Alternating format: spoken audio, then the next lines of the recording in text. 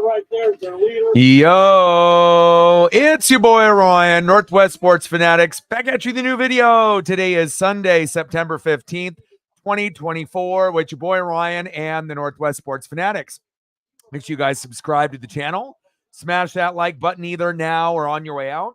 Donate to your boy if you can. Cash App $, ORION-NWSF, or the YouTube Super Chat right here. We got Sunday Night Football, the Chicago Bears versus the Houston Texans. It's been a wild day in fantasy football as well into the regular season week number 2. Couple reaction videos got put out. I only had time to do 2, so I did the Saints and the Cowboys and the Bucks and the Lions. I'll probably end up doing 3 tomorrow, maybe 4.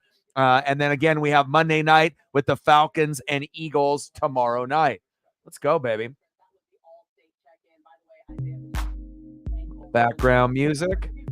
And as we take a look at the thumb on the left, we got our boy Caleb Williams and Roma Dunzier. And on the right, we got our guy, C.J. Stroud. Let's go, baby.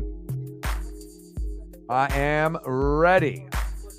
And it shows you, in fantasy football, no matter how prepared you think that you're going to be, if you have depth at running back or wide receiver or quarterback, some weeks it's just not a very good point total for certain positions. Like this week, if you ended up looking at the quarterbacks, this was a horrible week in fantasy for quarterback. Quarterback play overall was terrible this week. So injuries, are starting to stack up for some of the teams, including myself. And hopefully, the injuries will slow down a little bit so that way we can kind of gain our breath a little bit and kind of get focused again. But a lot of good action today, and especially with my Bucks. We played the Lions with the creamsicles at home last year. We got beat. We ended up having an opportunity for payback in the playoffs. The Lions were the better team, and the better team won. And then going into this year, we saw that we had the Lions on the schedule week 2, even though it was on the road. Nobody on ESPN or NFL Network gave us a chance to win. Every single person chose the Lions to win. We had no Antoine Winfield Jr., obviously our best player on defense not playing, and somehow, some way, Baker Mayfield was baking enough to win 20-16 on the road to get the Bucks to improve to 2-0. And I'll tell you what, it feels really fucking good to represent for the NFC South, because I feel that the media and a lot of quote-unquote experts, pick the Falcons to win over the Saints and the Bucks just because you got Kirk Cousins, thinking that, Kyle Pitts will be better, Drake London will be better, Bijan. You did get Judon, from the Patriots, as well as Simmons from the Broncos. But it shows you need a little bit more than just that. And the NFC South always runs through the Bucks and the Saints first, then the Falcons and the Panthers. And they wanted to say, well, you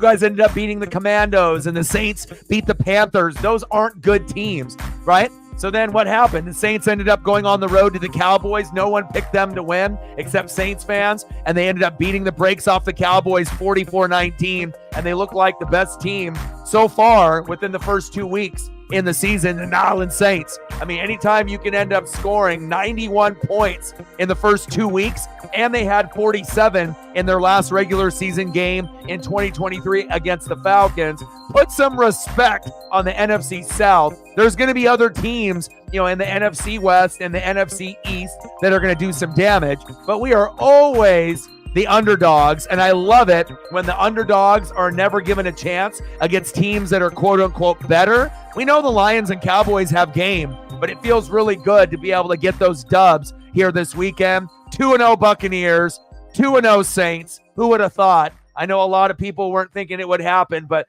it shows you year in and year out, crazy stuff can end up happening. Let's go over some of the scores here today. So we got Buccaneers 20, Lions 16, go Bucks, right? We got Bears and Texans coming up here shortly.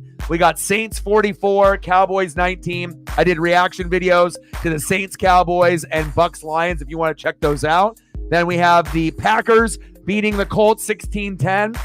That fucked me in fantasy. AR did terrible. The Green Bay defense was amazing. And then, that's what ends up happening. We think the Colts are the better team, at that point with no Jordan Love. But the Packers were at home. They played great defense. And it shows you, even with a backup quarterback, Malik Willis, they still ended up beating the Colts, which is kind of crazy. So, obviously for Sarah and a few of the Colts fans, not the start that you wanted at the beginning of the year, 0-2. Jets 24, Titans 17. Aaron Rodgers does just enough to get them the victory. 24-17 Jets. Minnesota Vikings 23, 49ers from San Francisco 17. No Christian McCaffrey. You're still getting good production, obviously, from Jordan Mason, but things aren't flowing the way that you thought. The Vikings are 2-0, right? Who would have thought that? Everyone thought they would finish in last place with J.J. McCarthy, obviously, hitting the injured list early, and the Niners are 1-1. They will recover, but, there's always going to be shockers within the first month of the season.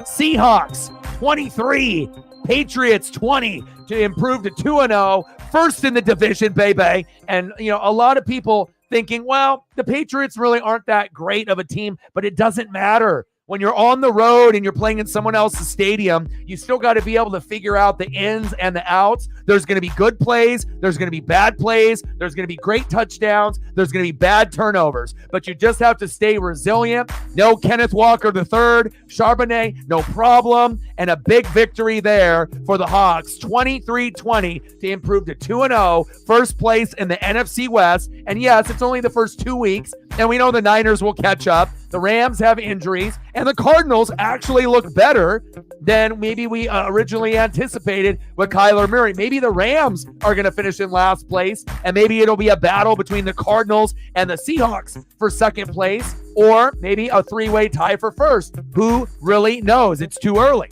Commanders 21, Giants 18, a nice win for the Commandos. Jaden Daniels, obviously, for him, if you're looking at all the rookie quarterbacks, he's the one that has the best skill set that's playing right now, but we don't really have Drake May and Michael Penix Jr. playing yet to match. J.J. McCarthy obviously injured and Bo Nix still struggling, but for what I can see, and obviously when I do reaction videos that'll get more into it, Jaden Daniels is playing just like he did at LSU, just enough to be able to get the victory at home to get them to 1-1. The Giants fall to 0-2, and we all know Daniel Jones is terrible. Another one that was a little bit of a surprise, but not for all. Chargers 26, Panthers 3. The Panthers are probably the worst team in football again for year number 2, maybe even next year for year number 3. But the thing that you notice the most about the Chargers is Harbaugh.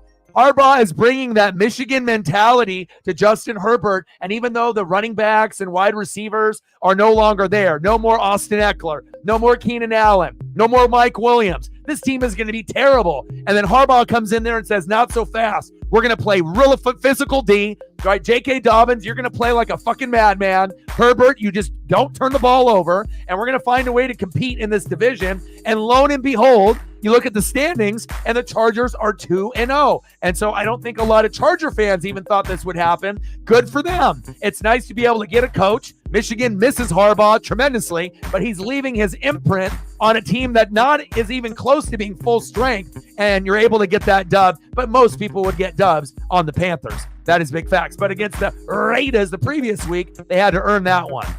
Browns 18, Jags 13. I don't think anyone is a true believer of Deshaun Watson.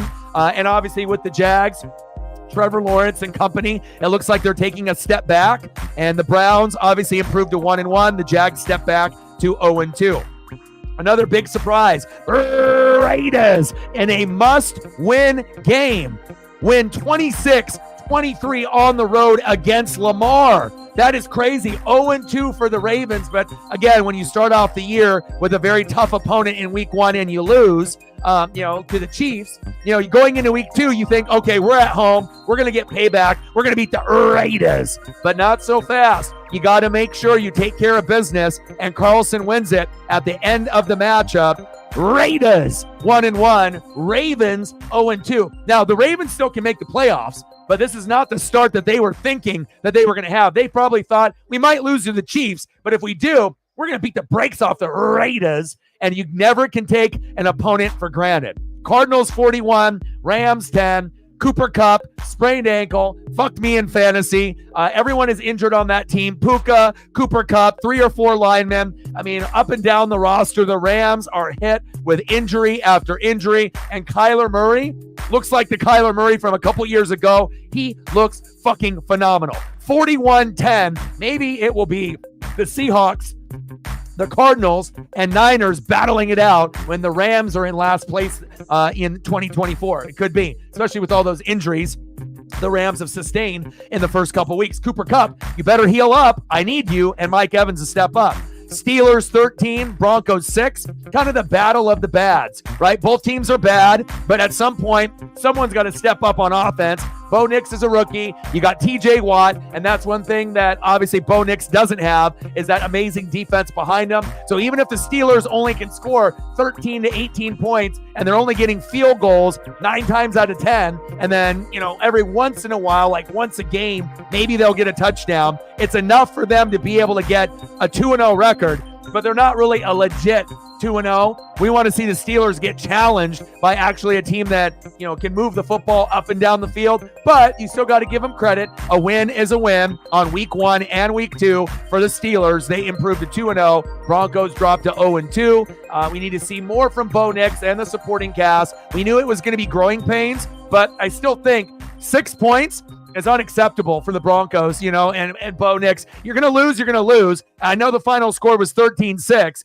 but you expect a little bit more from Fields and a little bit more from Bo, and hopefully both teams will continuously get better and better, and we'll see when Bo ends up getting his first win for Denver. Chiefs 26, Bengals 25, Harrison Butker, field goal right at the end. Bengals were pretty much dominating that whole game until the very, very end. And again, some questionable, flags. Always, the fans think the referees are catering to the Chiefs. Sometimes it looks like they are. Sometimes it's just, I think, fans that are mad and they want to speculate, right? But the Chiefs ended up getting the dub. They improved to 2-0. Bengals dropped to 0-2. The loss of Mixon, the loss of T. Higgins, the loss of Tyler Boyd is obviously a substantial loss. Joe Burrow obviously looked better, than week 1, but still was not good enough to get the dub. That'll be the first reaction video I do tomorrow morning, Chiefs and Bengals. Then we saw Bills 31, Dolphins 10 on Thursday night, and then we have Falcons and Eagles tomorrow, and I'm definitely excited about that one as well. All right, let's get into some of the comments here. Yeah, I know. And again, it definitely was very shaky, back and forth. I watched the whole game, but I had a feeling that you guys would be able to squeak it out at the end. Didn't really know if it was going to go all the way to overtime, but I thought, Charbonnet did a great job. I have him in fantasy. He did a great job, doing what he does. Kenneth Walker III, they missed him, but they still ended up getting enough to get the win. Congratulations on that. Like, sub, donate, comment, share. If you haven't smashed the like button yet, please do. Let's get to 10 likes within the first half hour if we can, 20 within the first hour, and then 30 to 50 overall. And we're always going to be shooting for 100 and donos on every single stream. And nice job in fantasy, obviously, this week, recovering from a loss in week number 1 and battling back and getting a big win in week number 2.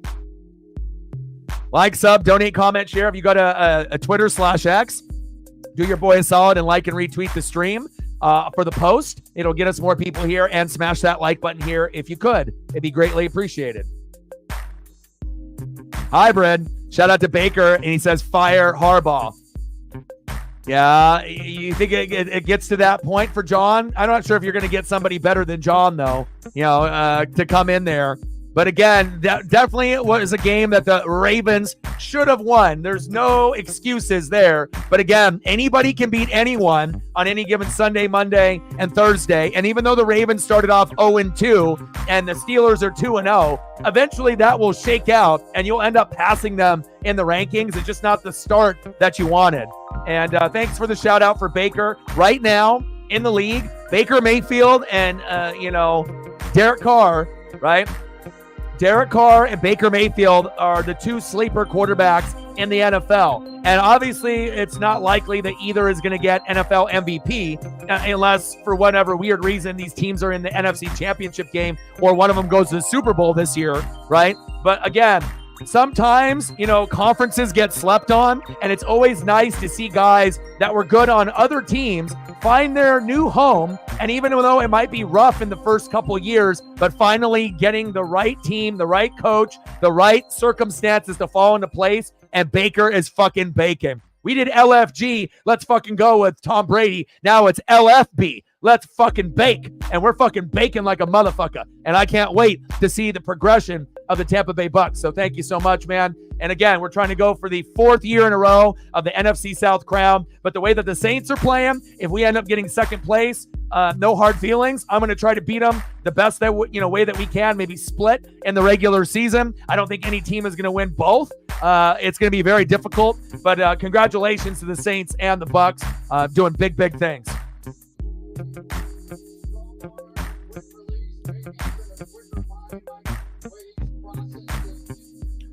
Yeah, I'll end up doing the Seahawks game. I'm not sure what day I'll do it on. I might end up doing it tomorrow. I just have to go through all of the games and look at the scores and whatnot. But yeah, that one will probably be done tomorrow. That might actually even be my second reaction video after the Bengals and Chiefs tomorrow. Again, and then we have Falcons and Eagles on Monday night. So as soon as I wake up and then get settled in, I should start pumping out reaction videos. And the first one will be debuted probably around 11 a.m. or noon.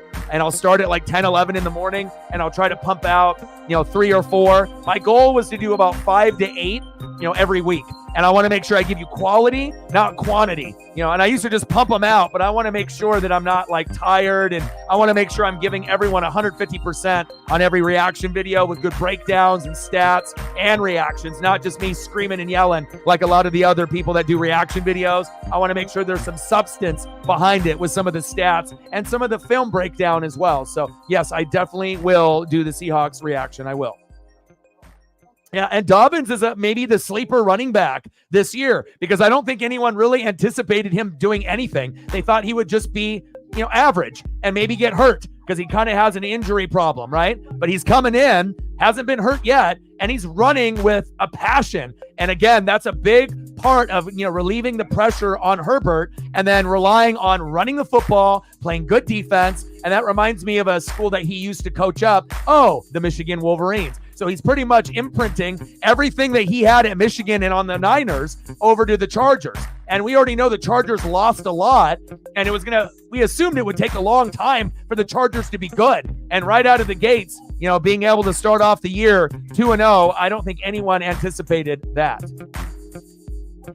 Steven in the building. What's good? Dubes should be hopefully competitive. You're going to have to intercept CJ Stroud early and often. If you're going to be close in this game, you're going to have to get 2 to 3 picks, at least a couple sack lunches, maybe a fumble recovery, special teams touchdown, fumble for a touchdown, pick for a touchdown. I mean, obviously the Texans are going to be heavily favored. They got CJ Stroud, they got Joe Mixon, they got Tank Dell, Nico Collins, Stephon Diggs, and a good defense. So we'll see how it goes, but hopefully the Bears will do enough to make this game competitive, and it's not a blowout by Houston by 20 or 30. So we'll see how it goes. Alan in the building. What's good? DX in the building. What's good? Megan in the building. What's good? Yes, sir. Yes, ma'am. 2-0. Feels good. Anna.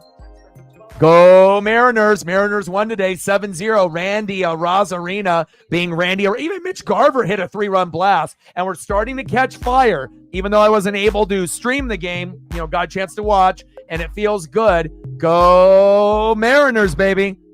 And we'll be back doing the Mariners on Tuesday when we end up going against Aaron Judge and the Yankees. So obviously it's not going to get any easier, but hopefully we'll be able to compete.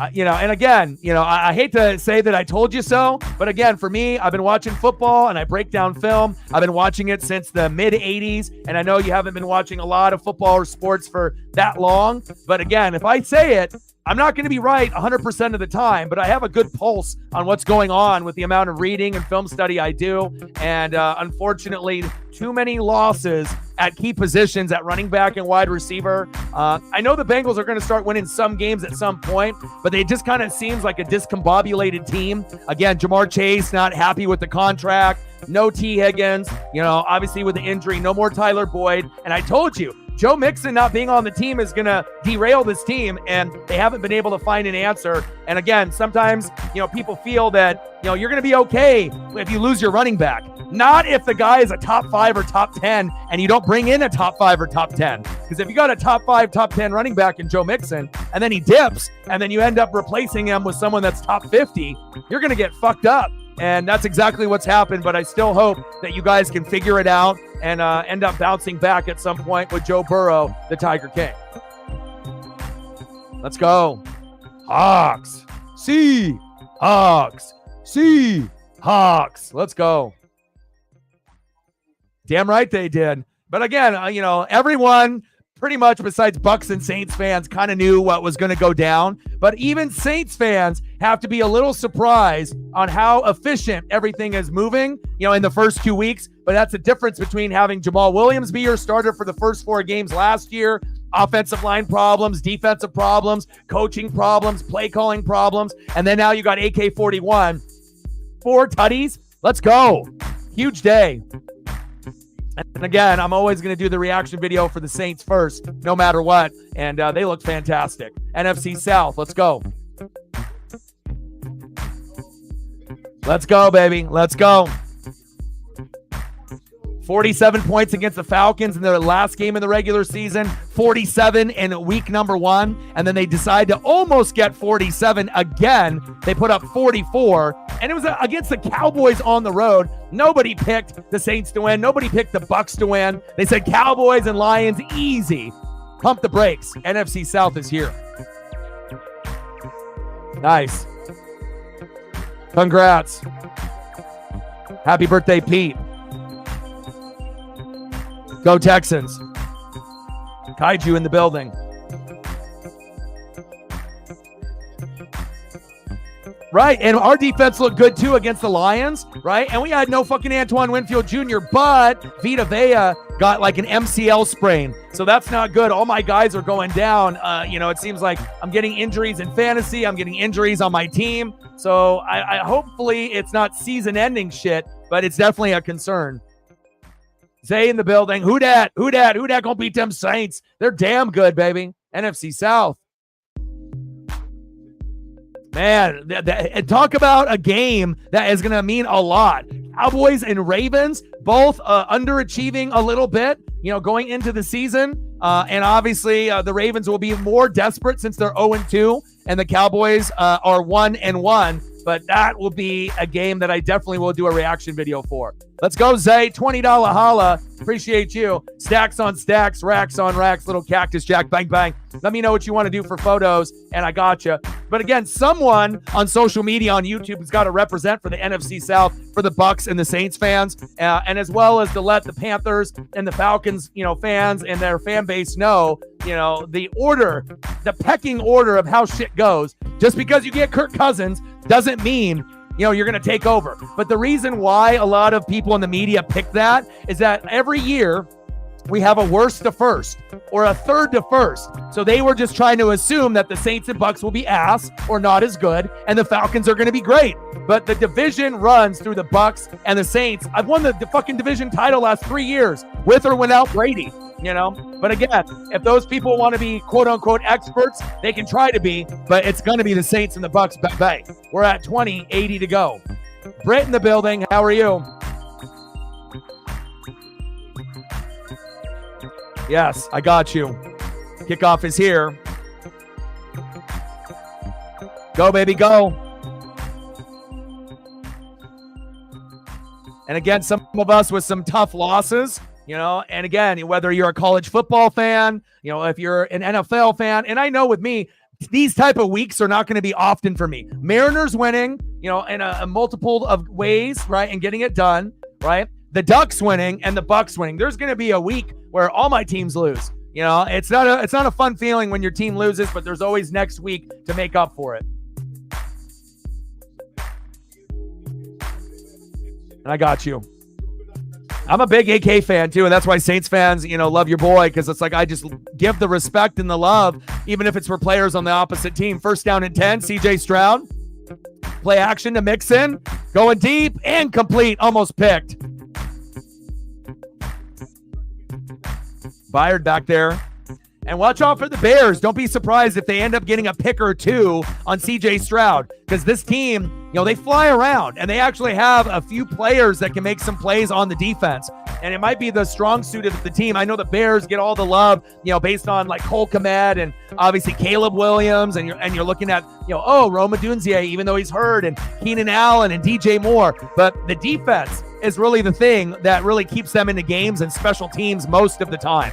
Every once in a while, the offense will win them a game, but most of the time, Chicago ends up staying close, even if they end up barely losing, or if they have an unexpected win, because the special teams and the defense come up with some big stops or some big play. Big play energy, baby. David in the building, what's good? Saints definitely looking like 09. Absolutely.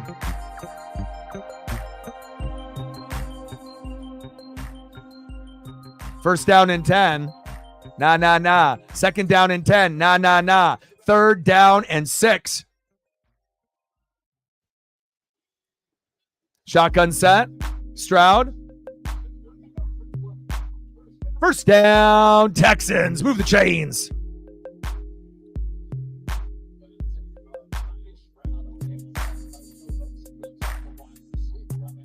How are you? Missed you. How are you feeling?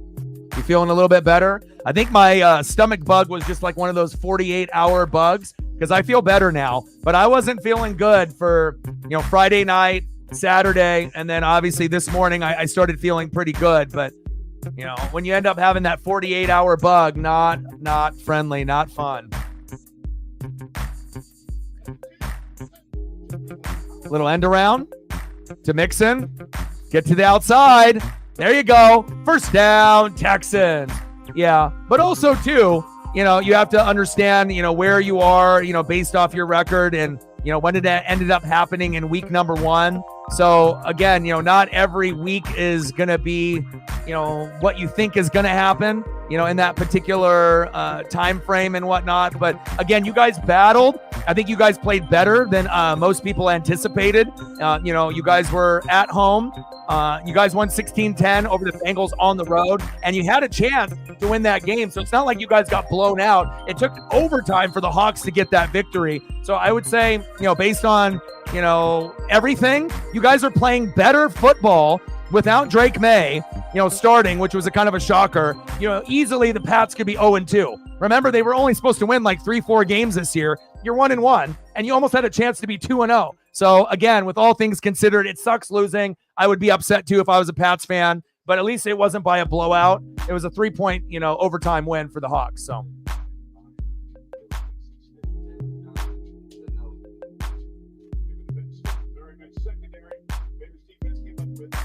Second down and 10.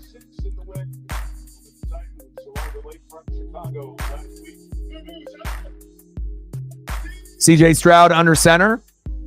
And that might have been false start, or was that offsides on the defense there? False start on the offense.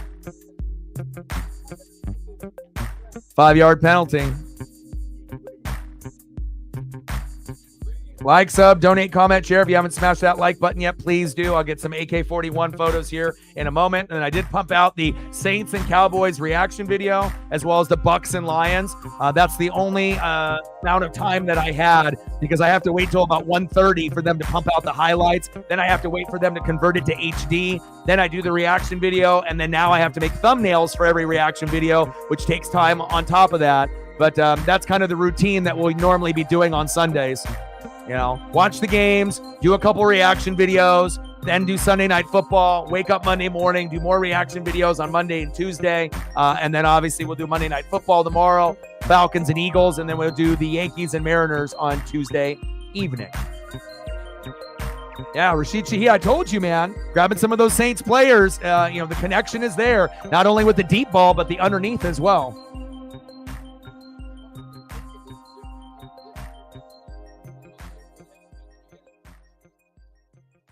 Nathan in the building. What's good, brother?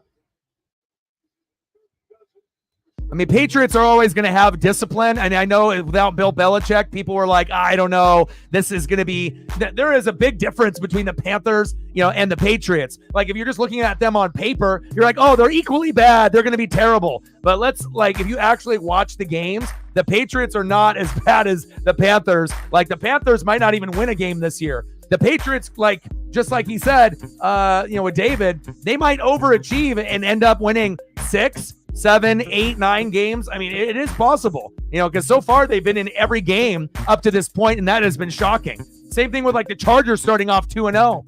I don't think anyone anticipated Harbaugh, putting his fingerprints from Michigan on Herbert and that defense and J.K. Dobbins so quickly. Kick is up and it's good. 3-0 Texans.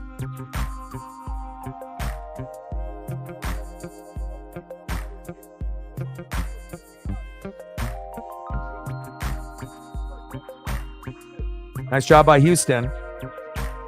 I got to get some Saints photos up here, so I got to get the Saints spinning logo first and then go up with one of my favorite running backs in the league, even though I am a Bucs fan. But I've said this for years and years and years since I started the channel. I watched AK in college, and I like his swagger and the way that he plays. And again, for him to go off for 4 tutties, at one point it looked like he could have had 5 if Carr didn't do the QB sneak.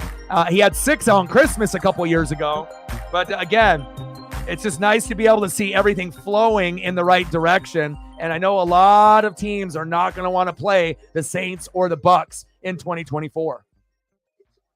And we're the only team that has 2 teams that are 2-0 in the divisions.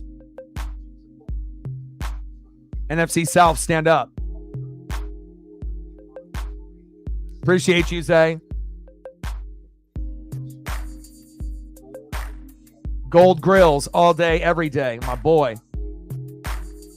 Love me some AK-41, and it shows you. That's the difference. Having fucking bum-ass Jamal Williams, even though he has a great personality, loves Pokemon, collects toys and other things. He's cool, right? But him as a running back in the first 4 games when AK was out was terrible.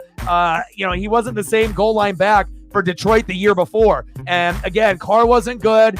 Jamal wasn't good while AK was out. The O-line struggled. The defense at times was bad. The play calling and the coaching was bad with Allen and company, but they figured it out. And a relatively, a mostly healthy team besides Lattimore, and they're really starting to showcase their abilities here in 2024. I love it, man.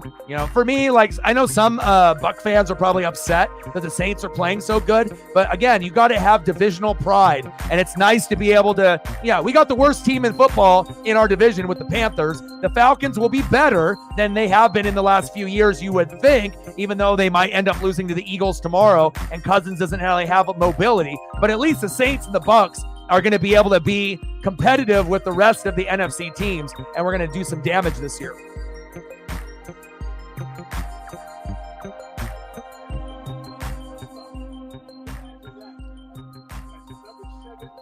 I'll even do a throwback against the Seahawks. Remember this one?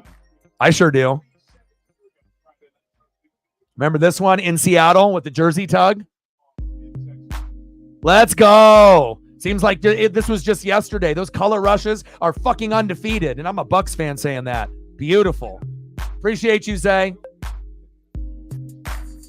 Elliot loves the photos as well. All right, Bears, it's your turn, baby. Let's go. Yeah, but it's not only that he's fast, he runs routes well, and he gets good separation. There's a lot to like about what you have with Rashid Shaheed as well as Chris Olave. Juwan Johnson didn't even really get going in this game, and they got him also. So lots to look forward to, moving forward. I did too, and I know, and you're not the only Saint fan. I knew that as well, and definitely big things moving forward.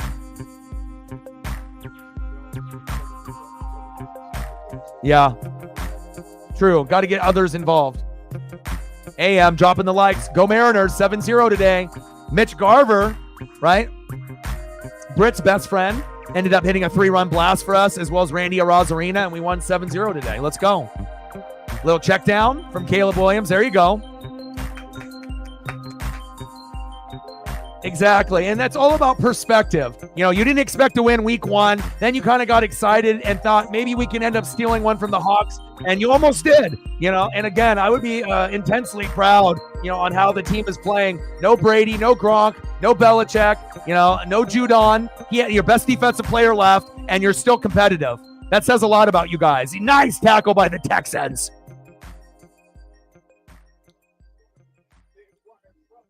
Yeah, no worries. I got you. We are heating up at the right time, just like the Padres. Padres and Diamondbacks got two of some of the best records since the All-Star break. The Mariners, not so much. We're getting better lately, but going into that little hot streak, I think it was like 15 wins, 19 losses, something like that. Mariners need to be better if they want to be able to make the playoffs. 3rd down and 12. Shotgun set for Caleb Williams. Come on, Caleb. Show me something, baby. Shotgun set. Good protection. What a catch. What a throw by the Chicago Bears. First down, Chicago. The Bears. Look at that throw. Towards the sideline where only his guy can get it. Look at the toe drag swag. Fucking beautiful. And again, Justin Fields can't make that throw. And again, Justin Fields and Russell Wilson will battle it out on Pittsburgh. And I know a lot of people are surprised with their record of being 2-0, but it's kind of a fugazi 2-0, a fake 2-0. Not every team that's 2-0 is for real. We'll see down the line with the Steelers and Chargers, or if they're as good as the Bucs and the Saints. There's a little bit a different pecking order, but regardless, if you're 2-0, or even 1-1 at this point, you got a dub. If you're 0-2, you just got to be able to get that dub on that 3rd week, to stop the bleeding.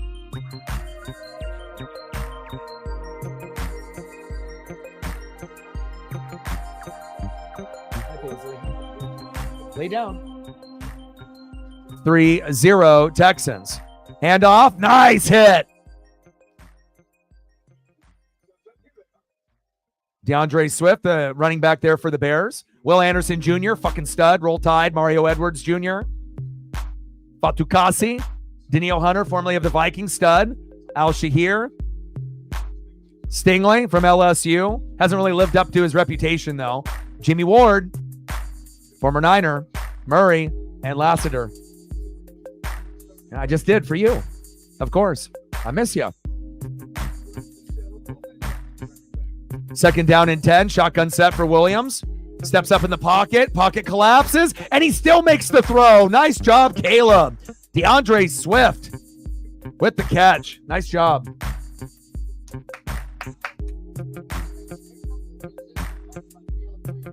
And I got a few more AK photos, and we'll get some Glens up here for Megan and for Britt once we go to commercial break. 3-0 Houston. But I am concerned about my fantasy team. I still think I got one of the top 3 teams in the league, but the injuries are starting to get kind of out of hand. I got McCaffrey out for 4 or 5 games. Chubb's still out for another 4 games. Kupp just got an injury. I got a lot of, backups in there. And I highly doubt that I'm going to be able to beat Reflect this week with a poor performance with some of my roster. So, but again, quarterbacks did terrible this week in fantasy. So it wasn't just, my team, but everyone.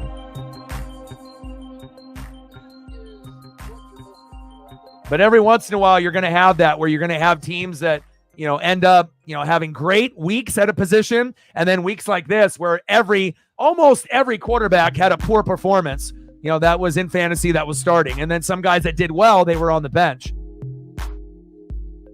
But I'm happy that I have Dak and I have Baker with AR, because if AR is only going to put up 9 or 10, I'm going to have to go with Baker Mayfield. Because Baker is going to get me 15 to 20 almost every game, unless the matchup is like extreme, and then I would have to bench him as well. But so far, Caleb bringing that swagger and that confidence.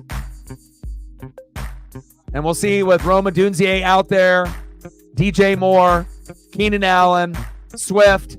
This is a team that is definitely headed in the right direction with Caleb Williams. Damn, how many husbands do you got, Britt? She got husbands like Mormons. Like she'd be living in Utah, not Connecticut. 3-0 Texans. Minimal gain there. Jacob, I saw that. We'll find out if it ends up being a for real 2-0 or if it ends up being a fugazi 2-0. Again, you're not scoring that many points. You got 1 touchdown in 2 weeks. Okay? not to shit on your parade or whatever, but again, you've had all field goals and 1 touchdown. Justin Fields is not really the answer, neither is Russell Wilson, but I will give you that. TJ Watt is one of the best, NFL players on planet Earth, and you have to be very thankful that you have TJ Watt in a great defense, because that's how you're winning these 2 weeks so far to be 2-0. Facts. Uh-oh, it's 12 noon. You know what time it is. A Houston Texan sack lunch. Yum, yum, yum, yum, yum, yum, yum. But congratulations, 2-0. Captain Oreo in the building. What's good? Oh, you played against Murray? So you actually played against the quarterback that actually played well. Tough. Yeah, stud. And I don't think anyone really was thinking that he'd be as good as he is, but understanding that you're playing for Harbaugh, what does Harbaugh like to do? Run the hell out of the football, regardless of who the running back is, and play good defense. So it actually worked out in your favor. And you may end up starting him in your leagues at some point at flex or RB2. Kick is up for the Bears by Cairo Santos, and it's good. We're knotted up at 3, baby. Garver, Benintendi, and some other guy. I think I know who the other guy is. Gabriel in the building. What's good? All right, let's try to get a few photos up here. Got a couple more of the AK-41s here for Zay with his $20 dono. 80 to go. Good game so far. 3-3.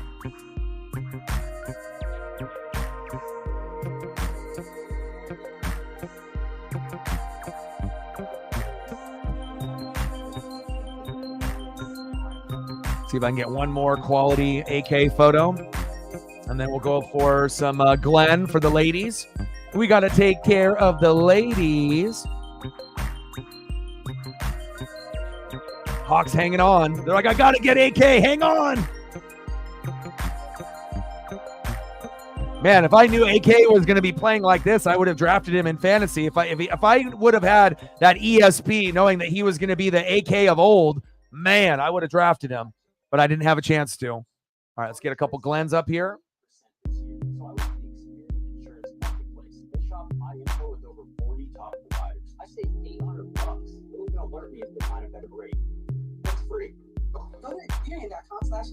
All right, get your bibs out, ladies. There's some handsome fellas out there. Let me tell you.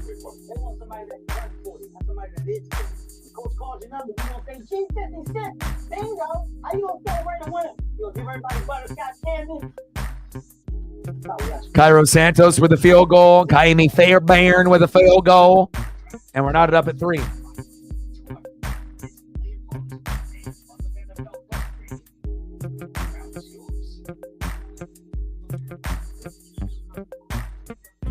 The bibs are out.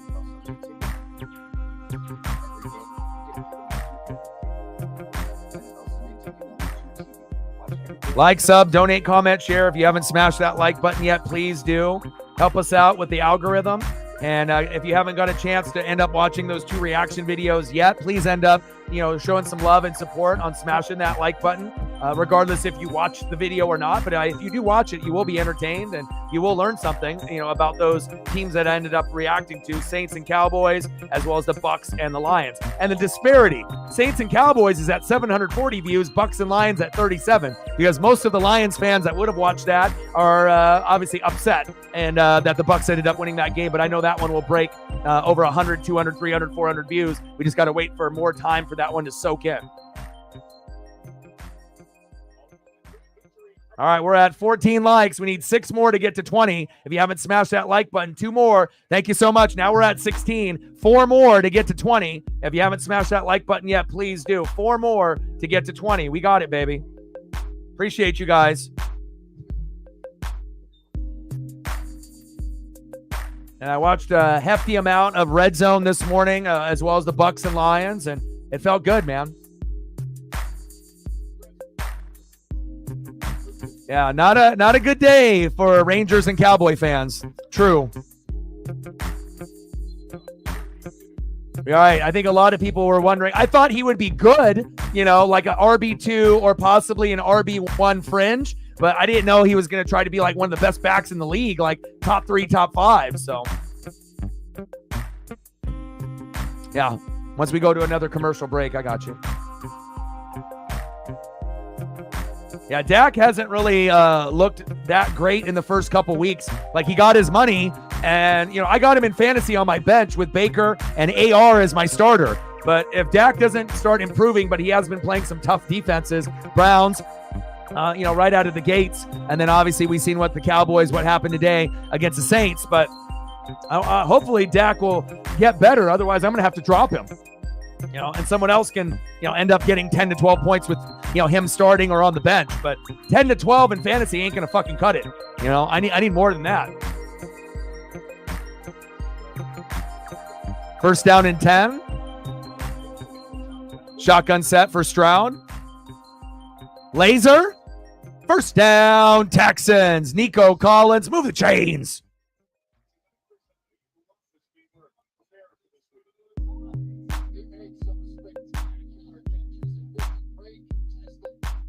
But I was very disappointed. I'm used to projecting for, one of the top point totals per week. I expect greatness every week. And when you end up, having a terrible 110.76, almost anybody except for a couple people would have beaten me this week. And even though Reflect is at 72 now, he still has Jalen Hurts, Mixon, and Collins playing in this game. So I'm pretty much screwed, here this week. But again, the top 4 teams make the playoffs. Matt looks like he's going to be able to get a victory over Shep. 102 to 92, projected for 135 to 119. Elliott and Sarah, 127 to 120, projected. They're tied right now at 106, so it could go either way. Obviously, Chief Will Chief got blasted by Megan, 140 to 86 projected. Nice job by Megan, bouncing back from week 1's loss.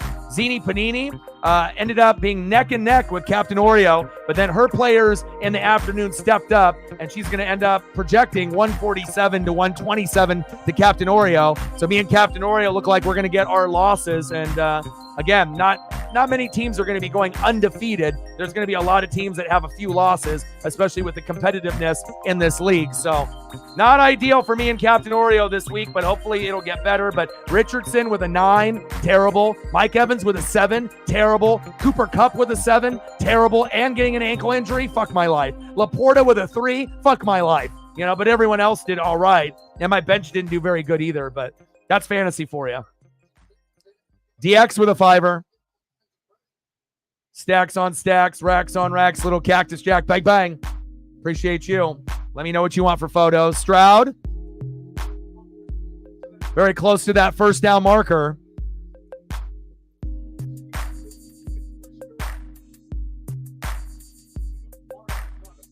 Damn right, man. Saints and Bucks letting everyone know what's up. Everyone wants to talk about the NFC East, the NFC West, the NFC North. Like, the South is always like the underdog, regardless of who we have playing. But right now, Carr and Baker are the sleeper quarterbacks of 2024. And if they keep playing like this, the rest of the league is going to be on notice really, really quick.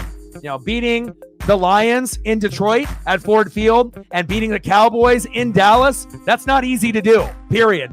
Nice catch. First down, Texans. We're at 25-75 to go.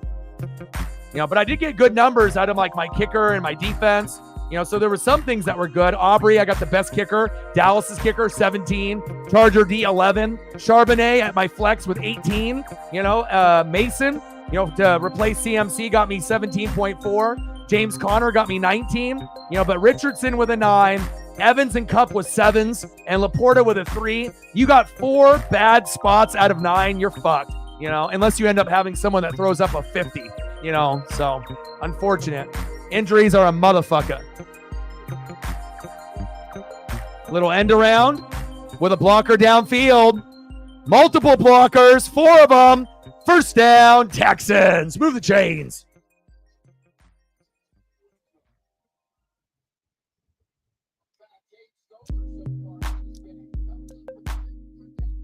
Well, sometimes they can. It's a crapshoot. It's like you can end up having a top 5 defense that typically puts up 10 points or more, but every once in a while, that top 5 defense runs into a fucking machine, and then you end up getting a 0, a -1, a -2. It happens. So you have to be very, very careful, with matchups, and to be able to play the matchup. Sometimes we get this thing where, we it's not like overconfidence, but we see a certain defense. And sometimes we have this like overconfidence in them. Oh, they got 10 or 15 or 22 last week. Even if they don't play as good as last week, they're still going to get me 10, or maybe they'll have upside and they'll get 15. And then they end up getting like a 0 or a -2. And then you're like, fuck. And then if you end up losing, you're like, oh shit. So you always are wanting to learn based off your mistakes week in and week out. And again, everyone makes mistakes. But again, if you can learn from them and not repeat them as often, then you'll hopefully be able to make the right adjustment. But obviously, like having the Lions D as your backup going against the Bucs, that's not really an ideal matchup either, But again, you got more points in that matchup. But I don't think anyone anticipated Aiden Hutchinson getting 5 sack lunches, and that was a big part of it. If they don't get 5 sack lunches, then maybe shit like that don't happen. Stevenson poking inside of the face mask of the Texan player, and then him punching back, and it's usually always the second guy that gets flagged.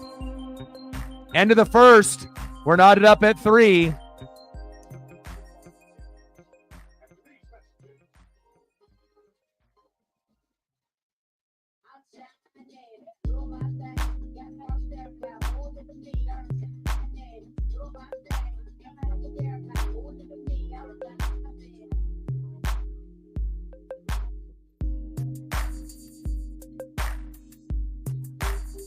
All right, I'll throw in some George and some Oscar for you two. And I like that you guys both have the passion for the F1. It's always nice to be able to like meet new people and then figure out that you both have passions for racing. It's like me and Britt, we share that passion for NASCAR Cup Series and Chase Elliott, and that brings us closer together. And you guys, obviously DX and Megan, have the passion for the F1, and it'll bring you guys closer together, having more things in common to talk about. So that's very cool. I love seeing people being able to vibe together.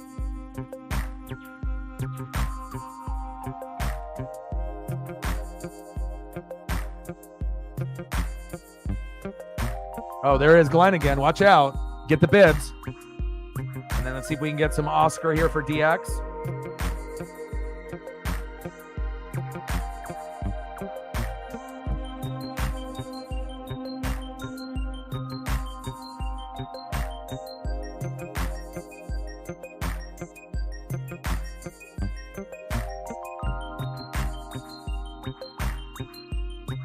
Some Oscars, some Landos. We can sprinkle some stuff in.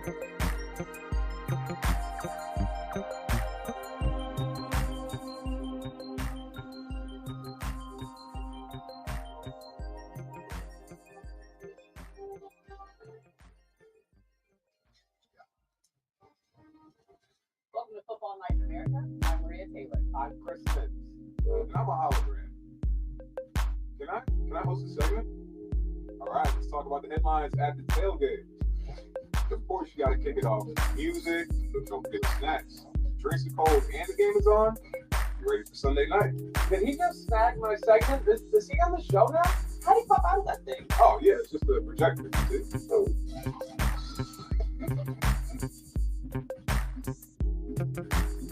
Back in Houston, a reminder the voice is back with 2 iconic new coaches, Snoop Dogg and Michael Bublé. The challenge Gwen Stefani and the reigning champ, David McIntyre. Get closer September 23rd on NBC and Peacock. Rico Cristaldo, Melissa Stark, back here in Houston. Derek Pauly, our rules advocates, back in the studio with us. 3-3 after the first, that penalty kickbacks. The Texans up to the 28-yard line. Yeah, I was. So yeah, see if I can squeeze in one more here.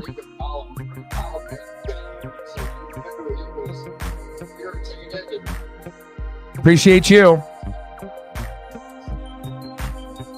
Hope you enjoyed those. 2nd down and 24. Stroud, wide open. Touchdown, Texans. Nico Collins, but there's a flag on the play.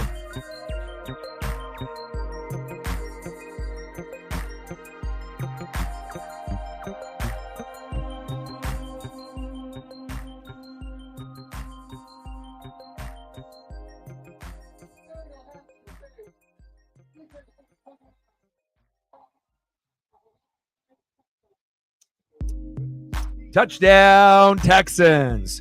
Extra point is up, and it's good. 10-3, Houston.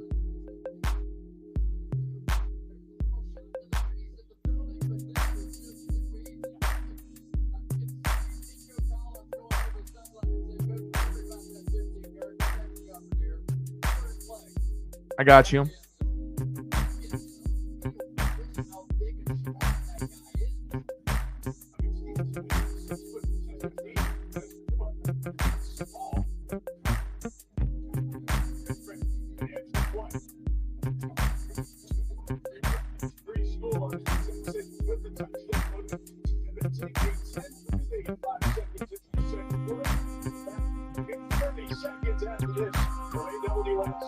See if I can get another one for DX, and then I'll go that route. I got him somewhere in here.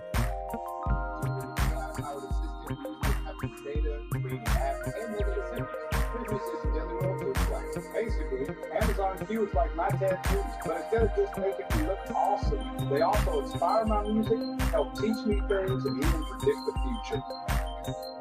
I guess we didn't predict that. What? You like it though, right? Amazon Q, the power of generative AI for speed and security at AWS. He placed 77 yards. Collins takes it in. 10-3 Texans. 8 last year left this team with 80 receptions. He was taken into the All right, Chicago, your turn. more and more you watch Nico Collins, that combination with CJ Stroud, one of the better ones in the league. You set up a number of those short, quick throws, and all of a sudden, he's going to take off right behind you. Big Stroud is so cool. It's one of those guys who walks in the meeting room. There's a lot of upsets, not only in college football, NFL, but I think in fantasy. Like I said, this was a very odd week that if you ended up having a really strong week in week one, there's going to be a very high probability that those players that did really good in week one did not do good in week number two. And sometimes that's how it goes. You can still have beast players, but in fantasy, it makes you realize just because someone is, one of the top guys in the world doesn't mean they're going to put up monster points every single week. All right, no worries. Get some rest if you need some.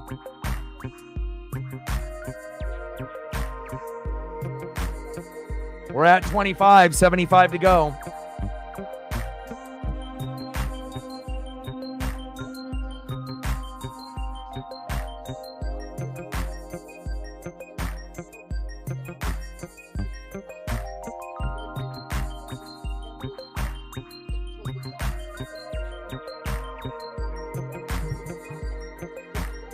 Khalil Herbert down to the sideline. Gain of a couple. You see people scramble and make some big plays. But you talk about that far, that gives you the power of offense. So the play design. Yeah, but the last thing that you want in fantasy, regardless if you're competitive or not, you don't want to have half your lineup shit the bed and not hit 10. You got, 4 spots under 10, you're in trouble. Unless the other 5 end up putting up monster numbers like 20, 30s, 40s, 50s, then you might still be able to win, with a 130, 140, 150 type of score. But that sure is asking a lot. And also you have to have some of the elite players all on your team for that one particular week. Sometimes it ends up happening that way where everyone on your team is just balling out. And then other weeks, you're just trying to get to 10 on every single spot and praying that, you can end up winning week one by somehow, some way. So, but very disappointed with my numbers here in week number 2. Shotgun set, pump fake, Caleb pressured, throws it out of bounds. Better than Will Levis trying to throw it, towards out of bounds or throw, towards the sideline for a pick 6. So at least he's smart enough to throw it out of bounds. Nice job by Caleb. You can take sacks, but you don't want to take the bad pick 6. 4th down and 4. Bears are about to punt.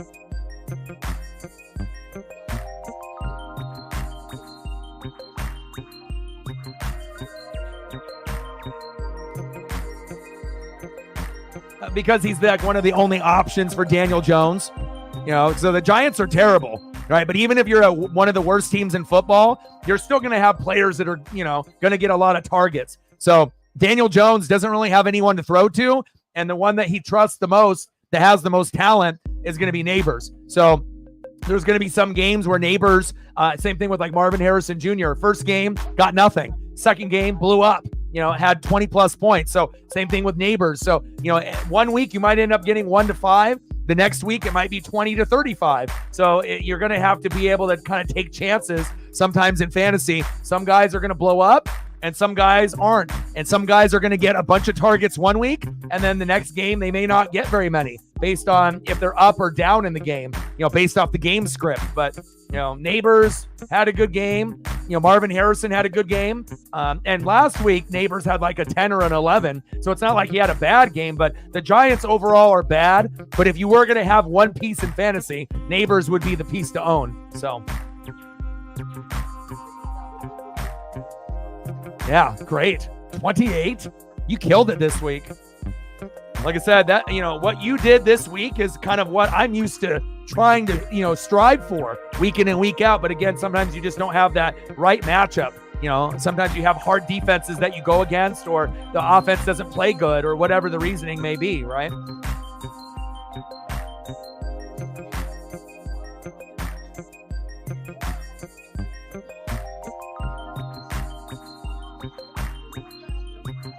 I'm loading it right now. But you might end up scoring one of the top totals for the week. You might be first or second place, based on your final number. I mean, you finished at 140.56, which is excellent, and only got a 9.76 out of Josh Allen and still got a 140. ETN, Henry did their business. Amon-Ra did their business. Neighbors did great. Andrews got to at least 9, right? Smith-Njigba was huge for you at the flex with 23, Seattle defense underwhelmed a little bit with a 5, and then you got 10 out of Butker. So even though that you only got 9 with Allen and 5 with the defense, and and Andrews with a 9, the tight end position hasn't been good this year. So if you get to an 8 or a 9, it's like getting to a 10 or an 11. So you're actually good there. So Seahawks D with a 5, Allen with a 9. Those need to be higher, but everyone else made up for it. So it didn't even matter that the Hawks got a 5 or Allen got a 9, especially when Neighbors got fucking 28. You would have been fine with 10, and he ended up giving you 18 more on top of that. He got more points than 2 guys combined. So that's always what you're looking for. Nice job with your fantasy in week number 2.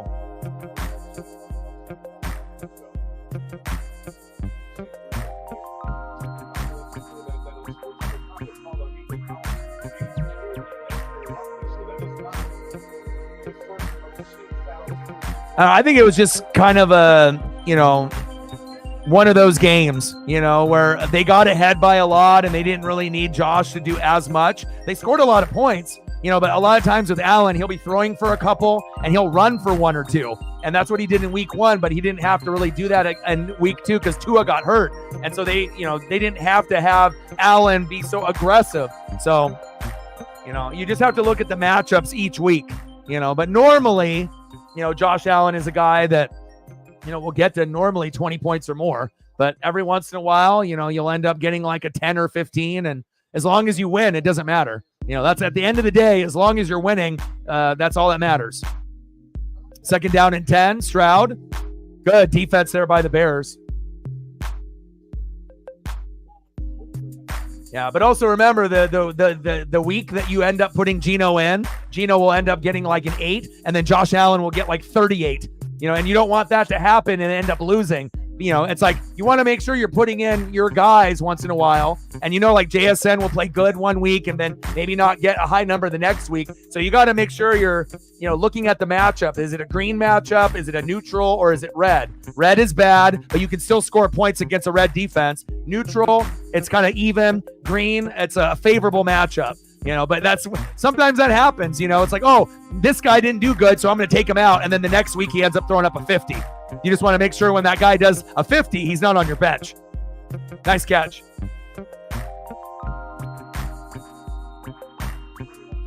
But it's all about matchups. So, and again, you got 2 good quarterbacks there.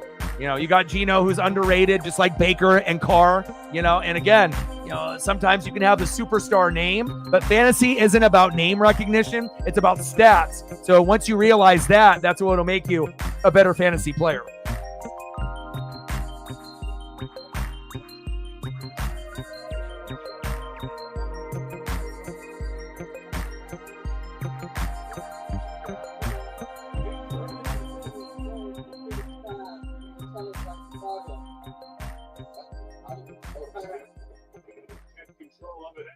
But a lot of low numbers, besides Megan, Captain, Zini, everyone else's numbers are much, much lower, and it looks like Elliot and Sarah still might be able to get to a 120 something. So half of the league, had really good numbers and the other half just didn't,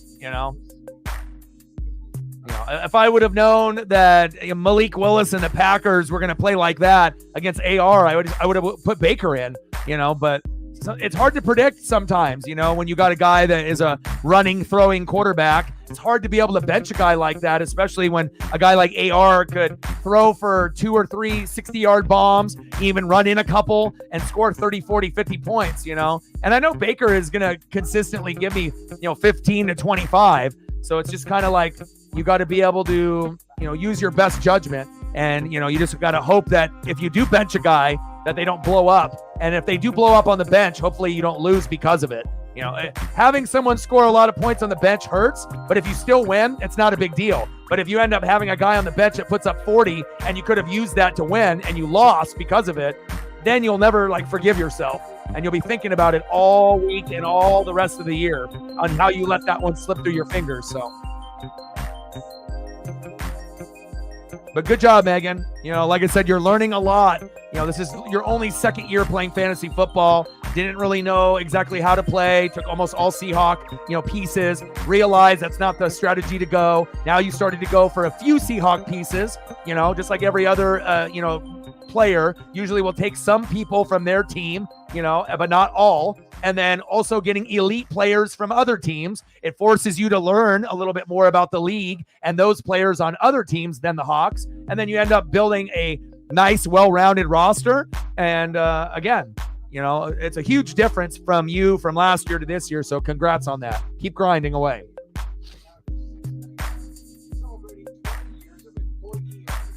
And you got to think, the people that can blow up through their arm and their legs in a big way are Josh Allen, Anthony Richardson, and Jalen Hurts. So it's like you got to be really careful on benching those 3 guys at any point, because even if they go against a red defense, the matchup might be really, really tough. But for those 3 guys, most of the time, they can battle it, and it doesn't even matter. Maybe AR is the weakest one out of those 3 because he's new, and he was injured last year, only played in a few games. But in the games that he did play, he normally puts up 20 to 30 points in fantasy, throws a couple in the air, maybe gets one on the ground. But today, the Packer defense was amazing at Lambeau, and they fucked him up for quite a few picks, and I wasn't anticipating that. No problem.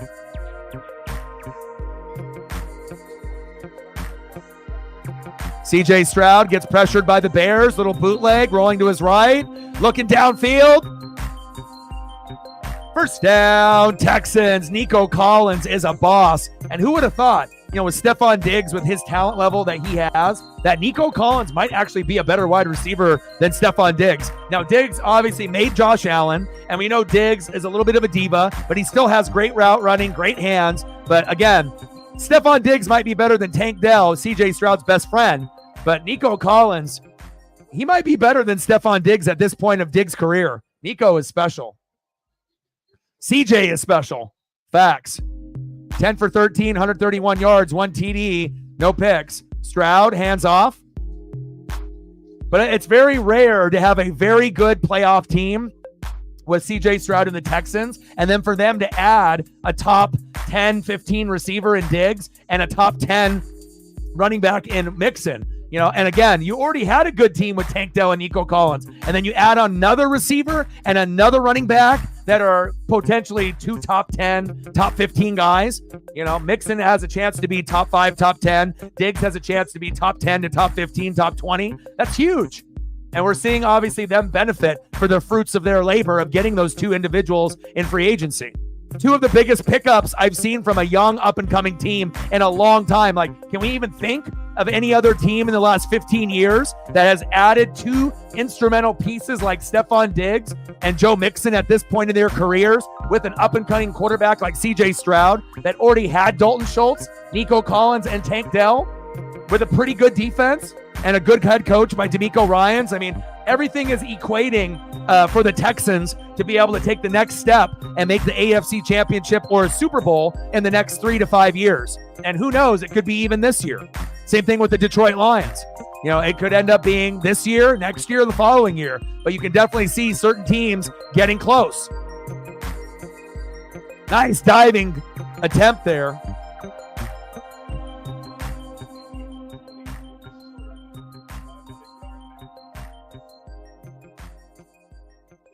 All right, man. Take care. Yep. Absolutely.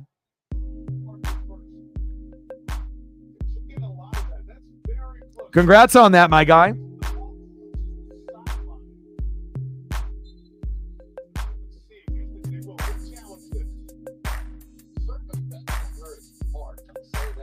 Hey, you got to be able to learn work ethic, brother. You know, you got to be able to learn that. I mean, my first job was 12 years old, you know, and again, you know, once you have that work ethic, you know, life ends up being a little bit more fulfilling. You know, you'll get more money. Yeah, the work will be tough, but then you'll be able to buy more duck merch, or, you know, you can invest in other things, you know, whether that be, you know, a computer or a microphone or, you know, other stuff to be able to help you with your posts on Twitter/X with like a new tablet, whatever you're thinking, you know. But again, good luck with it. Grind it out. And again, you know, like I said, jobs are not easy. You know, if everything was easy, everyone would do it. But again, you know, it'll learn you some responsibility. It'll definitely test you. And, you know, if you have a good attitude about the job, everything will be fine. And then you'll end up getting more money that obviously you've never had before. So, and then you can end up buying shit for yourself instead of having other people buy shit for you. So that's always a good feeling when you can end up buying shit for yourself. And I earned that shit. You know, I worked hard. That's my money. You know, and then when you learn that responsibility early or late in life, it definitely changes you. So good luck with that. And again, if you end up having to miss some of the streams, depending on when I'm doing them, just communicate with me, you know, on how you're feeling. And I can always have Sarah or Elliot back up, or I can just do it myself. Just, you know, just make sure you're giving me some communication based on your hours and what you're thinking, and then we'll be able to figure it out.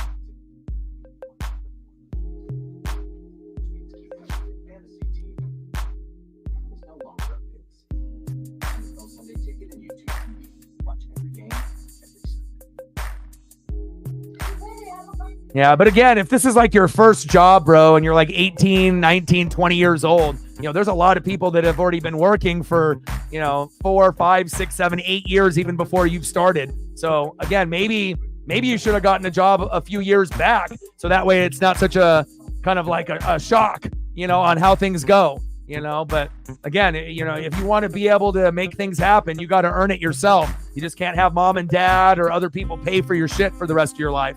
You know, at some point you got to be able to be responsible and earn your own keep, earn your own money, earn your own responsibilities. So, but hopefully it ends up working out at that job. If not, you can find another one, you know, but it's one of those things, you know, you got to do it.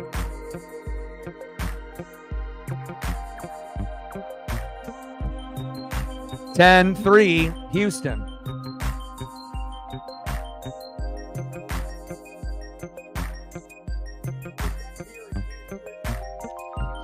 We're at 25:75 to go. Like, sub, donate, comment, share.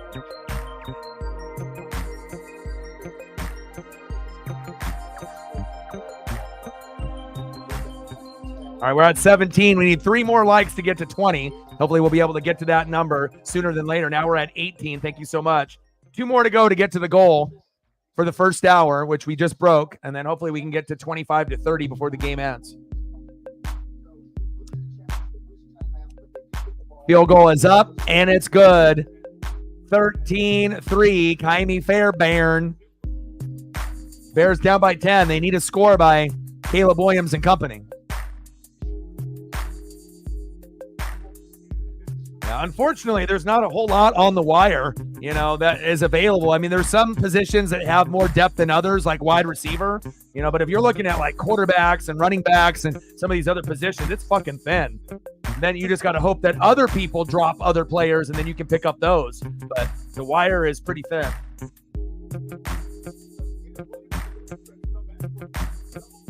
Yeah, having 7, 8, 9 touchdowns last week in week 1. I only had 4 in fantasy this week. Terrible.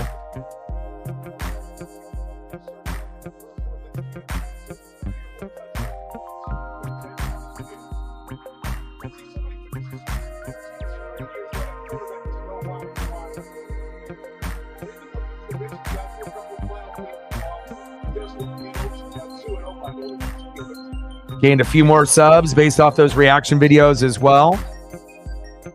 6 more since we started the live stream, and I'll be gaining quite a few. Now we need 76 to get to 20,600. Let's go. 20,524. Saints Cowboys is already at 1,300 plus views just in about an hour to 2 hours. But the Bucks one in Lions is only at 49. Come on, Bucks fans and Lions fans. Of course, Lions fans are going to want to watch a reaction video of their team losing, but that's how it goes. But true fans will watch a reaction video, win or lose.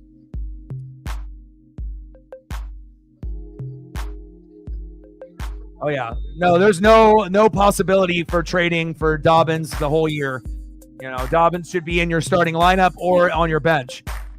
That's it. You know.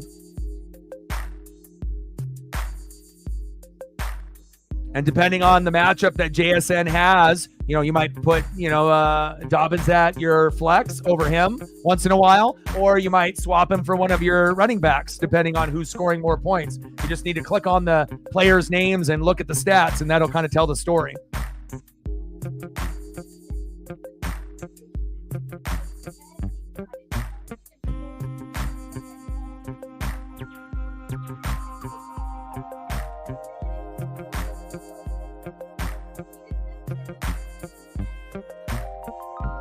Yeah. Well, especially if you get a guy that's putting up numbers 10, 15, 20 almost every week, then yeah, that's good numbers for a running back, especially with all the injuries. Like I had to play Jordan Mason and Charbonnet, obviously today for my team, but both of them played well and they got like 17, 18 each. But it's like I got, Christian McCaffrey. I haven't even been able to use him yet. Just like last year when I had Justin Jefferson and he got hurt for a good chunk of the season. Sometimes you get these superstar guys and you just have bad luck and they get hurt or they get on the Madden cover. But I will be able to do some damage when CMC comes back as long as he doesn't re-aggravate the injury. And that might be the piece that helps me win the championship. But for the time being, I'm going to have to wait a few more weeks for Nick Chubb as well as CMC. But now Cooper Kupp has got an ankle. Hopefully it's not like super serious because I'm a little thin at wide receiver. But we'll see how everything goes. Yeah, Seahawks primetime game will be fun to do. Little QB sneak on 4th and 1. Or 3rd and inches. And he's short, 4th and 1 on the Chicago 39. NFC South, baby. What's good?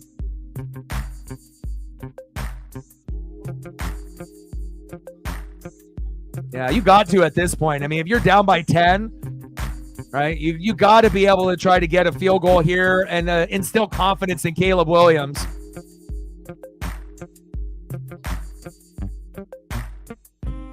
This should be an easy first down for Caleb to go to Khalil Herbert.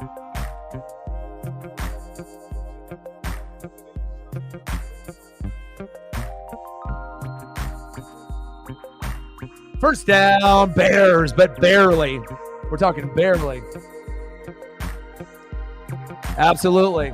And I'll always, rock the reaction videos for the Saints. And that will be, I've been doing that ever since I started this channel. I got mad respect for, the Saints fan base and their players. And again, everyone likes to sleep on the Saints and Bucks. And it's nice for us to play well and start off 2-0. Seahawks 2-0 as well for Megan. So always a good feeling when you can start off the season the way that you want. 13-3 Texans. Caleb Williams, shotgun set. Good protection, nice catch. And you just need some yak yards. You just need to be able to break away to make the big play here.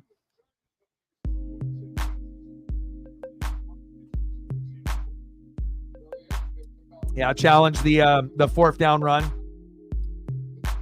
Since 2018. Oh, he quit.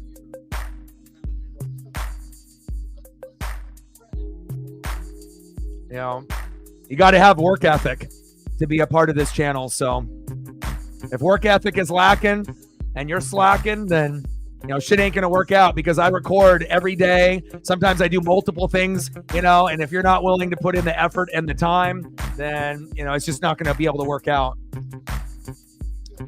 But obviously made some great videos back in the day. But again, I can't instill work ethic in someone if they don't have it in themselves,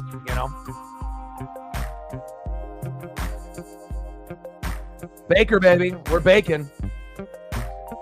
Niners reaction. I'm going to try to do as many as I can before it gets to like Wednesday, because by the time Wednesday rolls around, it's almost like too late for the games that were on like Sunday, and then Monday. But I try to do a couple before Sunday Night Football, 3 or 4 on Monday, and then maybe a couple on Tuesday. And then if I really feel that it's worth it, maybe a couple on Wednesday, if there's games that are actually worth reacting to. But by the time we get to Wednesday, if we've already done like 8 or 9 or whatever, there's probably some that are, because if I'm going to take the time and the energy to do reaction videos that late, I got to have them hit a certain number, especially if I'm making a thumbnail for everyone on top of that. So, it's just not worth my time to do a reaction video on like a Wednesday that gets 100 views.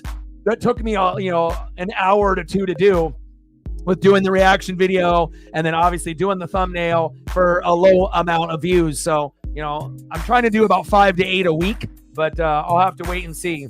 I'll look at all the games. I know the first one I'm going to do tomorrow will be the Chiefs and the Bengals, based on the teams and the score, and then kind of go from there. So, and then if people end up requesting, certain ones, then I try to cater to those people as well. Yeah, but you're late to the party. He quit years ago. It's not like he's been a part of this channel. He hasn't been a part of this channel for years and years and years. Like 4 years? Like, I've been doing this shit for fucking 12 years, and this is my 8th year on YouTube, and he hasn't been here in like 4 or 5 years. So only like the first maybe 3 years of the channel, and that was it.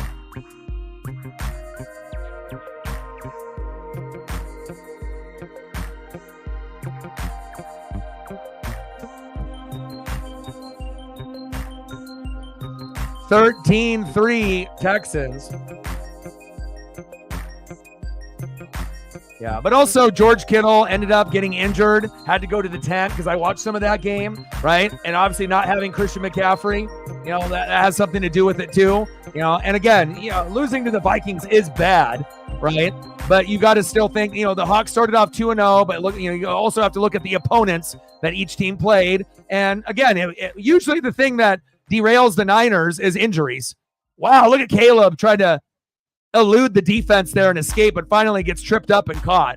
But there might be a possibility, right? Well, the Rams have a bunch of injuries, so instead of it being Niners, Seahawks, Rams, Cardinals, the Cardinals look much better than the Rams. Rams have all kinds of injuries now, so maybe the Rams are the worst team in the NFC West, then the Cardinals are third, and then maybe the Seahawks or the Niners will battle it out for first. So there is a possibility that, the Seahawks, if they play well, they might be able to get first place, but just because the Niners lost to the Vikings doesn't mean their season's over. That too. They have a lot of talent on that roster still. But a little shocking that they did lose to the Vikings, but they lost to the Vikings last year, if you remember that as well. So, but when you don't have Christian McCaffrey, it definitely can change things.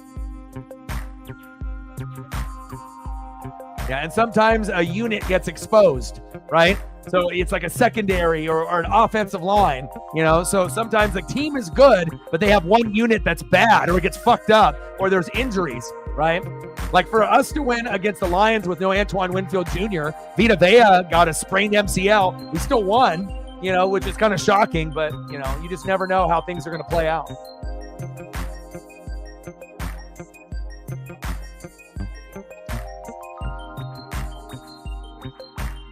Yeah, but that's something that you should have already known coming in if you actually watched the Broncos and read about the Broncos. Obviously familiar with Bo Nix on the Ducks. But again, with the coaching staff and the holes that team has, I'm not saying they're going to be as bad as the Panthers, but again, there's going to be a lot of losses. And, I know some people thought, oh, Bo is going to be, like Baker Mayfield right away. But if you don't have a good offensive line, good weapons at running back and wide receiver, a good defense to back him, and him being able to be efficient, then you're going to get kind of the results that you got out of Bo in the first couple weeks, much worse than anyone anticipated. We know that Bo's got skills, but he can't do it by himself. It's a team effort. And, again, it may be a couple years before you see a good version of Bo Nix and this Denver Bronco team. And that's the reality. My best friend Justin is also a Bronco fan. So, I understand, when I watch the games, and no one wants to watch their favorite quarterback or favorite team put up a couple fucking field goals. It's rough, but again, you look at that team compared to the Peyton Manning teams or the John Elway teams, the team is not even close to being competitive. It's going to take a long fucking time. Toby in the building. What's good? Trevor Lawrence and that team. You got teams in the division that are a little bit better, like the Texans. You might be able to compete with the Colts, but the AFC South really doesn't look very good besides the Texans so far. But hopefully things get a little bit better for you, Toby. I know it gets rough when you get losses. Yeah. Bad, excluding the Texans. Yep, I agree. Shit, I don't know. Yeah, that might be a loss right there again, because the way that the Bills have been playing, they playing addition by subtraction. No Diggs, no Gabe Davis, no problem. As long as they have Allen and Cook and that defense flying around, it's going to be very difficult to beat the Bills for sure. Not impossible, but based on how they played, pretty tough. All right, let's see if Houston get anything else here before halftime. 13-3 Texans.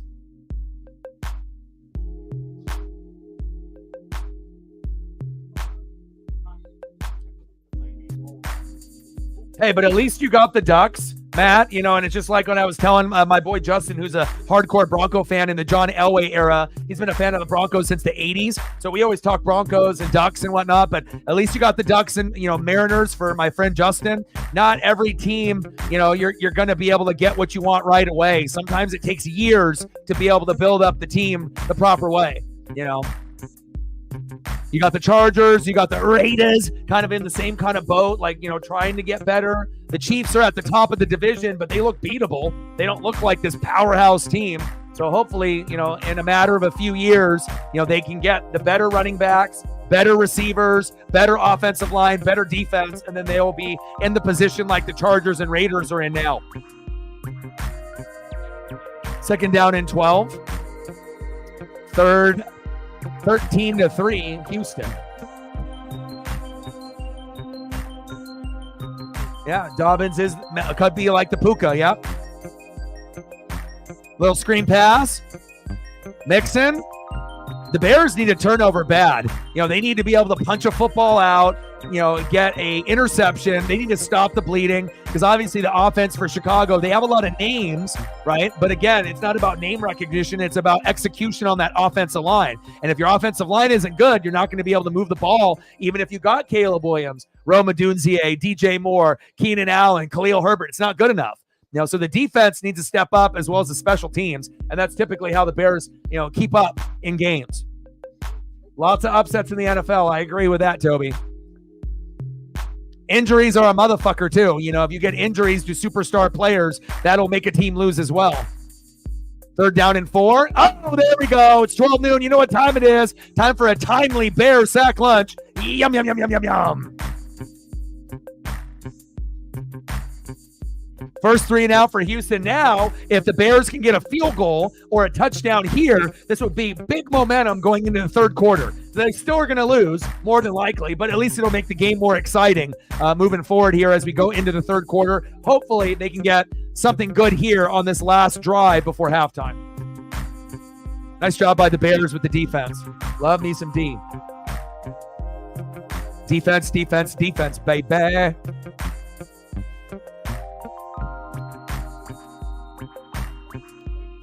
But I am concerned about the Vita Vea injury. MCL sprains, that's not good. Already got Antoine Winfield Jr. out. It's like, it's cool to start off, with a win or two. But if you get these hefty injuries, you get a couple injuries to a couple, main starters, it could derail you from going from 2-0 all the way to 2-3. or 2-4. Like, you can just go on a big skid. So, and sometimes it doesn't even matter who you play. You can be playing shitty teams and still get your ass kicked, just depending on the role of that superstar and that player. So, Jaguars got a good record against the Bills. That's a good question. You'll have to go back and look at the stats. You know, maybe it was a good Trevor Lawrence day. Maybe turnovers by Josh Allen, throwing into double, triple coverage to Diggs. He's no longer there. You know, the Bills not having a good, effective running back, and maybe ETN was balling out. You know, maybe the Jags made some big defensive plays and the Bills couldn't stop you. So there's a number of reasons. But that was last year's team. This is this year. So, you know, even though Jaguars had success in the past, it could get ugly. You know, when you play the Bills this year, the Bills look like a better team, even though they lost like 4 or 5 starters on D, and they don't have Gabe Davis or Diggs, but they do have James Cook, and that was really the missing thing, having a solid running back to help Josh Allen so that he's not throwing into double, triple coverage to Gabe Davis and Stephon Diggs. And, I mean, who would have thought you're losing your 2 top receivers, 5 starters on D, and you're that much better? Like, it's very rare that that happens, but Josh Allen is showing that he is one of the best quarterbacks in the league. 3-0 against Allen. There you go. Maybe it'll be 3-1, though, coming this weekend. I mean, you guys would have to play a magnificent matchup against Buffalo to win. And you guys, it is a winnable game, especially if ETN can go off, you know, but then Ingram got hurt. So I don't know what the severity of that is. 3rd down and 3. I like that throw by Caleb right there. 1st down, Bears. The Bears. DJ Moore. Move the chains. They're going to get a good, I was going to say, it looks like they're going to get a touchdown, but I don't want to count my chickens before they hatch, and they may get stuffed as they get closer to the red zone. You know, but hopefully they get a touchdown, so that way the game is more competitive. I'd rather see it 13-10 than 13-6. Come on, Caleb. Show me something. I want a back-and-forth game. You know, everyone wants competitive games on Sunday, Monday, and Thursday night.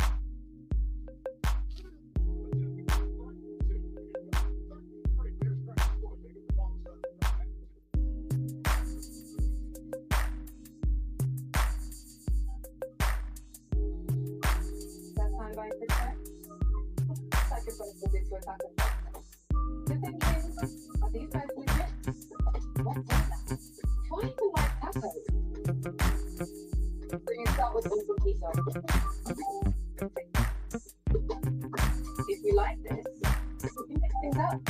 More of menu. Spicy as you like.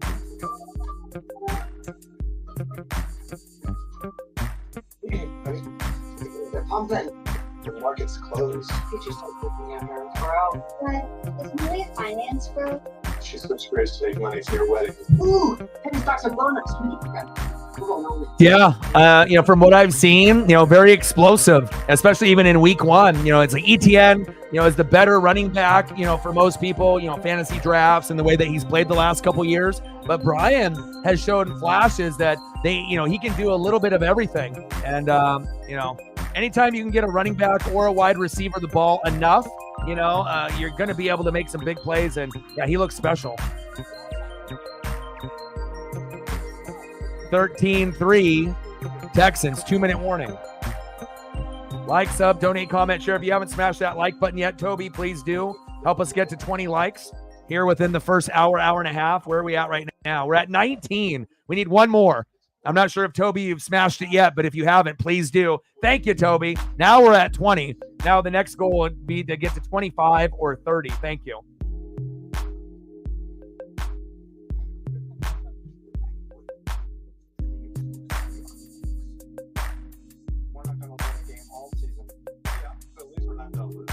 And like I mentioned multiple times on the stream, make sure you guys are taking care of your mental health, addiction, depression, anxiety. These are things that not only I've gone through, but some of y'all are going through it as well. Again, make the minor adjustments to your daily routine. Exercise if you're not exercising. Eat a little bit healthier if you're not eating healthy. Listen to 30 minutes of music. Spend time with friends, family, and pets. Make those minor adjustments, and then you'll be able to come out the other side and win the day. Let's go, baby. Caleb Williams, CJ Stroud, 13-3. The Bears. Let's see what Chicago has here, and hopefully they can punch it in for a touchdown. Otherwise, they'll get a Cairo Santos easy field goal. Pretty crazy, right? Sometimes things are unbelievable, right? But it also depends on who you play and if you bring your A effort. And Pittsburgh is 2-0, right? I mean, there's a lot of, different things that we could discuss, based on, the records and the scoreboards. I mean, if you Chargers being 2-0, there's a lot that we could discuss here. Kip in the building. What's good? Oh, the Atlanta Falcons are not beating the Eagles, bro. I don't know what you're smoking on, but that ain't happening tomorrow. Kirk Cousins has little mobility in that leg. As an Eagle fan, most Eagle fans are going to be Eagles. And again, to be able to give them the respect thinking that they're going to win, but they're not the Saints and the Bucks, bro. They're not on our level. And I definitely think the Eagles are going to win tomorrow at home. That crowd will be rocking. But we got the Buffalo Bills 2-0 in their division. Steelers, the only team undefeated in that division, 2-0 in the North. Houston Texans 1-0, about to be 2-0. The Chargers are 2-0 with the Chiefs 2-0. Same thing with the Saints and the Bucks and the Seahawks. And then you got the Vikings at 2-0. And then you got the Philadelphia Eagles that will probably be 2-0 tomorrow. But Vikings being 2-0 might be the most surprising thing in football. Saints, Bucks, Seahawks, okay. Eagles, okay. But Vikings? No way. Vikings 2-0 with no J.J. McCarthy? No fucking way. Chargers 2-0? No fucking way. Steelers 2-0? No fucking way. But Bills, Texans, so for a majority of the teams, it's like, okay, that's something that's believable. But not really for the Chargers. Harbaugh's first year, they lost Eckler, Mike Williams, and Keenan Allen. Really? But I would say the Chargers and the Vikings, that's got to be probably the most surprising. But again, 2 games doesn't define a whole season. So you can still be 0-2 and still make the playoffs.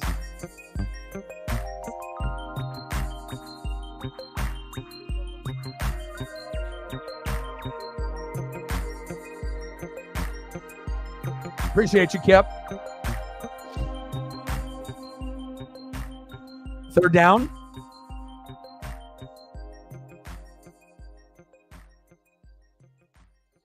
False start.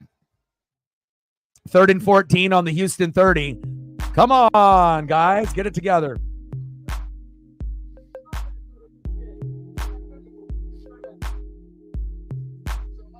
No, but I would be shocked if the Falcons beat the Eagles tomorrow. It's not like I think the Falcons are terrible, but they're not on the same level as the Saints or Bucks. I mean, they would have to, Kirk Cousins would have to ball out. Bajan, have to score once or twice. Pitts and London making plays. Defense would have to make some big plays with Simmons and Judon. They just didn't look very good in week 1. The Atlanta Falcons. Caleb. And there's a flag, baby. Nice bullet by Caleb Williams. Trying to thread the needle. Pass was incomplete, but that's going to be pass interference. And hopefully they'll be able to punch in this football. And we can get Caleb Williams with a passing touchdown or Khalil Herbert with a rushing touchdown. Or maybe even Caleb with a rushing touchdown, possibly.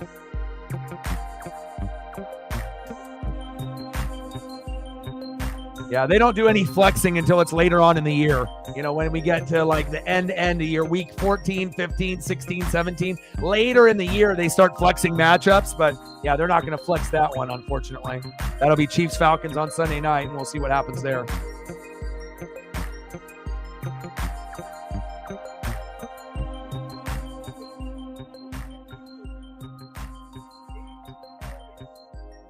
Yeah, no A.J. Brown playing, but you still got enough weapons on the team to, make shit happen. Obviously, losing Kelsey and having Juergens in there at center is a big downgrade, but maybe it'll be a bigger Jalen game where he'll run, a little bit more than he normally does, for the tush push and bouncing it to the outside, They got to find other ways to manufacture offense. And if, A.J. Brown isn't playing, then maybe Devontae Smith or Dallas Goedert will have bigger games. Maybe Jalen has a bigger game with his legs. So we'll see on how it all plays out.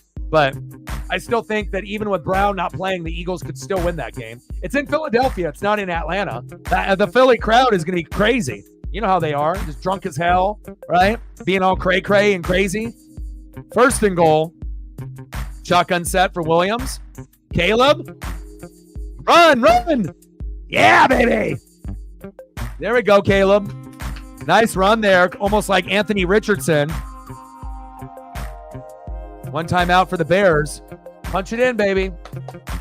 Be like Jaden Daniels and AR. Just run them over. Fuck it. 2nd and goal. But only run it if it's there. Look for your teammates first, and I know Caleb will. Shotgun set. Williams. Oh, Roma Dunzier. You could have ended up making the thumbnail a little bit of magic there. Caleb to Rome. Should have had that. Should have had that.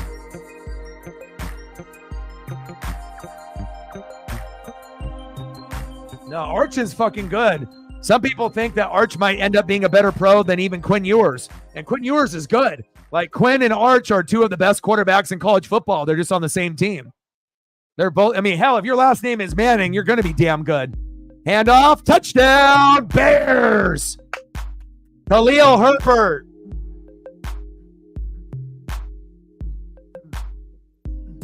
There we go. Nice job, Herbert. Making this game competitive. Extra point is up, and it's good. 13-10, Texans. Well, the Texas is in the SEC, and we're in the Big Ten. So the only way that Oregon would play Texas if it was like in the Natty, and I don't think we're going to go that far. You know, we'll see on how the season goes. We played like shit against Idaho and Boise State. Played damn good against the Beavers, and we'll see where things go moving forward. But Oregon does look like a playoff team, but we'll see if we end up playing Texas. I mean, we played Texas, it could get ugly. Cairo Santos with the extra point, and it's good. 13-10, Houston.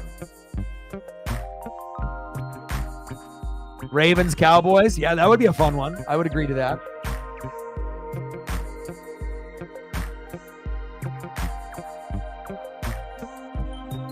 Yeah, good game here. I mean, again, you know, even if you like Caleb or you don't like him, yeah, love the Bears, hate the Bears. Everyone loves CJ Stroud. You know, he's super popular.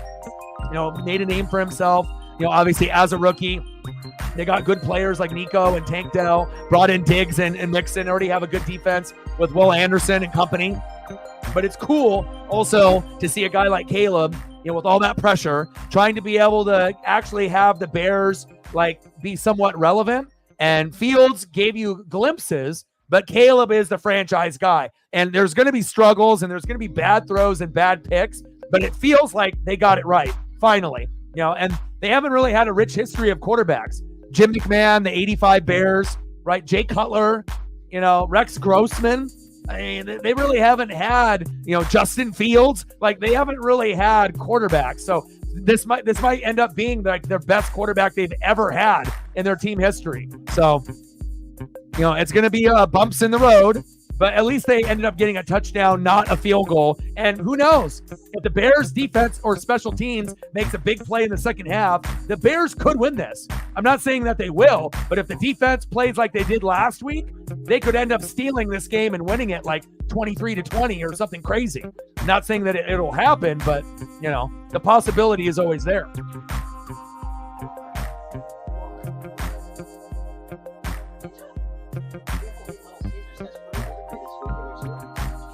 Nice job by Chicago. 13-10, Houston. Let's see what CJ Stroud has up next.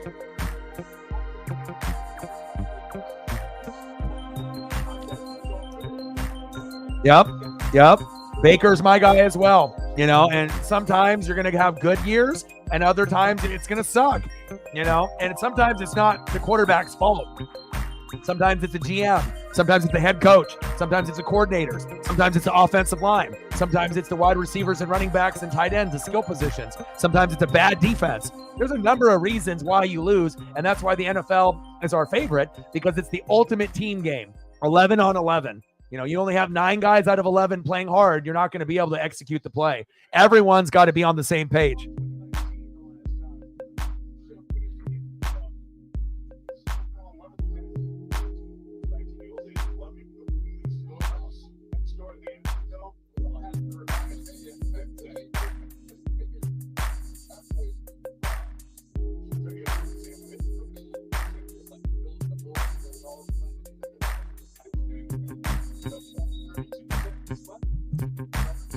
But I did 2 reaction videos earlier, right before this started. Bucks Lions, if you want to see how the Bucks and Lions fared out, as well as the Cowboys and their matchup.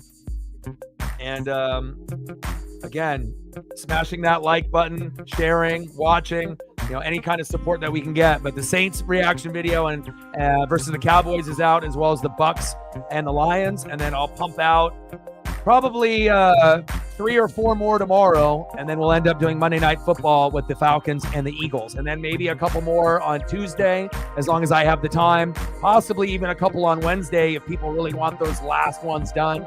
And then we'll end up doing Falcons and Eagles tomorrow, and then Yankees and Mariners on Tuesday and Wednesday night, and then Thursday Night Football. First down and 10. Stroud, little check down. Ongumbawale with a nice balance there.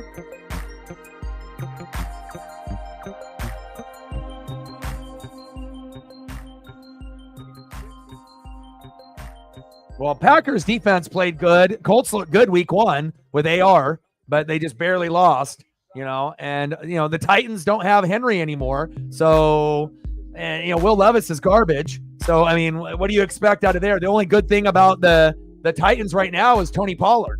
That's really the only consistent piece that they have. So,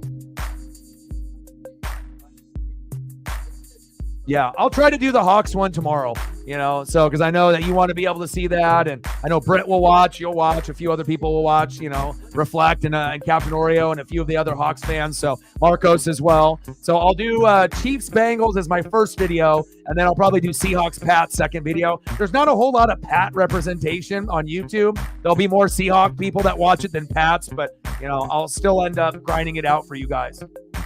And then I'll just have to look at the rest of the games and decide what other one I want to do. And depending on how this game ends, I might end up doing this game reaction video tomorrow, possibly. We'll see. First down and 10, Stroud. Pass incomplete to Tank Dell. Yeah, well, it's everything. It's AK-41 not being suspended for the first 4 games, right? Offensive line and Carr on the same page. Rashid Shaheed and Chris Olave, defense playing well. I mean, again, they scored 47 in the last game of the regular season against the Falcons last year. 47, right, against the Panthers in week 1. And they said, well, you played a shitty team. Okay. And then they ended up, smashing the Cowboys. So, again, putting up a 44. Saints are for real, man. Put some respect on the NFC South's name. Bucks and Saints, baby. Nico Collins. Nice catch by Nico. Ridiculous.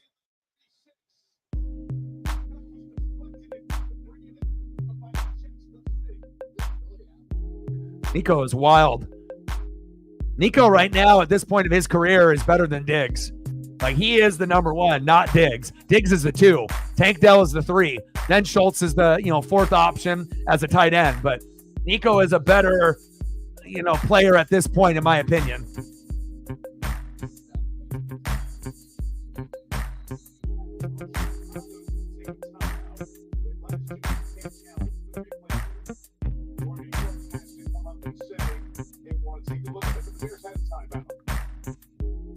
Lots of close matchups in fantasy, except for a couple.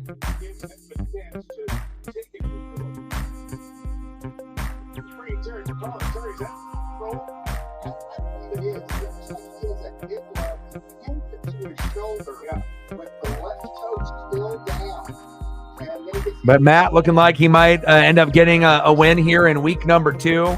Big numbers out of Devontae and DK. Carried your team.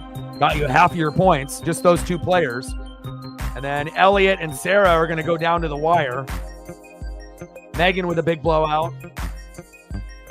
And then Captain Oreo was even with Zini, but again, just too much consistency out of Burrow, Pacheco, and James Cook was kind of the killer for you. And then she still has Devontae Smith, and Bowers put up 18. And I always tell her to grab at least one rookie every year. She picked up Jetta and DK and one of her first years playing and won the whole thing. So again, Bowers looking like a very good tight end, considering the tight end position is not good this year in fantasy. And Bowers is putting up some monster numbers. He could end up being the tight end number 1 in fantasy by the time the year is up. Hopefully Sam Laporta starts getting more looks. Otherwise, I'm going to regret drafting him where I did.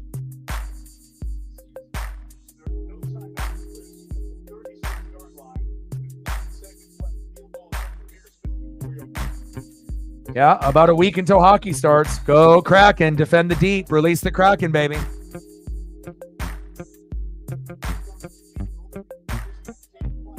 Shotgun set. Whistle is blown. Play is dead with 6 seconds left.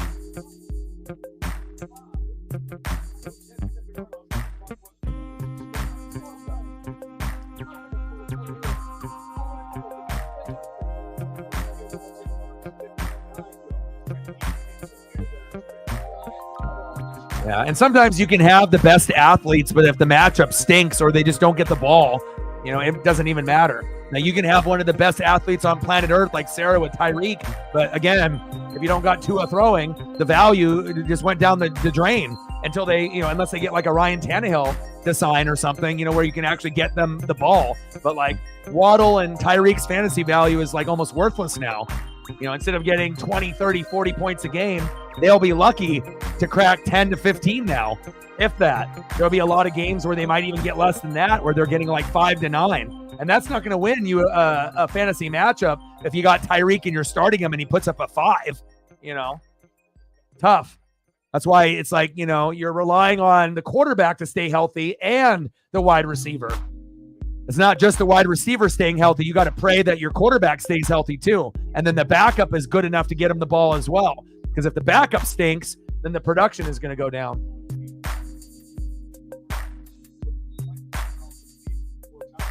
All right, we got 9 seconds left before halftime. 13-10, Houston. Shotgun set. They're only rushing 1. Pass incomplete. Field goal attempt. Kick is up, and it's good. 16-10, Texans.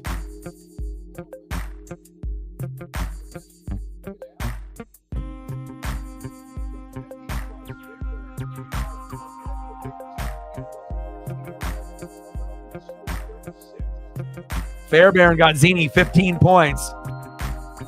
He's been money this year. 59, 5 points, 1 yard away from it being worth 6, but worth 5. Unbelievable. Just like my guy Aubrey, for the Cowboys, some guys just have that knack of getting 50 and 60-yard field goals and really deep 48, 49-yard field goals. That shit really comes in handy in fantasy. 30 yards is worth 3, 40 is worth 4, but if you can get those 50-yard field goals, 2 of them gets you 10 points. And then you've already hit your goal. So then if you can get 3 or 4 field goals or 5 or 6, then you might actually end up hitting 15 to 25 points out of your kicker. And if that happens, you have a good chance to win if you got good numbers. Nice job. 16-10, Texans.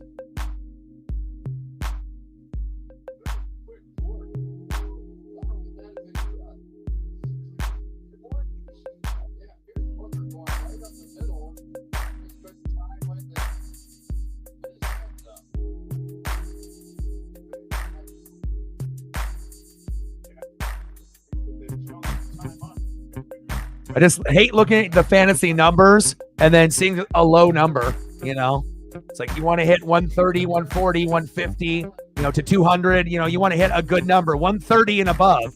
And then anything below that is like disappointment. Like even when you win, and you get a low number, it's just like, gosh, winning by the skin of your teeth. But I already knew I was fucked this morning when I started looking at the numbers. I was like, oh God, this is not looking good for me.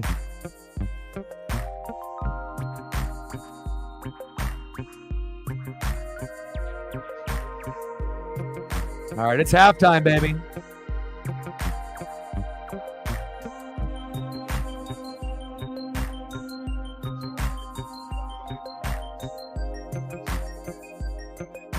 Good half so far.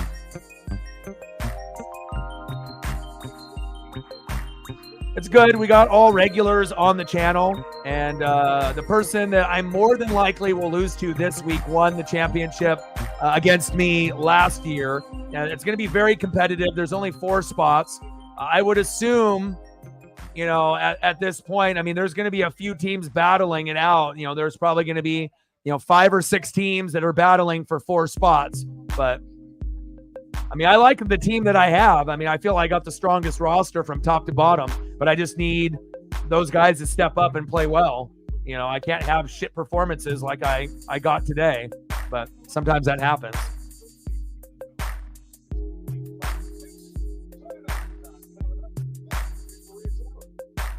So you had a halftime report coming up. But my team right now, I got Anthony Richardson, James Conner, Jordan Mason for Christian McCaffrey because he's hurt, Mike Evans, Cooper Kupp, Sam Laporta, Charbonnet at flex because I thought it would be a good matchup, Chargers D, and then Aubrey, Dallas's kicker. My bench, Nick Chubb, Jerome Ford. So I got both Browns running backs, Baker Mayfield, Ladd McConkey, wide receiver for the Chargers with Herbert, number 1 option, Pollard from the Titans, Dak Prescott, Rashad White, and then Christian McCaffrey. So obviously having McCaffrey hurt has hurt my chances of being able to win, you know, obviously. And I didn't have him in week 1 either. So, you know, it's kind of tough when you have the number 1 pick not even being able to play for the first 4, 5, 6 weeks. Most people that have McCaffrey don't even have a win. But I feel like my team is good enough to win without him. But again, you know, McCaffrey was a guy that averaged like 24.5. Yet last year, he was like the number 1 fantasy scorer. So that Madden curse is real. But everyone go to the bathroom, go get snacks, get settled in. I'm going to go take a little checkup on Paisley, get her a snack. I'll be back in a couple minutes, and then we'll be back at it here for the second half for the Texans and the Bears. Like, sub, donate, comment, share, help your boy out. And if you haven't smashed that like button yet, please do. We got 2 reaction videos out with the Bucs and the Lions and the Saints and the Cowboys. Go watch those if you haven't watched them here at halftime. And again, I'll be back here in just a couple of minutes.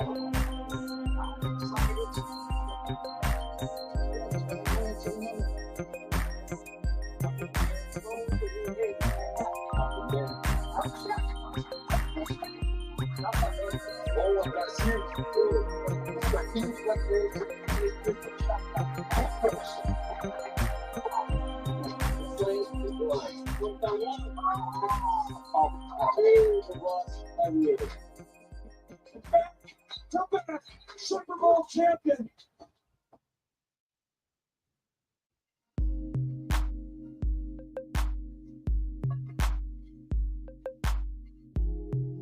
Welcome to the Toyota halftime.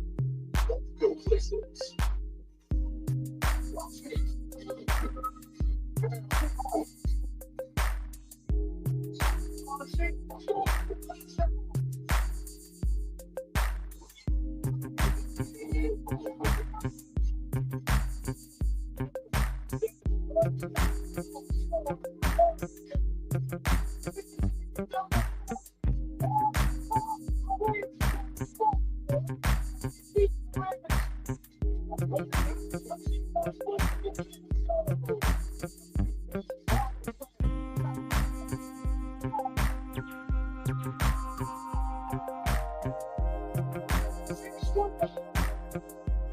We had a great Sunday.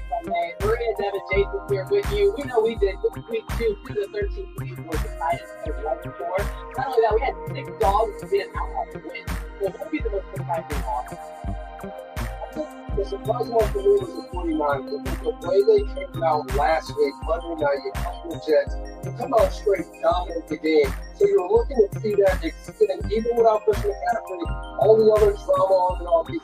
They came out before, and then today, they fall short. And Minnesota really controlled the game most of the game. The play coming out of the end zone, long pass to Griffin, they're not really swung it. But maybe give Minnesota the confidence they needed to win that game.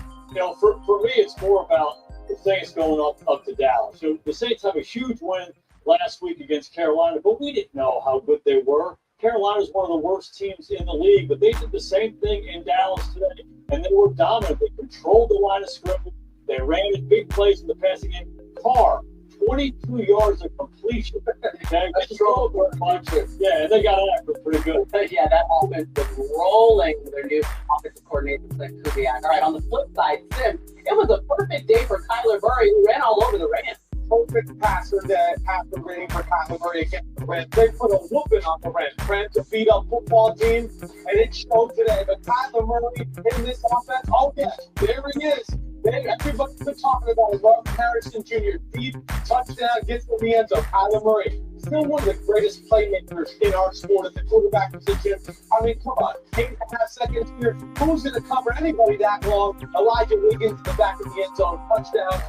Kyler Murray, phenomenal today. And, you know, just a little bit of another day to the office for Kyler. Yeah, you call that slight work when you're not falling the heck, but you're like, yeah, I'm tired. You know what I mean? It's nothing for me. All right, coming up here, Mahomes, NFC South is next week. They'll be on Sunday night. But first, feel the groove and the all-new Cameron and Leon official on part of the NFL.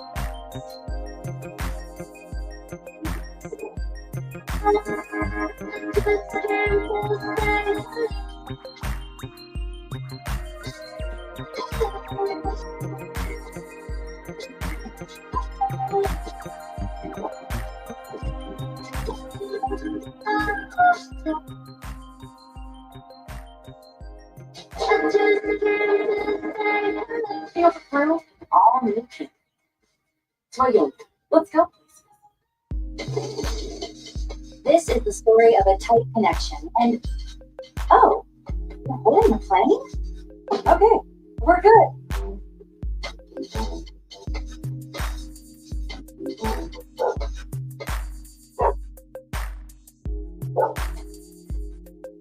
I think just the game, not only myself, but the offense, the defenses was just going through a whole new level. The defenses now don't necessarily see Seattle look very elite. I've seen it before in my past. I know exactly what's going to happen. So very hard to play quarterback, but I can eliminate stuff before the play happens. And I can just go other next games.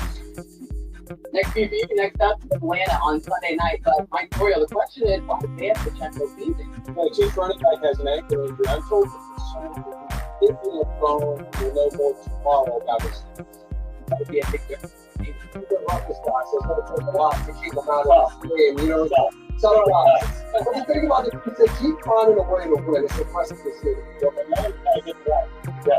Kirk Cousins coming off the Achilles. A lot of weapons down there. Didn't show up last week against Pittsburgh. All right, we got Chicago tonight, home football next week, and we're here with the team will be in the Win City for FanFest. The parties have never disappointed, and next week will be no different. 50,000 expected. It should be really fun. All right, we got the second half coming up next. Right now, the Texans have 16 to win. Still 2 great quarterbacks going to Dallas. Join us today.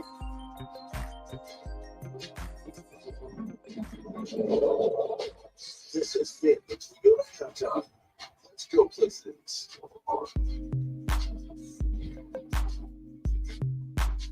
This broadcast is copyrighted by NFL Productions. The private use of our audience. Anyone who uses this broadcast, any pictures, descriptions, or counts of contain is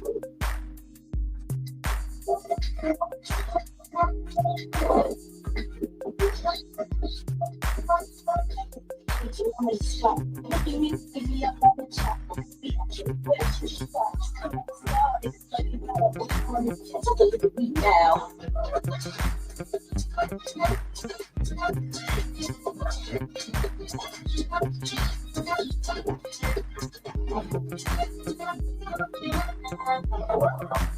Lowe's knows it's easier to make the right calls when you have the right team.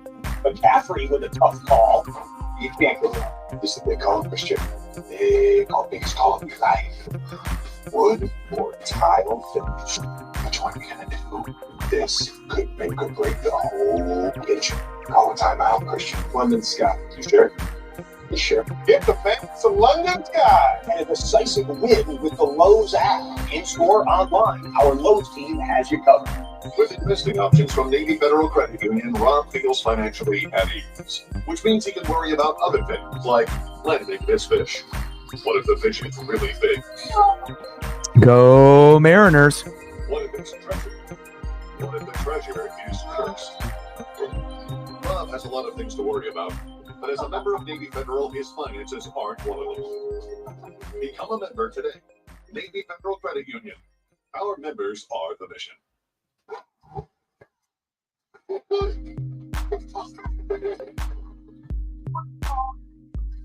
All right, halftime will be wrapping up here just in a little bit.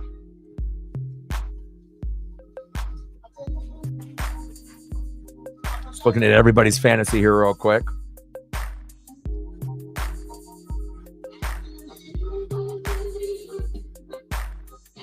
It's like I'm up by 19.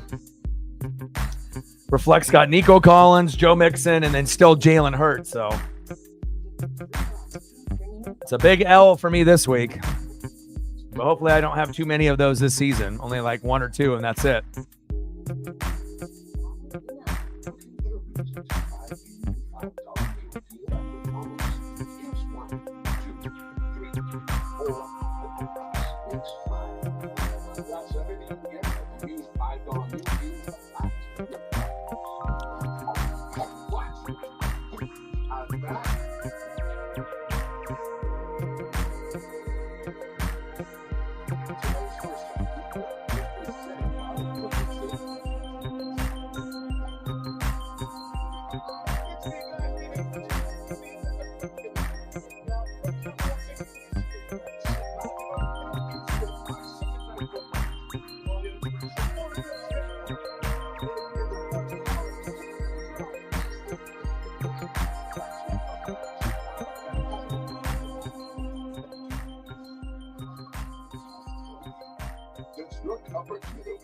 See if you can save with Progressive.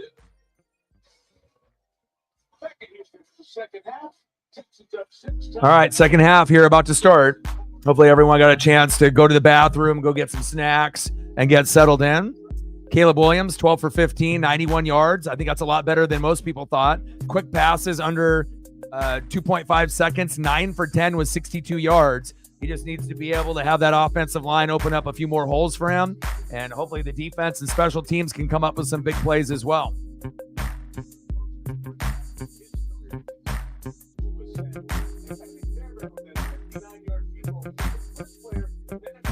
And we'll do Falcons and Eagles tomorrow night. I'll bust out 3 or 4 reaction videos tomorrow morning, early afternoon.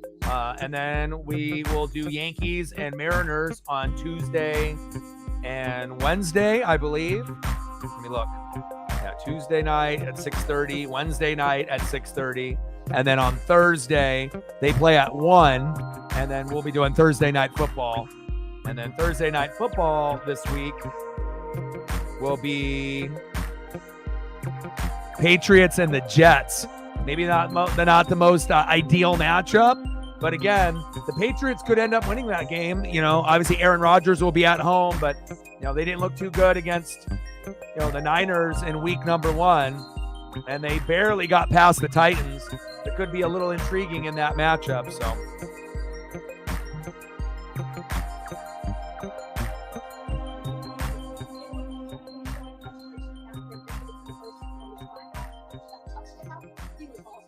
All right, baby, here we go. Chicago Bears down by 6.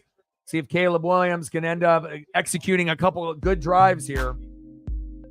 Like, sub, donate, comment, share. If you haven't smashed that like button yet, please do. Help us get to 30. Shotgun set. Williams, good pass.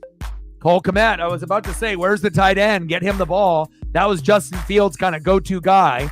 And Cole Kmet is one of the more underrated tight ends, but he needs targets. You know, if you're only going to go to him a couple times a game, he probably won't get into the end zone unless you're giving him red zone targets. But if you give him a few targets in intermediate play, he can come up with a catch just like that. Nice job.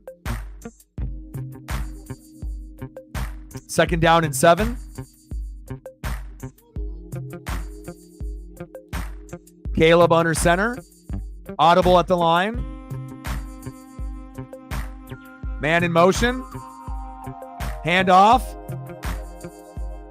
Swift with a little shake and a little bake. 3rd down. 3rd down and 3. And obviously, the better OC you have, the better you're going to do. And I imagine, you know, with Chicago, there will be a few people that will be fired in the next couple years based off head coach, OC, and DC. Because especially if you got a guy like Caleb, you don't want him to fail. And they may have some struggles in his first couple years, but you would think at some point they're going to get the right pieces to coach him up. Caleb going deep, got a man, incomplete, just overthrown. Deep left pass to Carter, incomplete. 4th down and 3.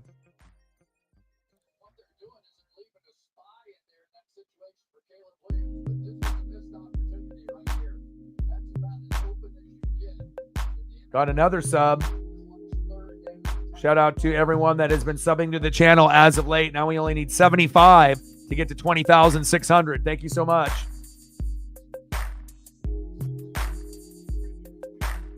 Bears with the punt.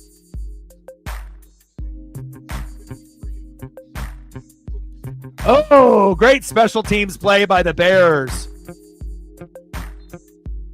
Josh Blackwell, special teams specialist. Nice job by Blackwell there. All right, Texans, your turn.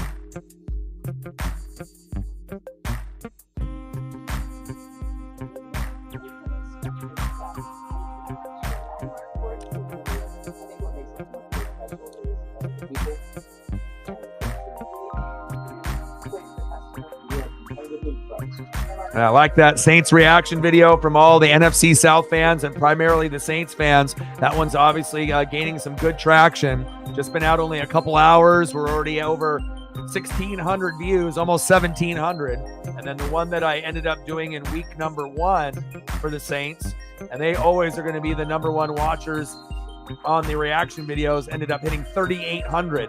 So 3,800 on week number 1, and we'll probably get to that number on week number 2 as well. Let's go. Gained another sub.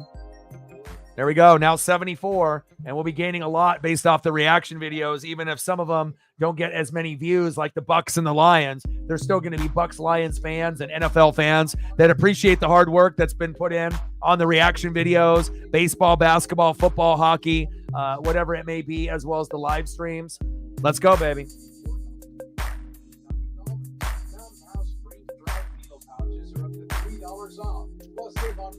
I don't know if Shane McMahon officially is a part of AEW.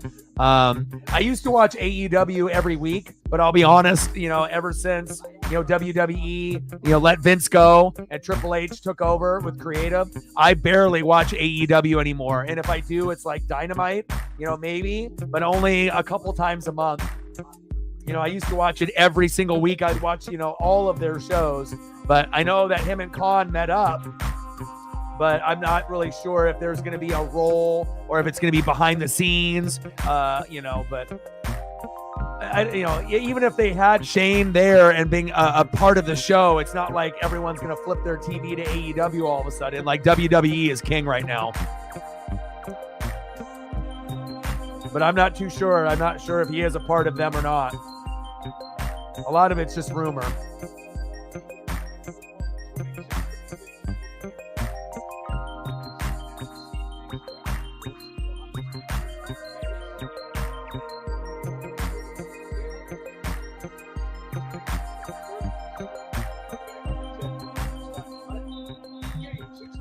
Good game so far. 16-10, Texans and Bears. And Caleb doesn't really look that bad. You know, he just needs a little bit of help with the play calling and the offensive line, but the weapons are there. Swift, Moore, Odunzie, Cole Kmet, you know, Keenan Allen. Like, it's probably one of the best supporting casts at a running back and wide receiver and tight end that almost any number one pick has ever had to start off immediately. Now it's just getting better offensive linemen. The defense is pretty good for the most part. You know, again, sometimes they're going to be better at, you know, defending the pass or the run. They're usually going to be better on one end or the other. We saw special teams and defense come up big week 1 for Chicago and bailed them out and bailed Caleb out, and they may have to do the same thing again. We got a referee that's down, it looks like. Maybe it's someone holding the chain.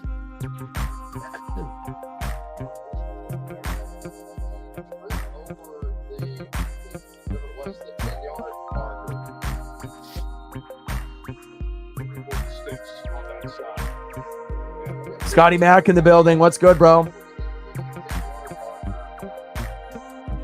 Oh, I don't think the Kraken will win the Stanley. Now, we just got to take baby steps. First, we just got to get to the playoffs. You know, after, you know, not making the playoffs in the inaugural year, then making the playoffs in the second year, then not making it last year, and then firing Hack, and then, you know, going into this year with a good draft and bringing in good free agents. So, again, anytime you got the Stars, the Vegas Golden Knights, the Colorado Avalanche, I mean, it's not going to be easy to come out of the West. Now, if the Kraken were in the East, it might be a little bit easier, but yeah, I don't know about that. That, you know, we got to be able to go to the playoffs a few times, and then eventually we'll see what the Kraken can do. What's good, Scotty Mack? 16-10 Texans. 13-13 left in the third quarter. But I'm doing great, man. The Mariners won. The Ducks won. The Bucks won. You know, and the Bucks got beat by the Lions twice last year. Once where we won the Creamsicles at home and once in the playoffs. So it felt real fucking good to get payback and a little bit of revenge against the Lions in their building, right, today. So hopefully Baker can keep baking. But he definitely looks like the sleeper, you know, player at quarterback this year besides Carr on the Saints.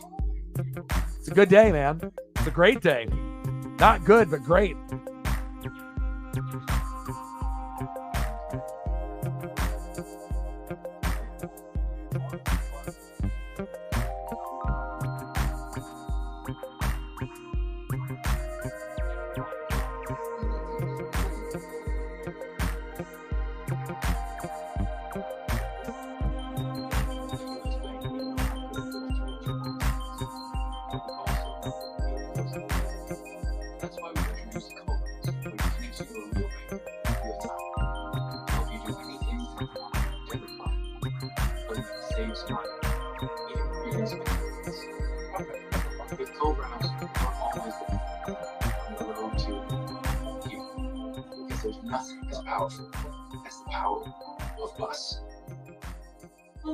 There are people out there that literally got away with murder.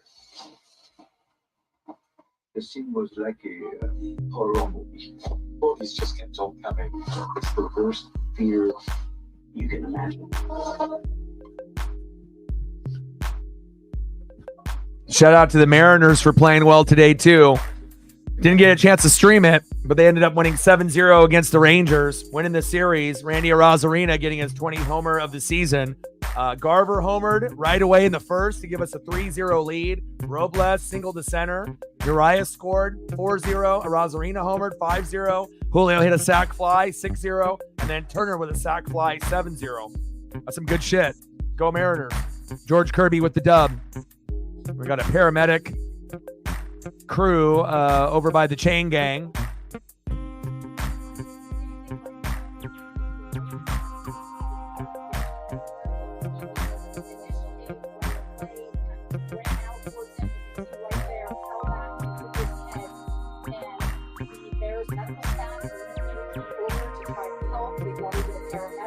Oh, that's a pretty violent fall for just, you know, kind of tripping over, you know, one of those kind of markers on the bottom, because they have the chain and then they have those little rubber orange markers below him. And he took a step back and tripped over it. And then the back of his head hit. And even though he didn't get ran over by a player, you could still end up, I assume, getting concussed. Hopefully he's okay. Go Hawks, go M's. 2-0 for Seattle. Great job, man. Go Mariners, go Hawks, baby. $10 holla. Thank you so much. You got anything specific that you want to be able to see? Charbonnet, Gino, Mariner players, Julio, stacks on stacks, racks on racks. A little Cactus Jack, bang, bang. Let's go. Appreciate you, Scotty Mac, with a tenner. You let me know what Hawks or Mariner photos you want, and I've got you. You're the man. Appreciate you. Yeah, nice. It was crazy to have 3 5-4 games in a row. And, we were up 4-1. Then they scored 4. We lost 5-4. Then we were up 4-0 when I had the stomach bug. And then we came back 4-1, 4-2. Julio hit that 3-run bomb. Then we won 5-4. Then we won, obviously, yesterday. And then, obviously, today we got the 7-0 shutout. So nice to be able to see guys like Arozarena and Garver step up and add to their totals. So now we got Luke Raley with 20 homers, Randy with 20. We mentioned that on the stream a couple days ago that it was going to happen. And a guy like Mitch Garver, which we have a love-hate relationship with, it's always nice when we got a guy that we kind of don't like, and then all of a sudden the guy hits a 3-run homer in the bottom of the first to be able to help us win. That's a good sign for the Mariners moving forward. We got the Yankees coming up, so 35, 65 to go. And I'll be doing a reaction video, Scotty Mac, to the Seahawks game tomorrow morning. So sometime in the morning, early afternoon. I'm going to do the Chiefs and the Bengals first, but then I'll probably do Seahawks Patriots second. And then we'll end up doing a couple more, 3 or 4 on Monday, maybe 2 to 4 on Tuesday, 2 to 4 possibly on Wednesday if there's any left that's worth doing. But I'm going to try to pump out as many as I can. I got to do thumbnails for each one and make it look nice, so it takes more time. Instead of just using the generic big look with a small box in the corner. I don't know if you've seen my reaction videos this year, but they're completely different. Thumbnails are all upgraded, and then when you open up the thumbnail and you look at the reaction video, it kind of looks like a YouTube page. And then you'll see a big video of me, obviously a big kind of like cutout of me, on the right-hand side reacting to the game. And then obviously you'll see the highlight package on kind of like a YouTube page on the left. It looks fucking slick. It's the best reaction video as far as presentation. It's the best it's looked ever on the channel. So I'm always looking to upgrade, everything on the channel, make the thumbnails look fire. And now we've done that. And obviously the presentation, have to find your look compared to everyone else. We finally found our look with the football, baseball, basketball cards, as well as the spinning logos and the scoreboard above. And then the final thing was to upgrade the thumbnails on the reaction videos, as well as the look of the presentation. So if you haven't seen it, check it out, man. I think you'll love it. And I appreciate all the support. I appreciate you, man. Stroud. And again, some people watch only the live streams. Some people only watch the reaction videos. But I would highly recommend watching both because you get a piece of me that's a little bit different than what you're watching. So if you only watch the reaction videos, that's the only thing you know of me. But if you go to the live stream, you actually see a lot more where we talk about, baseball, basketball, football, hockey, wrestling, life, mental health, NASCAR, F1. Who knows what we might get into. So I highly encourage, people to be able to check out both if they have the time. And there's a certain percentage that watches both. And there's obviously a heavy percentage that only does the live streams. But trust me, if you love the NFL and, you love my breakdowns when I do the live streams, you're going to like the reaction videos. I put all my blood, sweat, and tears into every video I do. So IndyCar as well. Yep. Oh, Seattle has 0 chance, bro. We might not even make the fucking playoffs. CJ, got a man, incomplete. But I appreciate that, man. You got a player that you want me to be able to pull up? I got you, bro. I got photos for you. Let me know. Oh, yeah. She's always having a great day. I took her for 2 walks already. And, she's trying to get a couple little naps in.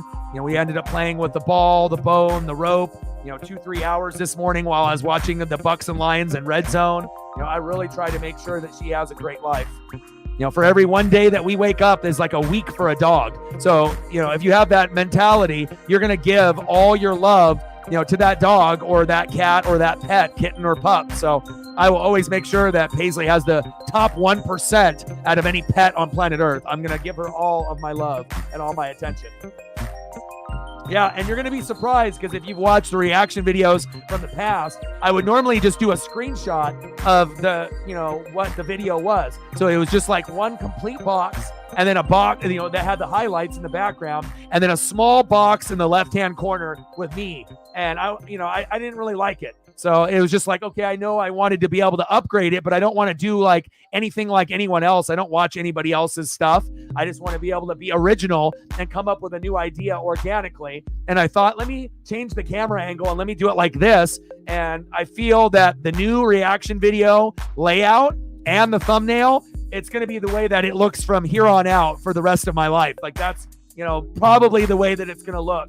We're going to have the fire thumbs. And if I end up finding another presentation that looks even better than what I have today, so be it. I'm always willing to upgrade. But I really, really like the layout for, the reaction videos right now. And I think the fans are loving it too. We're always going to get a shitload of subs during football season. Pass interference. Defense, number 5. And plus, we grind here, right? Mariners full-time, Ducks full-time, NFL full-time, Kraken full-time, and then all the other NFL teams, sometimes an occasional other college team than Oregon, the Ducks. So it's like, and we did NASCAR in the past, so it's like you never know what we're going to get into, and we always do WWE PLEs or pay-per-views every once a month. So, and when they go to Netflix, starting in January, if we're out of football season, we might do Monday Night Raw streams live because everyone will be on Netflix at the same time, not different time zones. And if there's an NFL matchup that's shitty, we could always do Monday Night Raw also. So I like where the channel is going.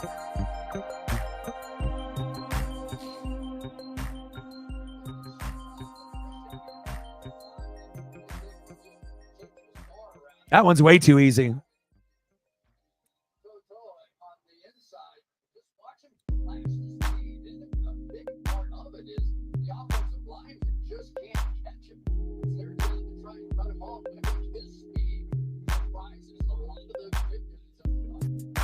SmackDown. Yeah, I try to watch as much as I can of Raw and SmackDown, but WWE is king. Caleb, floater, out of bounds. But during COVID, AEW was the best. And WWE kind of dropped the ball with their storylines and, just everything that they did. Mixon is going to the locker room. Hopefully he's okay. He's going to get examined. Hopefully he's okay. Both legs got kind of wrapped around. I'm going against Mixon and Reflect in fantasy too. I mean, if he's out for the game, I might have a shot. But he still has Nico Collins, so I can't have Nico do anything. And Jalen Hurts is going to have a bad game tomorrow for me to win. Like a 9 or a 10. Caleb avoids a sack lunch. Goes to the opposite side of the field. Starts to run. Go, go, go. And a late hit. No flag, but it looked like it was slightly late, though. Should have been a flag there. I mean, he let up at the end, but I mean, his body was already going kind of out of bounds and whatnot. But Will Anderson should have had a sack lunch right there. Doesn't give up on the play, keeps chasing him down until it gets to the very end. And then that very close to being a late hit there. They love protecting the quarterbacks, but that was a little shocking that they didn't give him the call there. I mean, out of like 100% call, that might have been 20% flag, 80% no flag, but most of the time, even if it's 20%, they call it to protect the quarterback, but no call there. Now there's a flag. Big return down to the 50.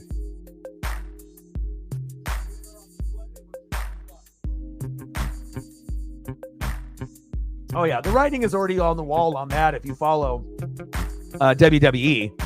Yeah, with him and Kofi, at some point they don't have Big E as a wrestler anymore, so at some point they're gonna blow that up. Holding on the receiving team. Chris Boyd with his second penalty. All right, let's see what Houston can do now. We're at 35. 65 to go. Shout out to all the new subs. Shout out to all the people watching the reaction videos. Shout out to all the OGs that are hanging out watching a 16-10 Texans-Bears matchup. We got a quarter and a half to go, and I love evaluating film. And then we'll be pumping out a lot of reaction videos tomorrow, and I'm excited for the Falcons and Eagles tomorrow night. Should be a better game than this one here. And this one actually has been pretty good. First down and 10 for Stroud. Looking for a weapon. Fires downfield. Dalton Schultz incomplete.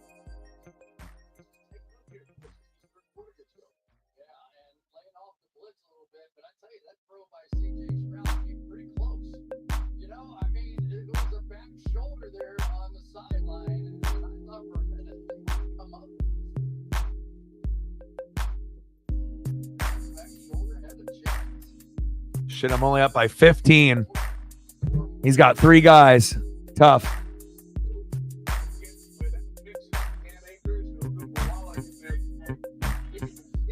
Lots of injuries in these first 2 weeks in the NFL. Stroud, incomplete. No flags there. And now the Bears defense tightens up, and they're going to get good field position here to see if they can get a touchdown to take the lead by 1 or get a field goal and then be down by 3. Let's go Bears and see what you got.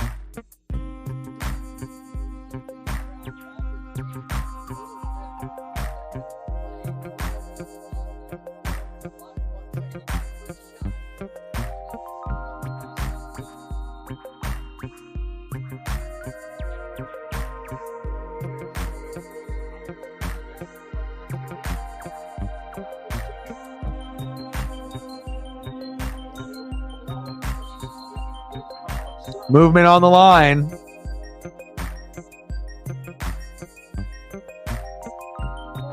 False start. Offense.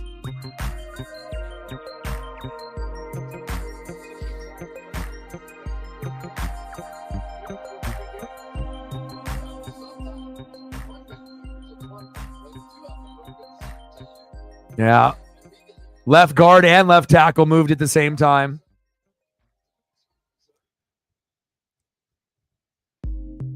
Third down and 15. Incomplete pass to Diggs. Fourth down and 15. Good defense there by the Bears.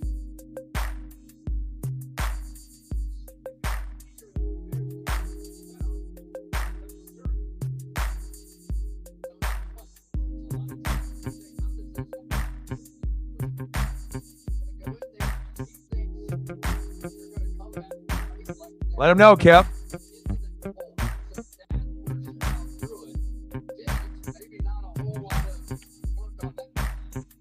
Yeah, and depending on, the viewership that we have on Sunday Night Football, sometimes the viewership will be a little bit lower than expected.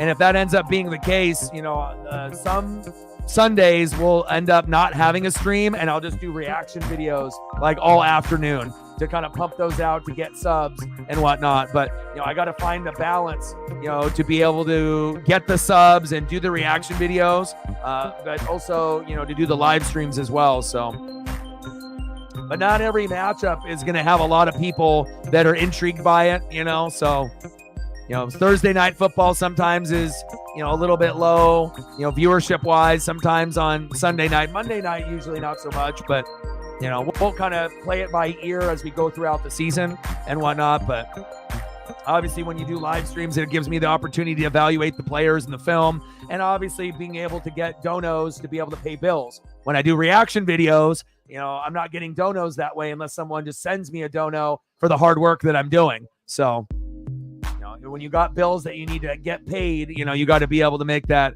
educated decision on what's going to be best. But we'll definitely still be putting out a lot of reaction videos. So, and hopefully we'll have more people show up and hang out with us on, Sundays and Mondays. So, because again, I could do a Mariners stream and get more people in the room than some of the NFL streams, but the Mariners are, kind of the, cream of the crop. We already have built that, part of the channel very thoroughly. So whenever we do Mariners, regardless if we're good or bad, we're always going to get the most views. But hopefully, we know the NFL has the most competition. So there's a lot of people that are streaming NFL, but hopefully we get our regulars to actually come through and hang out. Otherwise, if the viewership and the donos and the views end up being kind of low, then we will skip Sunday night and I'll just work instead. And then we'll get back to a live stream on Monday. So.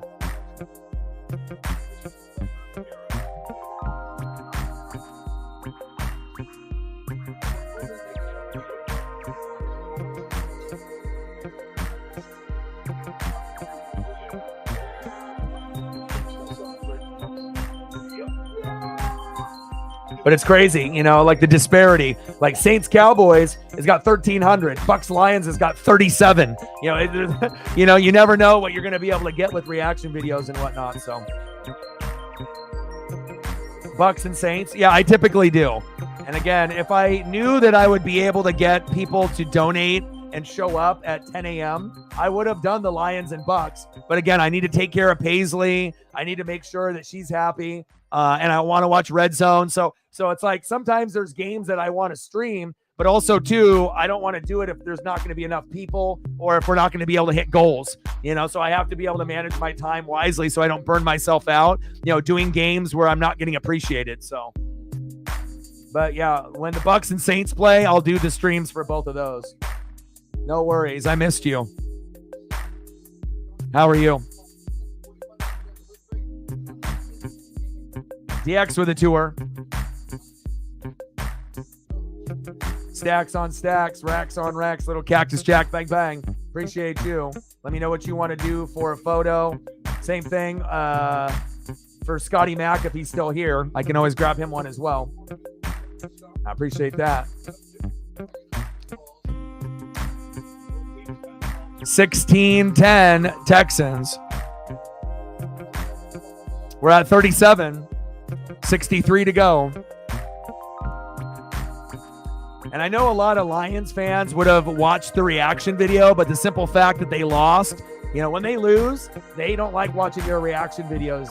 They only watch when they win, So obviously getting big views when they beat my team last year, but they can't return the favor when I finally win. Come on, Lions fans. Come on, One Pride. You beat my ass twice last year. I gave you the satisfaction. You can't come in and throw a like and watch the video. And I know some will. Obviously, that one will end up getting more views, tonight, tomorrow, but it won't get as many as the Saints. Saints are the king for the reaction videos. They will always get the most views. Mixon limps into the locker room. Hopefully he's okay. That's Reflex running back.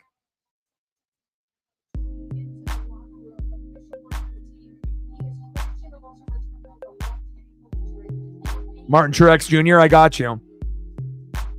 And I don't really mind, if we have a lot of people in the room, 200 in the room, or if we have less than 20, as long as we have people that are engaging. I mean, I can call the game by myself and not talking to anybody, but going long, going deep, intercepted. But it's always nice to be able to have conversations as we're going through the process and whatnot. So, and some people are just looky-loos and they don't talk, and that's fine, but if we do have people that are watching, interacting is always the best to kind of keep the flow going in the room. Holding. Defense. Wow. That one's coming back.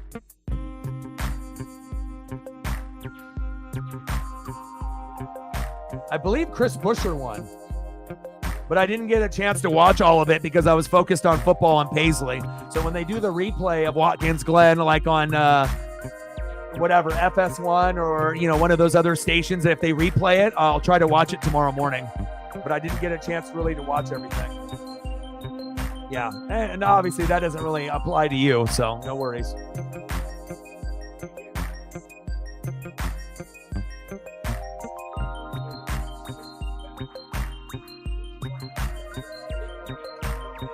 Screen pass. I mean, we got quite a few Seahawk fans. Marcos, Megan, Reflect, Captain Oreo, and a few others.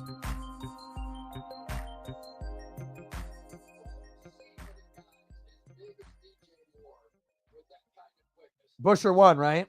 Didn't he? He made some kind of strategy right at the very end to pass.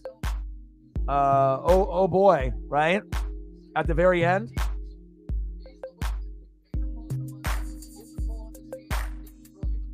Oh, Allen did on Chase. Oh, that's unfortunate. What did Chase finish, Britt? What place did he finish? Top 15? Sounds like he didn't finish in the top 10. SVG was supposed to win it.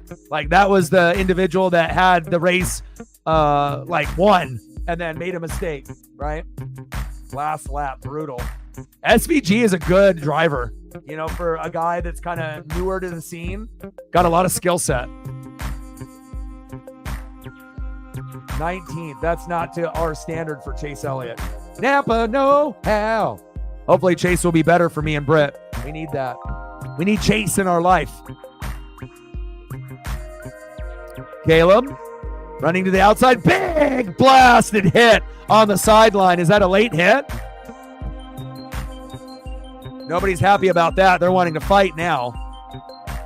And then a headbutt to another player. They're scrapping right now.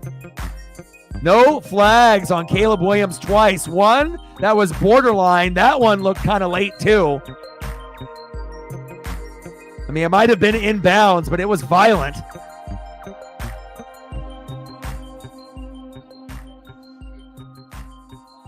That's tough.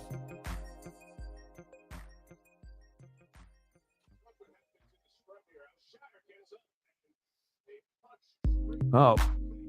Punch is thrown. Yeah, SVG is sweet. Got a good head on his shoulders. And, like I said, anytime it's like a road course or a specialty course to him, you already know he's going to be one of the top 5 favorites, even if you got some of the NASCAR studs in the Cup Series that are, regulars and have been doing it for a long time. You always got to keep your eye on SVG, especially as of late. Wow, no punch, no flag called at all. No flag called with a punch to the helmet. That'll come, obviously, from the NFL after they review the film right here. But that's definitely a fine.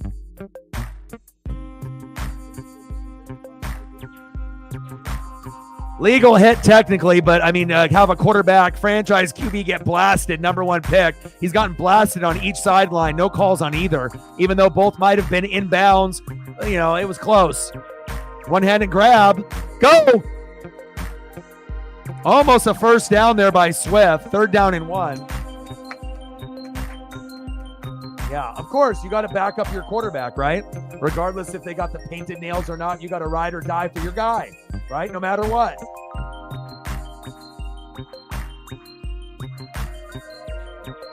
Nice play there by Caleb to Swift. Even though it was a kind of a bad pass by Caleb, Swift stuck his mitt out there, got one hand on it, and was able to bring it down.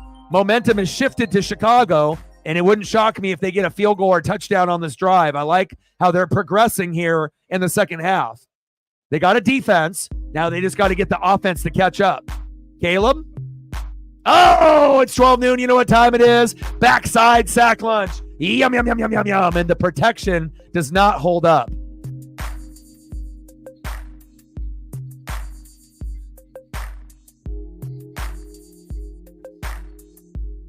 Truex. 20th. Can you give me the top 5, Britt? I mean, I can always look it up on the, ESPN or the NASCAR.com, but if you could do me a solid and put the top 5. Busher, SVG, and then the other 3. 4th down. Bears are going to punt. That's unfortunate, man. Something could have really good happened there. They just needed a good, positive yardage besides that sack lunch.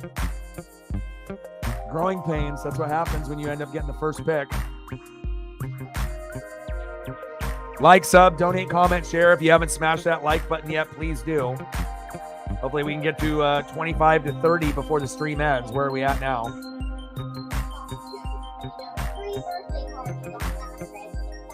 All right, we're at 25. So the last goal of the night is to get to 30. So with limited people in the room. So now we're at 26. We only need 4 more to go. And then once we get that, everything above and beyond 30 is just gravy.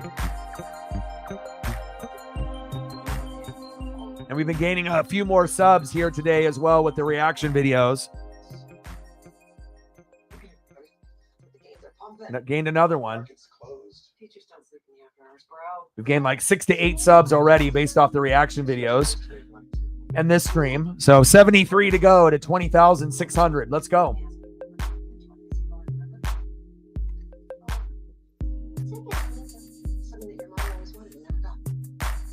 It's crazy, the disparity, though. We need to get more views on that Bucks Lions. But again, there's not enough Bucks YouTubers out there. And all the Lions YouTubers are pissed off that they fucking lost today. So the last thing that they want to do is see the Bucks kick their ass in a reaction video. Oh, well. Go Bucks.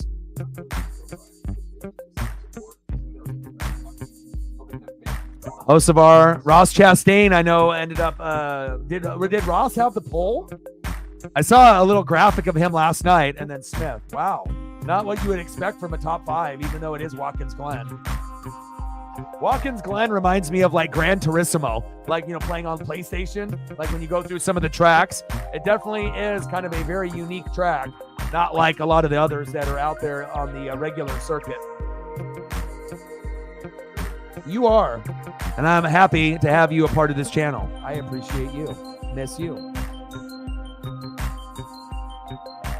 Briscoe, McDowell, LaJoy, Priest, Cindric, round up the top 10. Look at you going above and beyond. Love you. Appreciate you. Mixon did get hurt.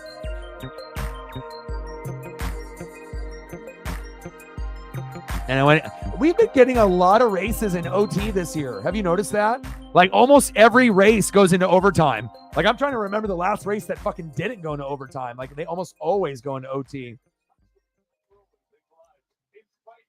But hopefully for you and me, Britt, we can get a Chase Elliott win or 2, you know, because he's going to need it if he's going to have any chance to be able to climb up those numbers and whatnot. But again, I feel there's like 5 or 6 guys that are like the front runners to win it. And then everyone else is like a true wild card, you know. First down and 10, CJ Stroud, pass to the outside. Yeah, me too.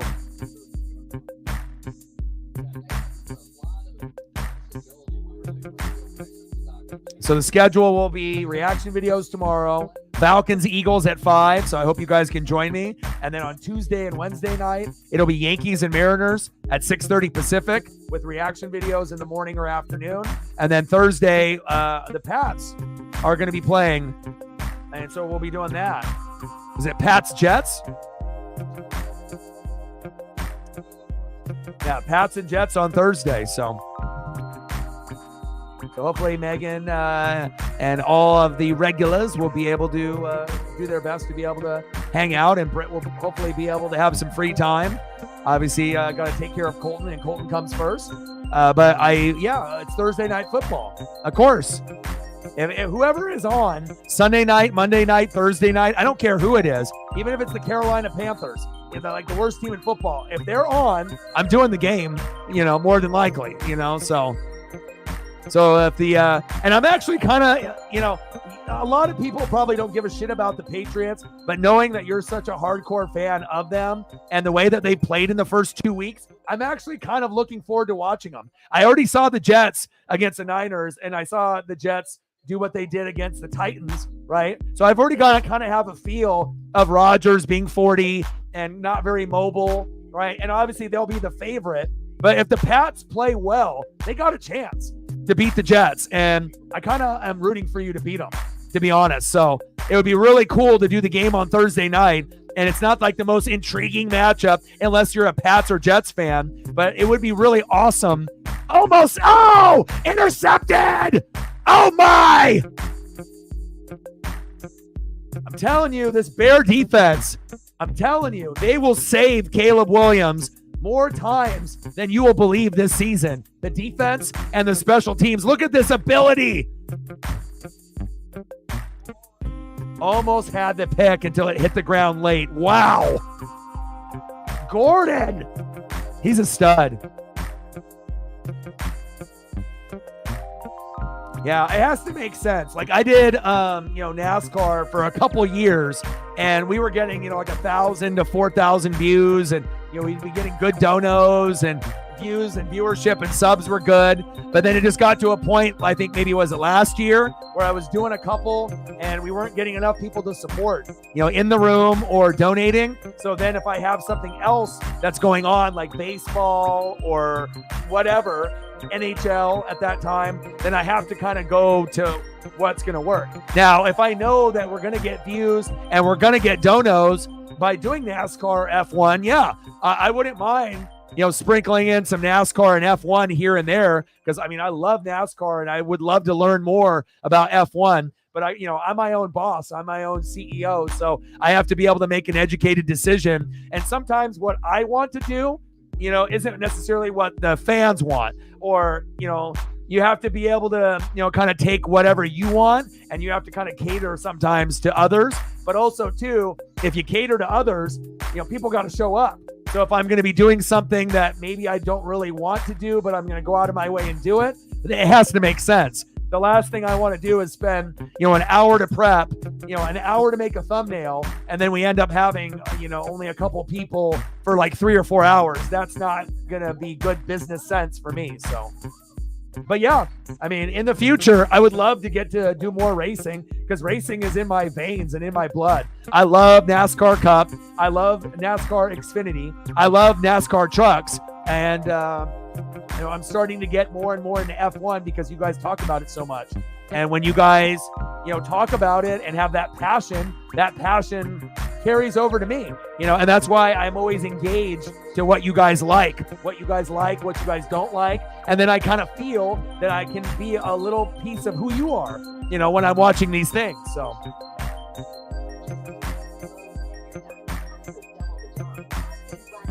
Yeah, it would be awesome. So again, get ready, have your Pats jersey on, and I will be rooting for you guys to be able to beat the Jets. And again, Christian Gonzalez from the Ducks is on the Patriots, so easy for me to be able to root for the Pats with a Duck player that's very good there. And hopefully you guys can get enough from Ramondre Stevenson and everyone else to be able to at least keep it close. Yeah, crazy.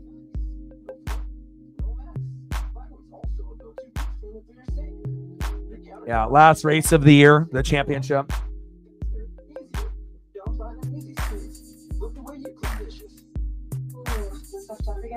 So congested.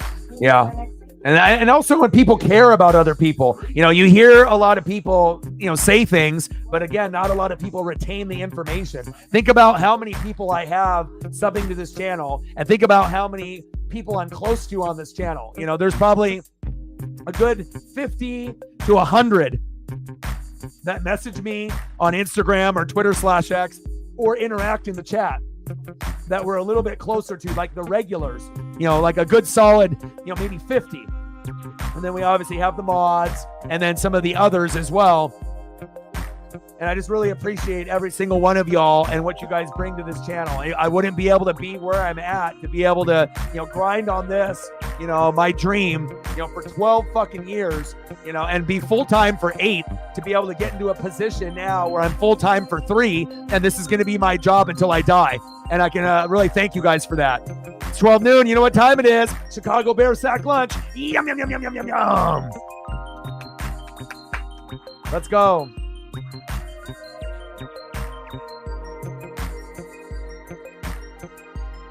Yeah, well, I'm going to root for them because of you, of course. Reflect with a tenor. How are you, brother? Stacks on stacks, racks on racks, little cactus jack, bang, bang.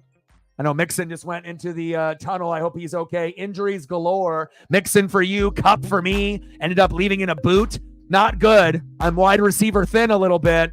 And you're going to beat me in fantasy this week, even if it's just Nico and Jalen Hurts. But quarterbacks did shitty this week. And I had 4 guys with bad numbers. And when you got 9 spots in fantasy and 4 are bad, that's a recipe for disaster. So congratulations. You're going to end up clipping me this week. And hopefully I don't have too many weeks like this in fantasy. And I know someone will be able to give you a challenge. I was hoping that I was going to be able to give you a challenge this week, but I just had too many individuals get injured or shit the bed.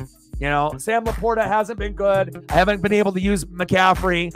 Mike Evans and Cooper Kupp did bad, both with 7. I can't win like that. And AR getting a 9 fucking killed me. If AR was able to get me a 20, then maybe I would be able to win. And I did have Baker on the bench, but I didn't really make a whole lot of mistakes besides Baker for AR. But, that's what happens in fantasy. Sometimes you make wrong decisions, and sometimes you think you know what's going to happen, but you can't always trust the projected numbers. Projected numbers are only projected. So they can say 20, 25, doesn't mean they're going to get it.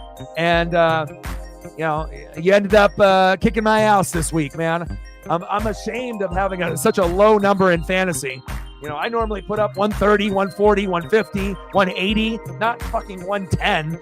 That's some amateur bullshit. But again, when the players don't produce, that's what you end up with. So lots of dog shit quarterback play this week. And not just me, but the whole quarterback slate, except for Kyler and a few others. But a lot of them did not play well this week. A lot of them had numbers, half of what they normally get. If you're normally getting 20 to 30, you probably got 10 this week. And if you got 10, you better have had good players like Megan did to make up for it. Unfortunately, I did not. Yeah, but you still got Nico, even if Mixon doesn't come back, and you got Jalen. So if Nico gets 6 more and Jalen gets 10 or 11, you're going to beat me, even if he has a bad game. So, I don't know how it's going to play out, but I highly doubt that I'll beat you this week. I don't deserve to win.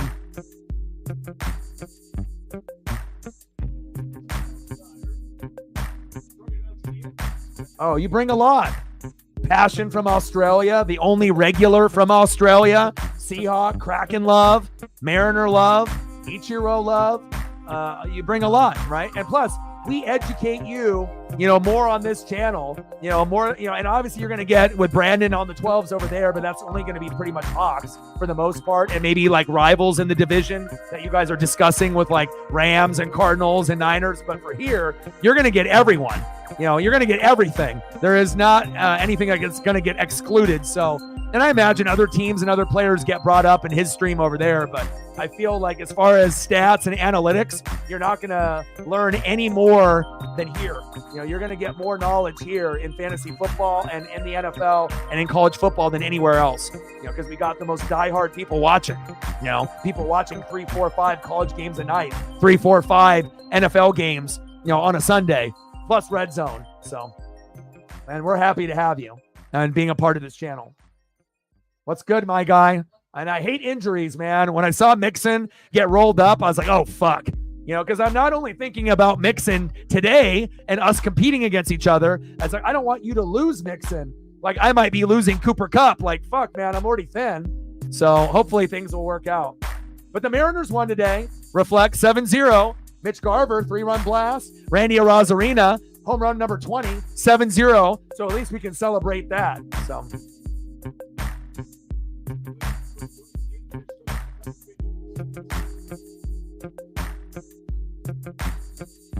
little screen pass. And then even though, you ended up going up against the person, Chief will Chief, that's like probably 10 out of 10, probably the team that's beat up and the team that's the worst, we're not going to, call it a spade, not a spade, but Chief will Chief's team is the worst. But with the numbers that you put up, you would have literally beat everyone in the league. I mean, we have to kind of see what all the numbers are going to be at the end, this game and obviously tomorrow's game with Falcons and with the Eagles. But it looks like you're going to be number 1, number 2, or number 3 scoring overall. And that's a magnificent score. Congratulations on that. No, I did not get another -2, but it kind of fucking feels like it. But I won, though, when I got the -2 and a 0. Intercepted! Big play by Stingley from LSU. Big play on Caleb Williams. But I got AR, Anthony Richardson, touchdown, 3 picks, gave me a 9. Bum. What was that? Connor was awesome, gave me 19. Jordan Mason, CMC's backup, got me 17. Awesome. And Mike Evans and Cooper Kupp, garbage, 7 apiece. And Cooper Kupp got his ankle rolled up on and now it is in a boot. So who knows if I even have him for next week and beyond. Sam Laporta with a 3, terrible. Charbonnet from the Seahawks, good, 17.9. Chargers D11, and Aubrey, my kicker from Dallas, the best kicker in the game, 17. But with 3 from Laporta, Evans and Kupp with 17 or 7 apiece, that normally give me like 15 to 20 apiece. And then obviously getting only 9 out of my quarterback, that's terrible. So, when you're a quarterback, 2 wide receivers, and your tight ends suck ass, then that's what happens, and you end up with a 110. So, and I have no opportunity to use CMC in the first 6 weeks of the season. So, not a -2, but it does feel like it. That'll be a good matchup. 2 powerhouses going against each other. But it all depends on matchups. You were going to play Kyler? Rams are just getting beat the fuck up. The Rams might finish in last place based on how the Cardinals are looking with Connor and Kyler. And Marvin got going finally. They didn't give him any looks in game 1, and they gave him all the looks in today's game. So, if the defense can hold up, yeah, the Rams are going to finish in last. Cardinals in 3rd, and then it's going to be either the Hawks or the Niners for 1st, maybe. But who knows? Maybe the Cardinals are better than we think, and maybe it'll be a 3-team race. Kind of depends, right? We don't really know yet.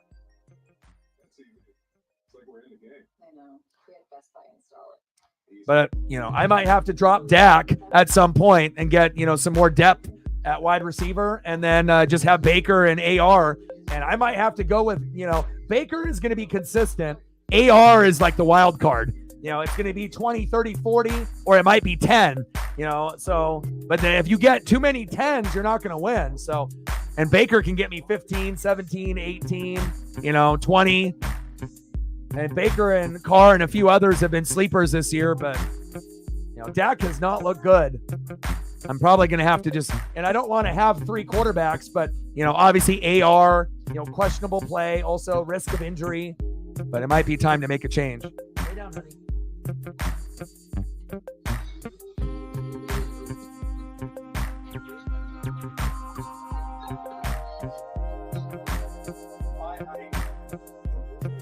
Yeah, you defense.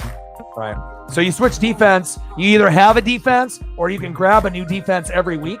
Kind of just depends on strategy. People draft a defense, but you can kind of, switch them up and whatnot. So, but I'm not going to keep the same defense every week necessarily. Like there might be a couple weeks in a row that I use the same defense.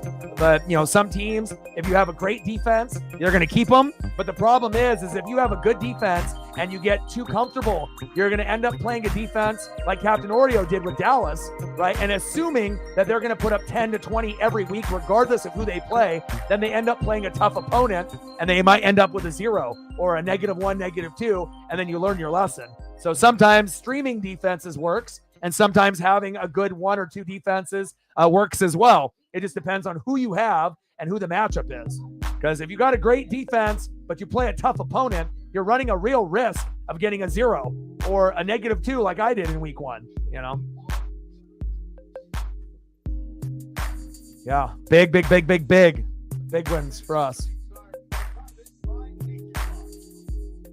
Tight ends have been ass this year. Like if I would have known that they're not going to give the ball to Laporta and Amon-Ra, and they're going more to J-Mo and Montgomery and Gibbs, I should have went Brock Bowers, but I wasn't going to pick Brock Bowers number 1 out of all the tight ends. But Brock Bowers is looking like the most, heavily used tight end. Kelsey, Kittle, Laporta, all these guys that were supposed to be good have not been getting looks. It's frustrating as hell. 3rd down and 8. Stroud. Floater. Nico Collins is a beast. There's more points for Reflect. 1st down, Texans.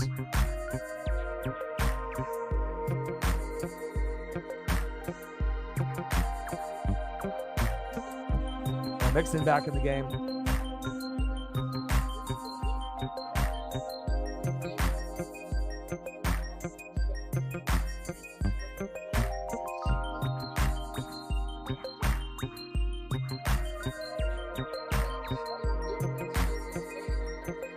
JSN put up good numbers for Megan at the flex. She got Dobbins too. So, I mean, she's got an option here or there. So, and obviously JSN looks like he's taking over the number 2 spot. DK is the 1. JSN is the 2. Lockett is kind of the older veteran 3. But every once in a while, Lockett will still get you 10 to 15 points, 6, 7, 8 targets, but it's going to be based off game script. 16-10 Texans. We're in the fourth quarter now. Handoff. Mixon is back in the game now. Gain of a couple. And I did pump out the Saints and Cowboys reaction video and the Bucs and the Lions. And the national media had 0 people pick the Saints and the Bucs to win. And I told you guys, I thought that they both had a chance. You know, NFC South is definitely disrespected and underrated. And not only did the Saints win, they won by a shitload. Obviously, the Bucs barely beat the Lions, but it still was a win. So nice to get some respect finally for the Saints and the Bucs. The division doesn't run through the Atlanta Falcons. The division runs through the Bucs and the Saints. Little screen, incomplete on that slant. Good defense there. 4th down and 6 now.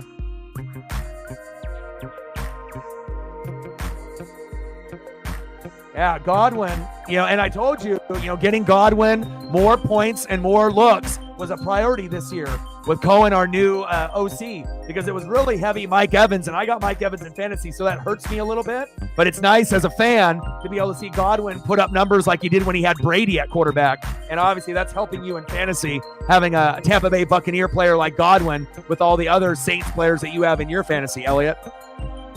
Fairbairn, kick is up. And it's good. He's a good kicker. 19-10, Houston. Yeah, I don't know. He'll probably come through here late or tomorrow morning or tomorrow evening for maybe the Falcons and the Eagle live stream.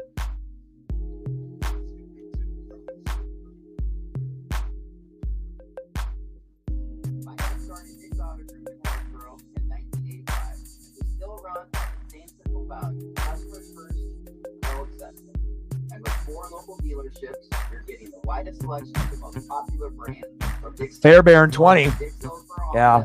If I would have known, and I always tell Zini to take one rookie no matter what. And I got the lad McConkey and whatnot, but man, and if I had a chance to grab Bowers, and we already knew he was going to be a good tight end, but again, it all depends on targets and whatnot. Like imagine if the Seahawks had Bowers, like what that would do for them. But again, you have to be able to fill each role, and hopefully one day the Seahawks will get their Bowers, and then they'll take that offense to a whole nother level. So, but that's exactly the type of guy that you want, like a Bowers at tight end for Seattle in the future. So, but he's been doing good things there for the Raiders. 19-10, Texans.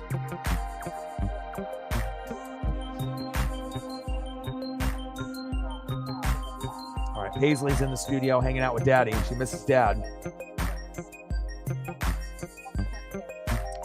Yeah, and Neighbors and obviously Marvin Harrison Jr. are always going to get targets most of the time. Week 1 was an anomaly for Marvin Harrison Jr. not to get the ball, but they made up for it in week number 2. And Neighbors is always going to be the number 1 option for Daniel Jones. So Daniel Jones is ass and one of the worst quarterbacks in the league. But with that being said, somebody has got to catch something from him, and it just so happens it's a rookie like Neighbors, and Neighbors is going to put up 10 to 30 almost every week. On the low end, 10. On the high end, 20 to 35. It just kind of depends, on how many targets he gets. And is he able to get 1 touchdown, 2, or is he able to get an 80-yard catch? It kind of depends on the big play ability, because obviously Daniel Jones is pretty minimal on the big play ability, but Neighbors could make a screen pass go 50 yards to the house. So obviously getting rookies is always good because you don't really ever know what you're going to get out of a rookie. Are they going to be like a Puka Nacua, kind of guy, or are they just going to be average, below average, and sometimes you just got to wait for the games to kind of play themselves out. 13:39 left in the fourth quarter.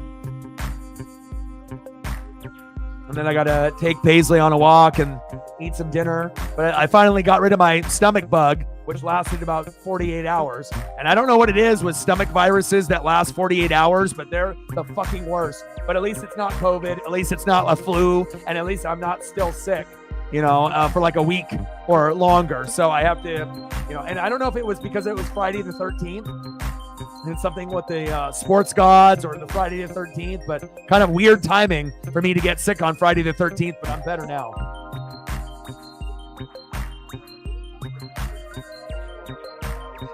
Yeah, no Pepto-Bismol, no medicine, no stomach pains. I'm feeling much, much better. But also, too, getting a Mariners win and a Bucks win, right? And seeing your Seahawks win with Marcos and Captain Oreo and Reflect. And, obviously some of y'all are Cougs, some of you are Huskies, some maybe don't care. But again, not all the time we're going to get wins from all of our teams. So to get wins 2 out of 3, Mariners and Seahawks, to make up for the Huskies, I know that helps a little bit. It doesn't help fully, but it helps sting the blow a little bit. Yeah. Petrie. Wowee. Are you still sick right now? You've been sick for like a week now, huh? But obviously you got it from Colton, and Colton got it from another probably classmate. So I don't really associate with a lot of kids. I mean, besides when I had past ex-girlfriends that had kids and whatnot. So, but hopefully you and Colton will be okay. It doesn't sound like Colton is sick, but hopefully both of you guys can be as healthy as you can. Caleb, sack lunch, gets away, keeps his eyes downfield, intercepted. Uh-oh. And Caleb is going to have to learn that those throws that you made in the Pac-12 at USC, you can complete that against Oregon, right? Against Oregon State, against some of those, but not against the Houston Texans in the NFL. You guys look like you had fun at the fair. Did you have a good time?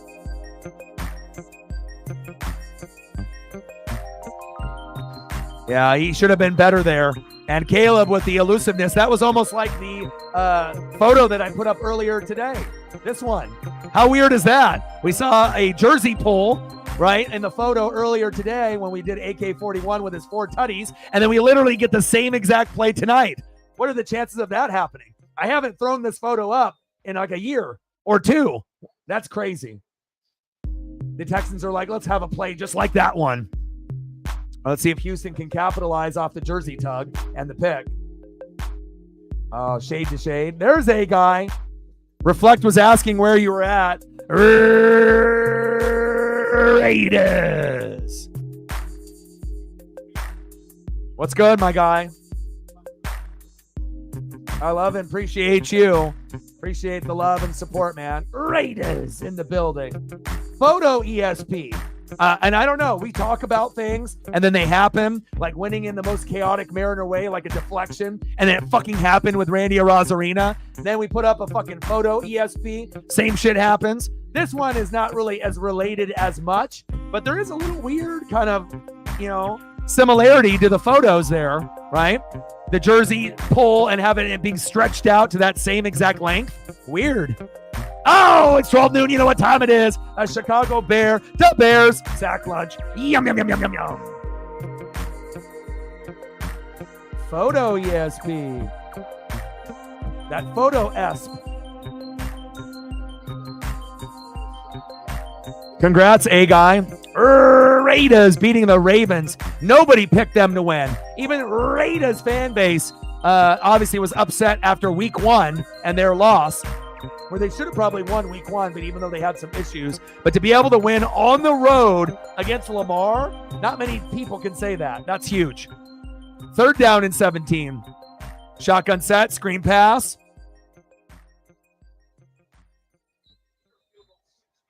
61-yarder. Fairbairn can make it.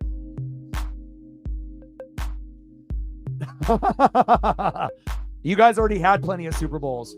You already had so many Super Bowls. You're probably going to have more Super Bowl wins than all of us are going to have with our teams combined before we die. Not many people. I mean, I got 2. I'm 2 for 2. I've never lost. So I got a good percentage. Seahawks are going to end up, having some to be able to add to that list as well, right?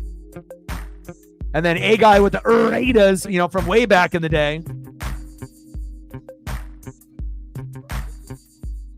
She says, show a Lombardi.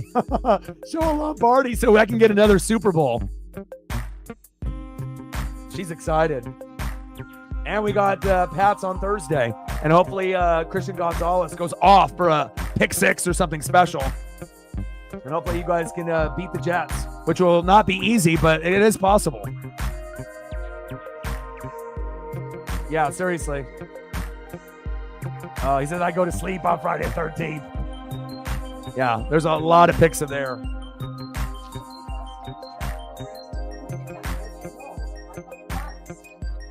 Oh, Britt gets the fixture of the Super Bowl. What Britt wants, Britt gets.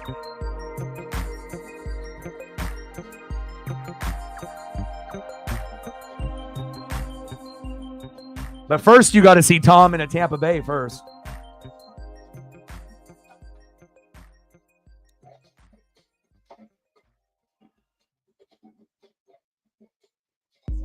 And I wouldn't have been able to do it without him. And Gronk. And Bruce Arians.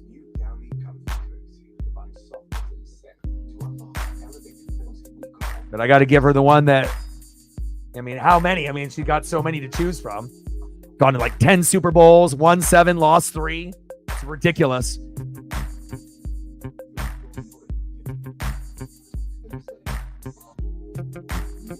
Still kind of crazy to me that the Buccaneers actually got Tom Brady and Gronk to come to Tampa and win in their very first year. It shows you we had a really good team. We just needed, quarterback, coach, tight end, another receiver like Antonio Brown with the CTE to kind of get us over the top. But also drafting Tristan Wirfs and Antoine Winfield Jr. was the difference with Levante David and Devin White, JPP, Ndamukong Suh.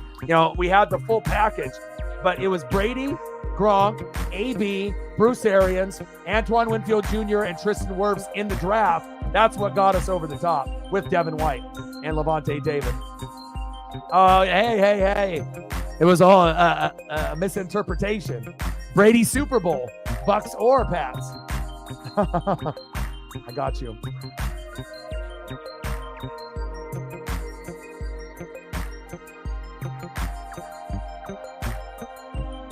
Appreciate you, Brett.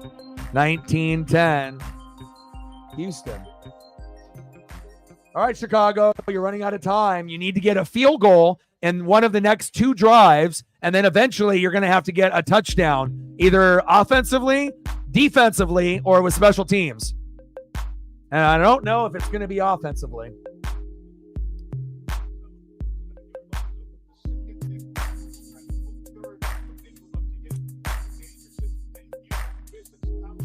God damn, 4 husbands. I got some competition.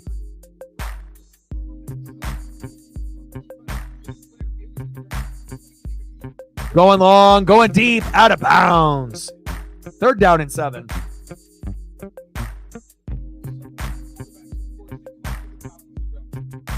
Garver, Benintendi, Brady, and a mysterious man. I got my work cut out for me.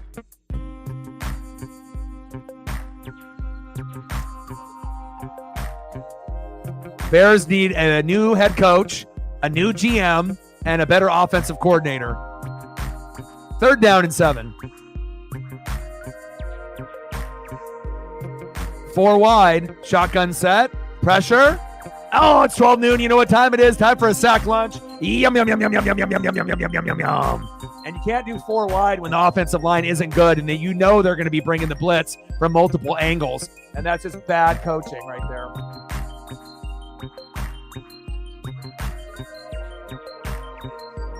He says, I collect husbands like Brady collected all your team's souls. Damn! Like that?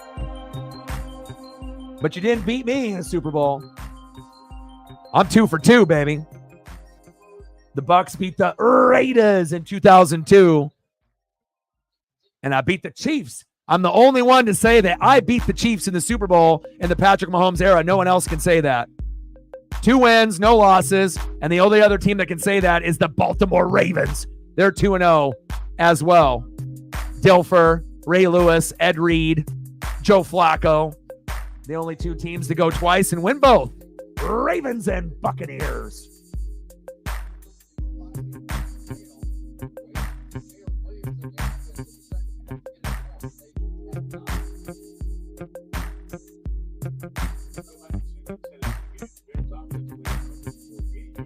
Bounty Gate, baby.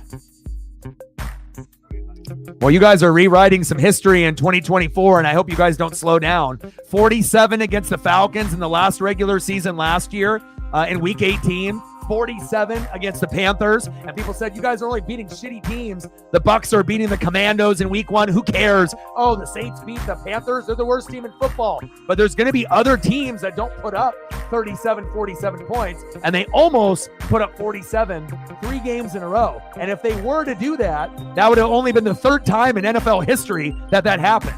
So, again, they didn't hit 47, but 44 is fucking close enough. And again, they've scored 91 in the first 2 games. Put some respect on the Saints. It makes reaction videos and me doing Saints games more exciting too, because their fan base is very passionate. And again, you know, even though some of the Saints fans think I'm like low-key a Saint fan myself, just because I respect their team and their players, even though most Buck fans despise them, right? But again, most Saints fans despise Bucks fans or Falcons fans or Panther fans. I think it's cool. I would rather have more Saints fans supporting me than Bucks. Buck fans don't exist. They're just not on social media. They're at the game or they're at their house. That's it. They're not on the fucking computer for whatever reason. They're just not out there. There's more Panther fans that are miserable that are online. There's more Falcon fans that are out there. But the Bucks, they're like an anomaly. There's not very many of them out there on Facebook, Twitter/X, Instagram, YouTube. It's a rare breed. Facts. Passionate and degenerate. That is very true. Some of them are really biased and some are really fucking stupid. But a lot of them are just really passionate with a little degenerate and a little bit of ego. But, you know, there is some quality there, you know what I mean? Some people still living in the past in the Drew Brees era, but I think that's a great way to describe your own fan base, Elliot. You know, passionate with some degenerate, you know, opinions. You know, some obnoxious, you know, some stupid, but every fan base has stupid fans that are incredibly biased that just talk out of their ass. You know. Saints this, Saints that, who dat this, who dat that. You know, same thing with the Bucks and the Falcons and the Panthers and every other team. You know, not every fan base is gonna, you know, we've seen how Cowboy fans are, Eagle fans, Saints fans. You know, not every fan base is easy to get along with. You know, Seahawks fans are passionate, and again, some of the most intelligent. Just like Mariner fans. I really feel like certain fan bases are known to be a certain type of way. And I don't think you can really say anything bad about any Seattle teams. All Seattle teams are incredibly passionate and they're very intelligent. There's not, like, name one dumbass fan that is from like the Kraken or the Sonics or the Mariners or the Seahawks. Not many. You know, there's not very many dumbasses. Now, there might be some on Brandon's 12s because obviously he's got all kinds of Seahawk fans there. Some that are passionate, some are overly biased, some that are educated, some that are not. But for the most part, most of the Hawk fan base is pretty fucking smart. Some are overly biased, but most, you know, got a pretty good head on their shoulders, you know, but some are definitely not going to give the credit to the other teams. Dalton Schultz, and this game is almost over here. No, they're not. They are the best, and you know it.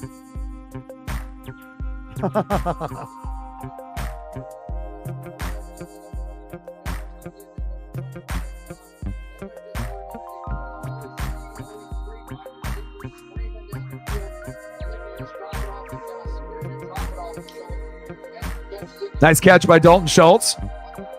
He's happy that he's not on the Cowboys anymore. You got to upgrade at quarterback. 1st and goal. CJ. Mixon goes down. Oh, fumble.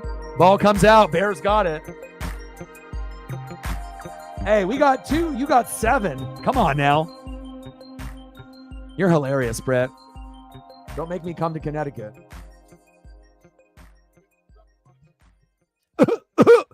Coughed it up. Dayquil, NyQuil, all the quills.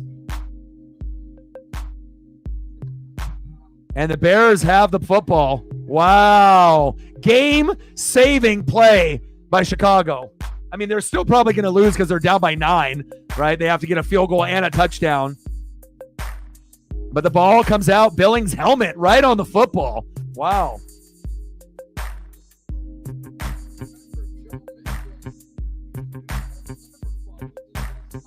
Joe Mixon. Yeah, but I'm only up by 9, bro.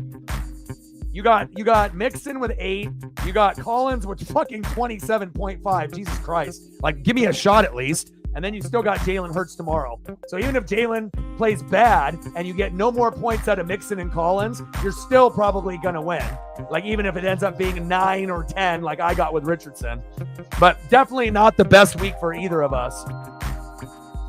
Overall, like half of the league did good this week. Half of the league did dog shit bad. Yeah, the 12s are loud, just like the Oregon fans as well in Eugene. Husky fans are loud too in their building. You know, I think Northwest fans in general are just fucking really loud and passionate. QB stink.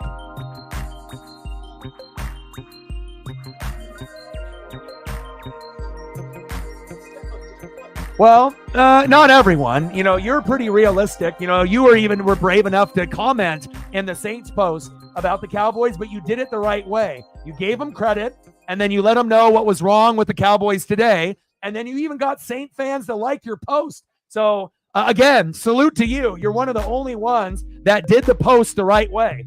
You know, both teams are good. They outplayed you. You gave them some love. You told them what fucking went wrong. They already know what went wrong, but you let them know what went wrong as a Cowboy fan, and they actually responded to your post in a positive way.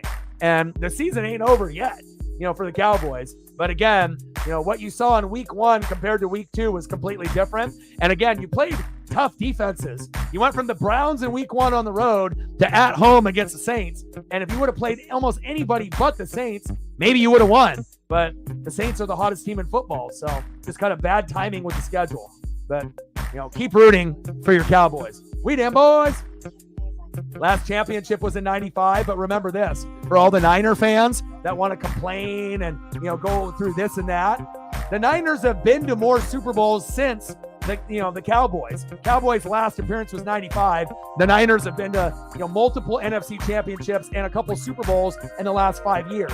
But the last time the Niners won a Super Bowl, a year before the Cowboys, 1994, with Steve Young, Jerry Rice, and Dion. So it's been a long time for the Niners as well, not just the Cowboys. Yeah, I know. You're a good Cowboy fan, and I appreciate you. Yeah, obviously the defense and special teams for the Bears is nice, but the offense with the OC, the head coach, and the offensive line stink. Like, offensive line needs to be better. If they had like Olin Kreutz at center back in the day and they had some good offensive linemen and then had a good OC, this team could move the ball with Caleb. There's potential there. Fuck, Rome Odunze, DJ Moore, Keenan Allen, Cole Kmet, Khalil Herbert. I mean, you got guys. Incomplete.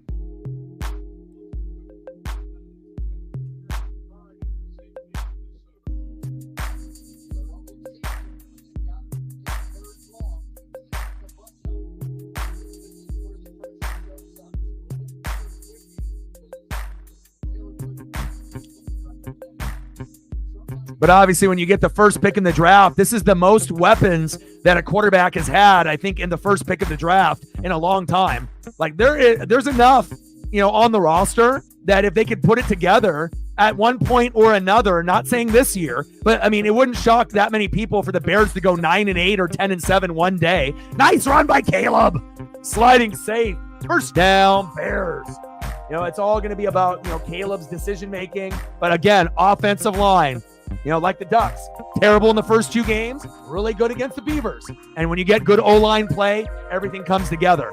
But, you know, the GM, head coach, OC combo for the Bears all needs to be removed. Poles and everyone else that they got going back there.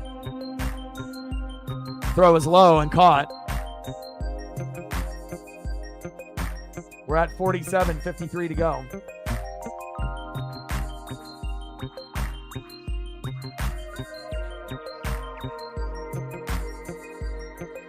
But it's like almost like Dak got the money and then is like playing like carefree. You know, it's like you got the big money. You need to be playing hard. Caleb going long, going deep. And complete. Throw that one about 60. But again, he also has played 2 good defenses. It would be much different if the Cowboys started off their year against the Carolina Panthers and like the Tennessee Titans. Then they would be like 2-0 and everyone would be like, we damn boys, right? So the schedule is a big part of a lot of these wins and losses early on too. So Keenan Allen there on the bench. He's like, damn, I'm overweight. I need to lose weight and play. Damn right you do, Keenan. 3rd down and 3. Get this first down.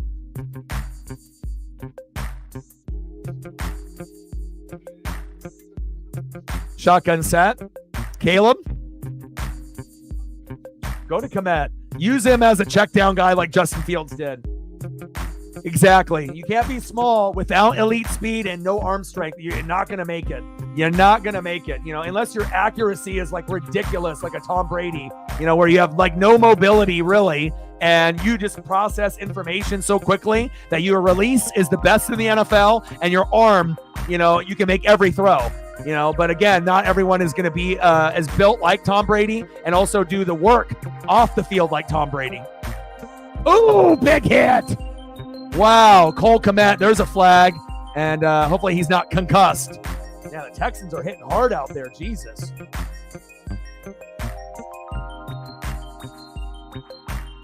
Texans extra physical. All right, take care. What happened?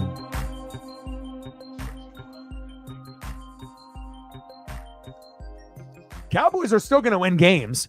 You know what I mean? But losing Tony Pollard, Zeke ain't going to cut it at the running back position. And again, CeeDee Lamb is great, but the offensive line needs to play better and the defense needs to play better as well. And as the schedule gets a little bit easier for the Cowboys, they'll start beating some teams, and there'll be even a few blowouts this season. But just you played the Browns on the road and then ran into the hottest team in football in the Saints. I mean, that's not an easy thing to accomplish. A lot of teams would be 0-2 or 1-1. Caleb throwing it out of bounds. Right to a Texans trainer, incomplete. 3rd down and 4. Shit, Carr and Baker look like sleeper, not only fantasy players, but sleeper NFL players in 2024. And there was a reason why I picked up Baker, with Dak, to back up AR, not because of just the AR injury factor, but to see if Baker would bake. And if I have to choose between Baker and Dak, I'm keeping Baker. I'm not going to drop Baker at all this season. Dak would be the one that gets the boot at some point, especially if I need some tight end depth or another wide receiver, which it seems like I might. And normally I never carry 3 quarterbacks unless I have an injury, but Dak was just kind of sitting there, and I figured value-wise he holds some value, but he hasn't been playing that good the first couple games, only getting like 10, 11, 12 fantasy points, so. And he was number 3 in fantasy last year, Dak Prescott. Led the league in touchdown passes, but he ain't going to do it this year. Yeah, but also, too, you didn't have AK-41 at the beginning of the season. Jamal Williams stinks.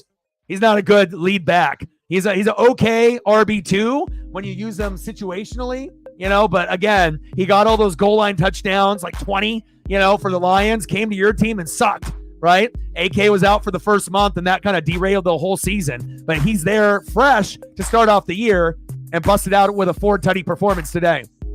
Caleb going deep, incomplete. Flag down. Yeah, Baker is the truth, man. And again, sometimes you have to wait to go to your 2nd, 3rd, 4th team. Browns, Panthers, Rams, Buccaneers. Or be like Jared Goff and be the first pick. They give up on you and find a home in Detroit. Sometimes you have to go to your 2nd home. Like, sometimes that first girlfriend or boyfriend that you have, that ain't it. And you got to go to the next one and then find the one that might be the keeper. Yeah, O-line was bad last year as well. I agree. But it feels good to be able to have someone like Baker, and the city has embraced him. The fans have embraced him, and I'm excited. He's got a newborn girl. He's super focused. He's got lots of energy. Everyone likes him. There's not a one person in the building that doesn't, and that's a big thing when you have everyone on board that believes in you. And this is the best offense that we've had, adding McMillan from the Huskies as well as Bucky Irving. It's the best offensive weaponry we've had in a long time as far as a total unit. 3 wide receivers and 2 running backs. Caleb slides. Gain of a couple. I think so too. I really do. Even if he wasn't on my team right now, I think really what made his career is when Sean McVay, I think it was against the Raiders, and it was the Rams, and he scored a touchdown late with 4 seconds left to give the Rams the win. That was the breaking off point where the Bucs gave him a chance, and then he hasn't looked back since. And thank God he threw that touchdown pass for the Rams, going from the Browns to the Panthers, and then having a little success in that short period of time to make the most of his time there with McVay, and then now he looks like he's going to be the Bucs quarterback for quite a while. Yeah, they fucked up. But I don't know if Baker would have succeeded with the Browns. The Browns are dysfunctional like the Commandos of Washington, right? But he's much better than Deshaun Watson. You have a criminal, right? Or Baker Mayfield, and they decided to go for a criminal. And that's why the Browns will always stink. Floater and complete. DJ Moore. DJ Moore takes his helmet off with frustration.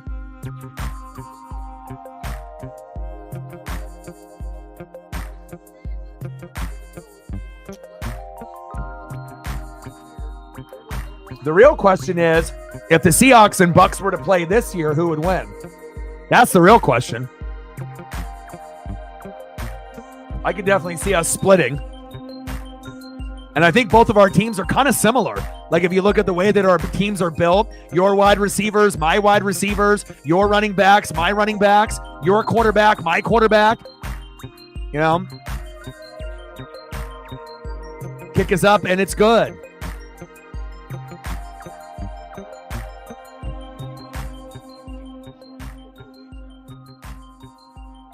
Yeah. Josh Gordon, would smoke and do edibles, and now he's not in the league. And then you got a guy who does sexual assault, and that's a fucking criminal, the creepiest motherfucker that should be behind bars, right? And he's the starting quarterback of the Browns. I mean, imagine being a Brown fan. Golly. I wouldn't even be able to root for a team like that. Terrible. I mean, this isn't the Browns team that was fun back in the day, with Bernie Kosar, when they actually were good. The last time the Browns were actually legitimately good back in the day. Chiefs and Falcons next Sunday. Pats and Jets this Thursday, baby. Britt is excited. Pats and Bucs play, every few years, because you always play your division, right? 6 games, right? And then you always rotate, within the other division. So one year you'll play, the NFC West. The next year you'll play the NFC East. And then the next year you'll play the NFC South. So you'll just have to look at the schedule. And then there's always 1 or 2 filler games that they throw into the schedule that you'll just play. So Pats and Bucs play will be fun, whenever that will be.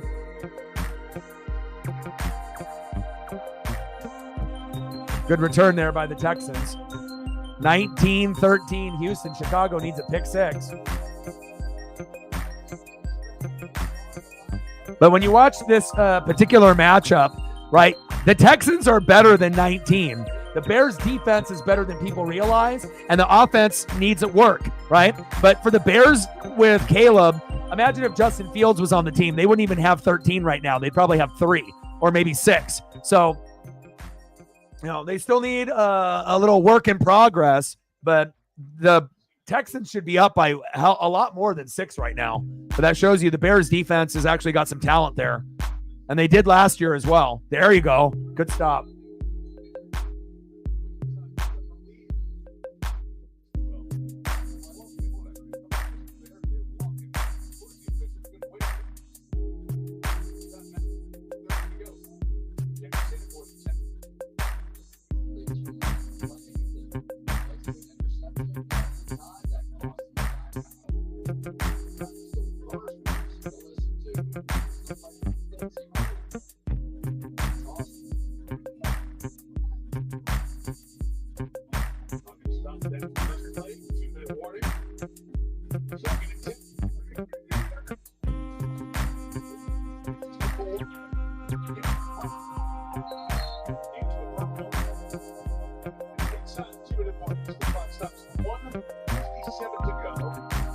I just responded back to your message, Britt.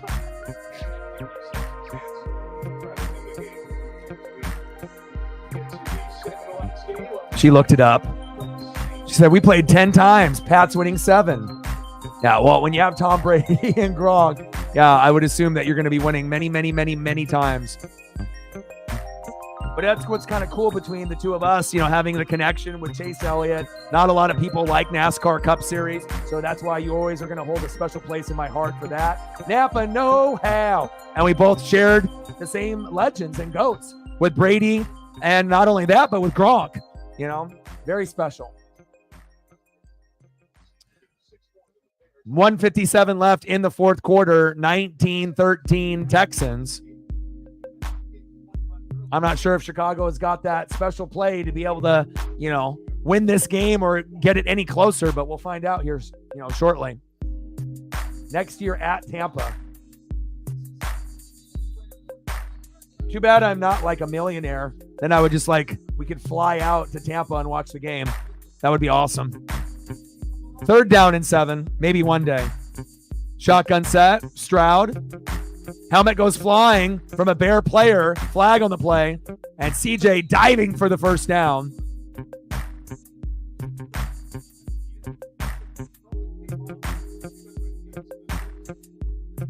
I know Zini Panini, one of the other important females on the channel, a big Eagle fan. She ended up going to Tampa and watching her Eagles play last season, which was cool. And she ended up sending me a lanyard and a T-shirt from that location. She's had her sister pass away and her mom pass away. So I've also, sent her a T-shirt, for good faith to be able to say, hey, sending love. And, I know things are really rough right now. And it's always cool when you can have fans on the channel that will, share gifts, based on traveling and whatnot. So prayers up for Zini Panini, and good luck to her Eagles tomorrow against the Falcons. Should be fun.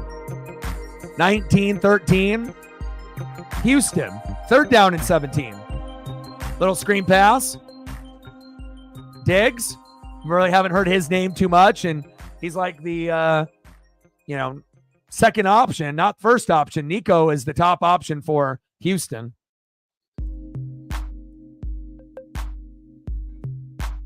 That would be amazing, huh? Oh, okay, one of the wins. I had Brady. Okay, that makes sense.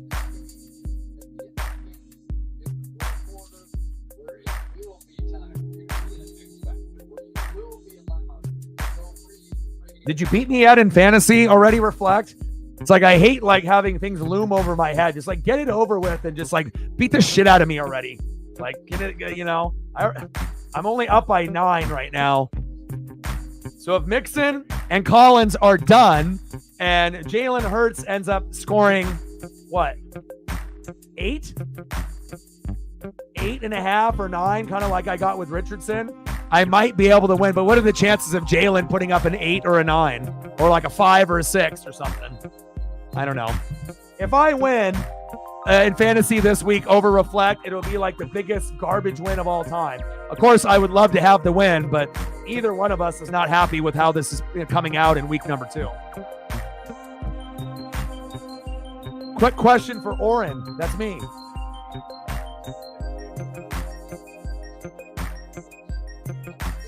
Will the Panthers draft a quarterback with the number 1 pick? No, because they have so many problems. There's going to be other players that they can draft. But seeing Quinn Ewers, he got hurt. Arch Manning came in. And Cam Ward from Miami, who was on Washington State, looks pretty good too. That should be a first rounder. Quinn Ewers, Arch Manning will be first rounders. But my answer would be no, because offensive line is terrible. Running backs are terrible. Wide receivers are terrible. Defense is terrible. Coaching is terrible. You got a lot of terrible pieces. There we go, Bears. First down, Chicago. So the answer for Oren is no. They will not pick a number 1. And if they do, that would be the dumbest shit ever that they could do. Because you could still get a quarterback that's better than Bryce and move on, but you're still going to be losing 90% of your games if you do that, Even if you were to move on from Bryce. Bryce is not just the only problem. Hell, CJ Stroud and AR could be on that Panther team, and it would only give you another 1 or 2 wins. That's how bad they are. You can have a talent like CJ on that team or AR, and you're only improving the win column by a couple. That's how terrible the Panthers are right now. You know, worst team in the league last year, worst team this year, worst team probably next year.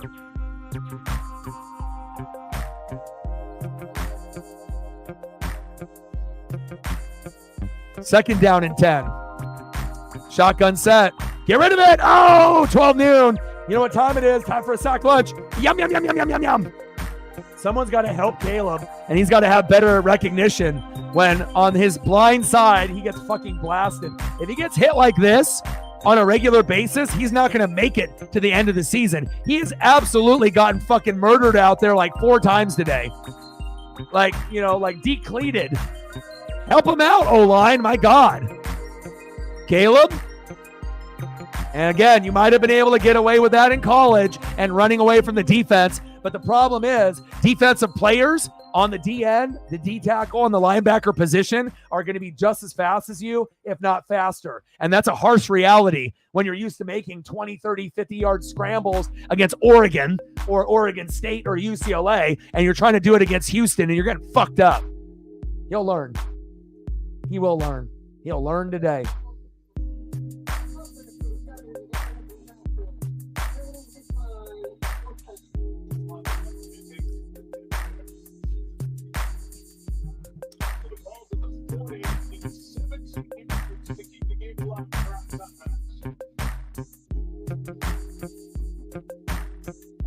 And I always love it when the reaction videos come up and they're like, where's the other guy? The other guy that I used to do the channel with like 5 years ago. Like, I can already tell you haven't been on the channel in a long, long time if you're asking me questions like that. You know, you're not a regular, not a real fan, you know, just a browser, you know. It's like, hell, I've been doing this shit for 12 years. You know, this is my 8th year. You know, that individual hasn't been here in 4 or 5 years. Like, only the first, 3 years. Odunzie, incomplete. And the Texans are going to win the game barely.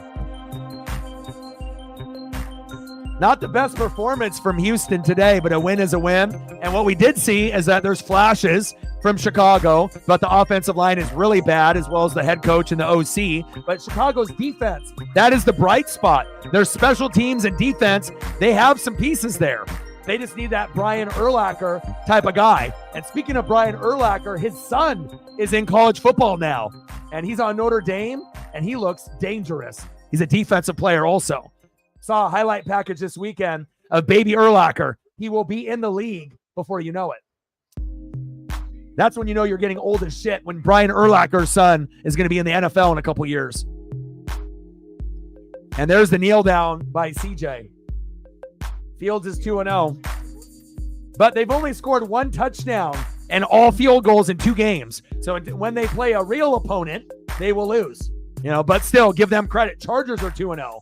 Let's go over the list of the teams that actually have certain records. Okay, let's take a look at the standings here real quick. Some will surprise you, some will not. Buffalo Bills, 2-0. Surprising. Addition by subtraction. Bye-bye, Diggs. You're a cancer and you're a diva. Goodbye. Goodbye, 5 defensive starters. Hello, James Cook. 2-0. Right? Pittsburgh Steelers, 2-0. But you've only scored 1 touchdown. So, again, show me that you can do more than that. TJ Watt is the reason why they're winning those games. The defense. Houston Texans, 2-0. No surprise. Chargers, 2-0 with the Chiefs. Surprise. Harbaugh, showing that running the football with J.K. Dobbins and playing good defense with Mack and Bosa, Derwin James and Asante Samuel Jr. actually works out when you have a good head coach. No Keenan Allen, no Mike Williams, no Eckler, no fucking problem. That's a surprise. 2-0 Chargers. 2-0 Chiefs? Not really. And then you got Eagles 1-0. They will be 2-0 tomorrow when they beat the Falcons. Vikings are 2-0 with no J.J. McCarthy with Sam Darnold. Big surprise, just like the Chargers, right? New Orleans Saints and the Tampa Bay Buccaneers, they're 2-0. Seattle Seahawks, 2-0. Let's go.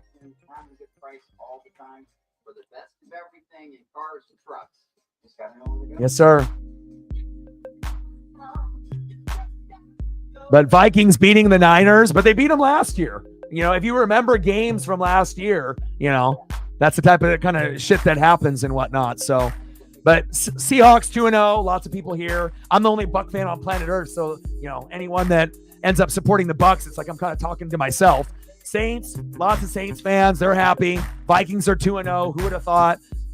Eagles will be 2-0. Chargers 2-0. Chiefs 2-0. Texans 2-0. Steelers 2-0. Bills 2-0. But who are the Fugazi 2-0 teams?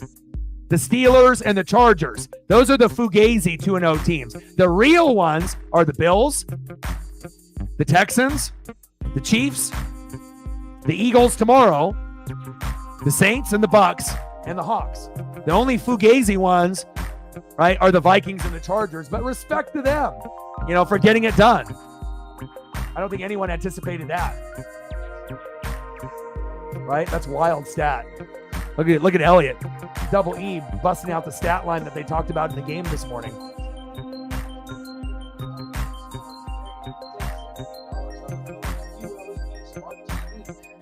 Yeah, but also, like I, was mentioning, no Joe Mixon, no T. Higgins, and no Tyler Boyd, and not having a sufficient running back room to make up for Mixon's production, because that's what bailed out Burrow lots of times, is Mixon would get 100 yards and a couple touchdowns, and then he would be able to go to avoid the Boyd, Tyler Boyd, Jamar Chase, and T. Higgins, and now that doesn't exist, so more pressure on Burrow.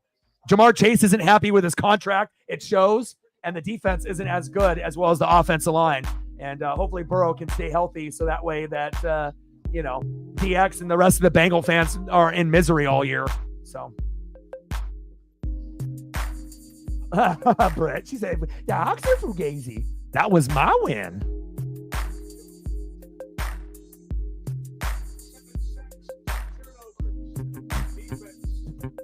Well, it's been a long day. Again, if you haven't watched the reaction video for the Saints and the Cowboys or the Bucks and the Lions, please do. If you don't watch it all the way through, at least smash the like button on it to help out. And then I will end up doing probably 3 or 4 reaction videos tomorrow. And based on the scores, I'm going to start off with the Chiefs and the Bengals. But my second one will be the Seahawk matchup with the Patriots for the Seahawk fans and the Patriot fans that we have in the room for Britt, Megan, Reflect, Captain Oreo, Marcos, and a bunch of others. And then I'll have to decide what other reaction videos to do. If you have a recommendation on any other reaction videos, type them in to the comment section, either in the Buck reaction video or the Saints reaction video, and then I might be able to get into those as well. But again, I have time tomorrow, time on Tuesday, and even on Wednesday, even though the views won't be as high. And then obviously we're going to do reaction videos, Falcons and Eagles. Reaction videos, Yankees and Mariners on Tuesday. Reaction videos, Yankees and Mariners on Wednesday. And then possible reaction videos on Wednesday, even though that's kind of late, right before Thursday Night Football. And then we're going to end up doing possible reaction videos on Wednesday, Mariners and Yankees. And then Thursday, Patriots and the Jets for Britt. And hopefully the Patriots will end up winning that game. And Christian Gonzalez, go Ducks, has a big game. So I love you guys, and I appreciate you guys very, very much. Reflect anything that you want to see with your dono. I believe you were the last one to dono here on the channel. I have to scroll up for a while because let me see. We're at 47, so 53 to go. Anything that you want to be able to see, but I'm scrolling quite a long time between donos, but that's okay. But even with limited views, we ended up having a good night, and I always like hanging out with you guys and spending time with you guys. But anything that you want to be able to see, Reflect, before I go, Sal Goodman, good choice. I got you.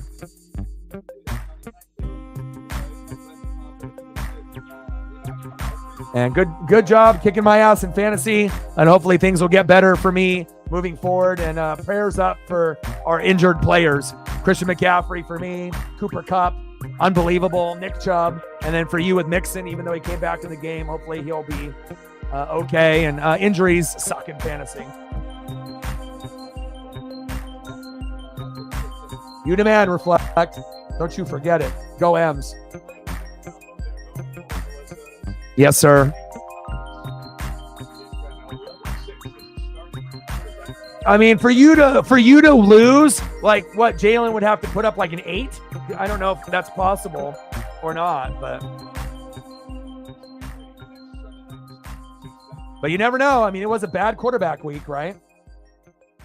But I'm really looking for our long-term future for you and me and Captain Oreo. Zini Panini looks like she has a team that might even be better than Shep's, that if she can get rolling, maybe she'll be the 4th team in the playoffs. But hell, if things start going bad for me, Captain Oreo, and you, hell, one of us might not make the fucking playoffs, depending on how bad the injuries are. It's highly unlikely, but you never know. So, but I love you guys, and I appreciate you guys very, very much. Reflect, you're the man. Go Mariners, go Hawks, and go Bucks. And again, I'll be live tomorrow in the afternoon with some reaction videos, as well as the Falcons and the Eagles at 5 o'clock Pacific. And I got one question for you. Who you know talks sports like us? Your boy Ryan, Northwest Sports Fanatics, and I'm out.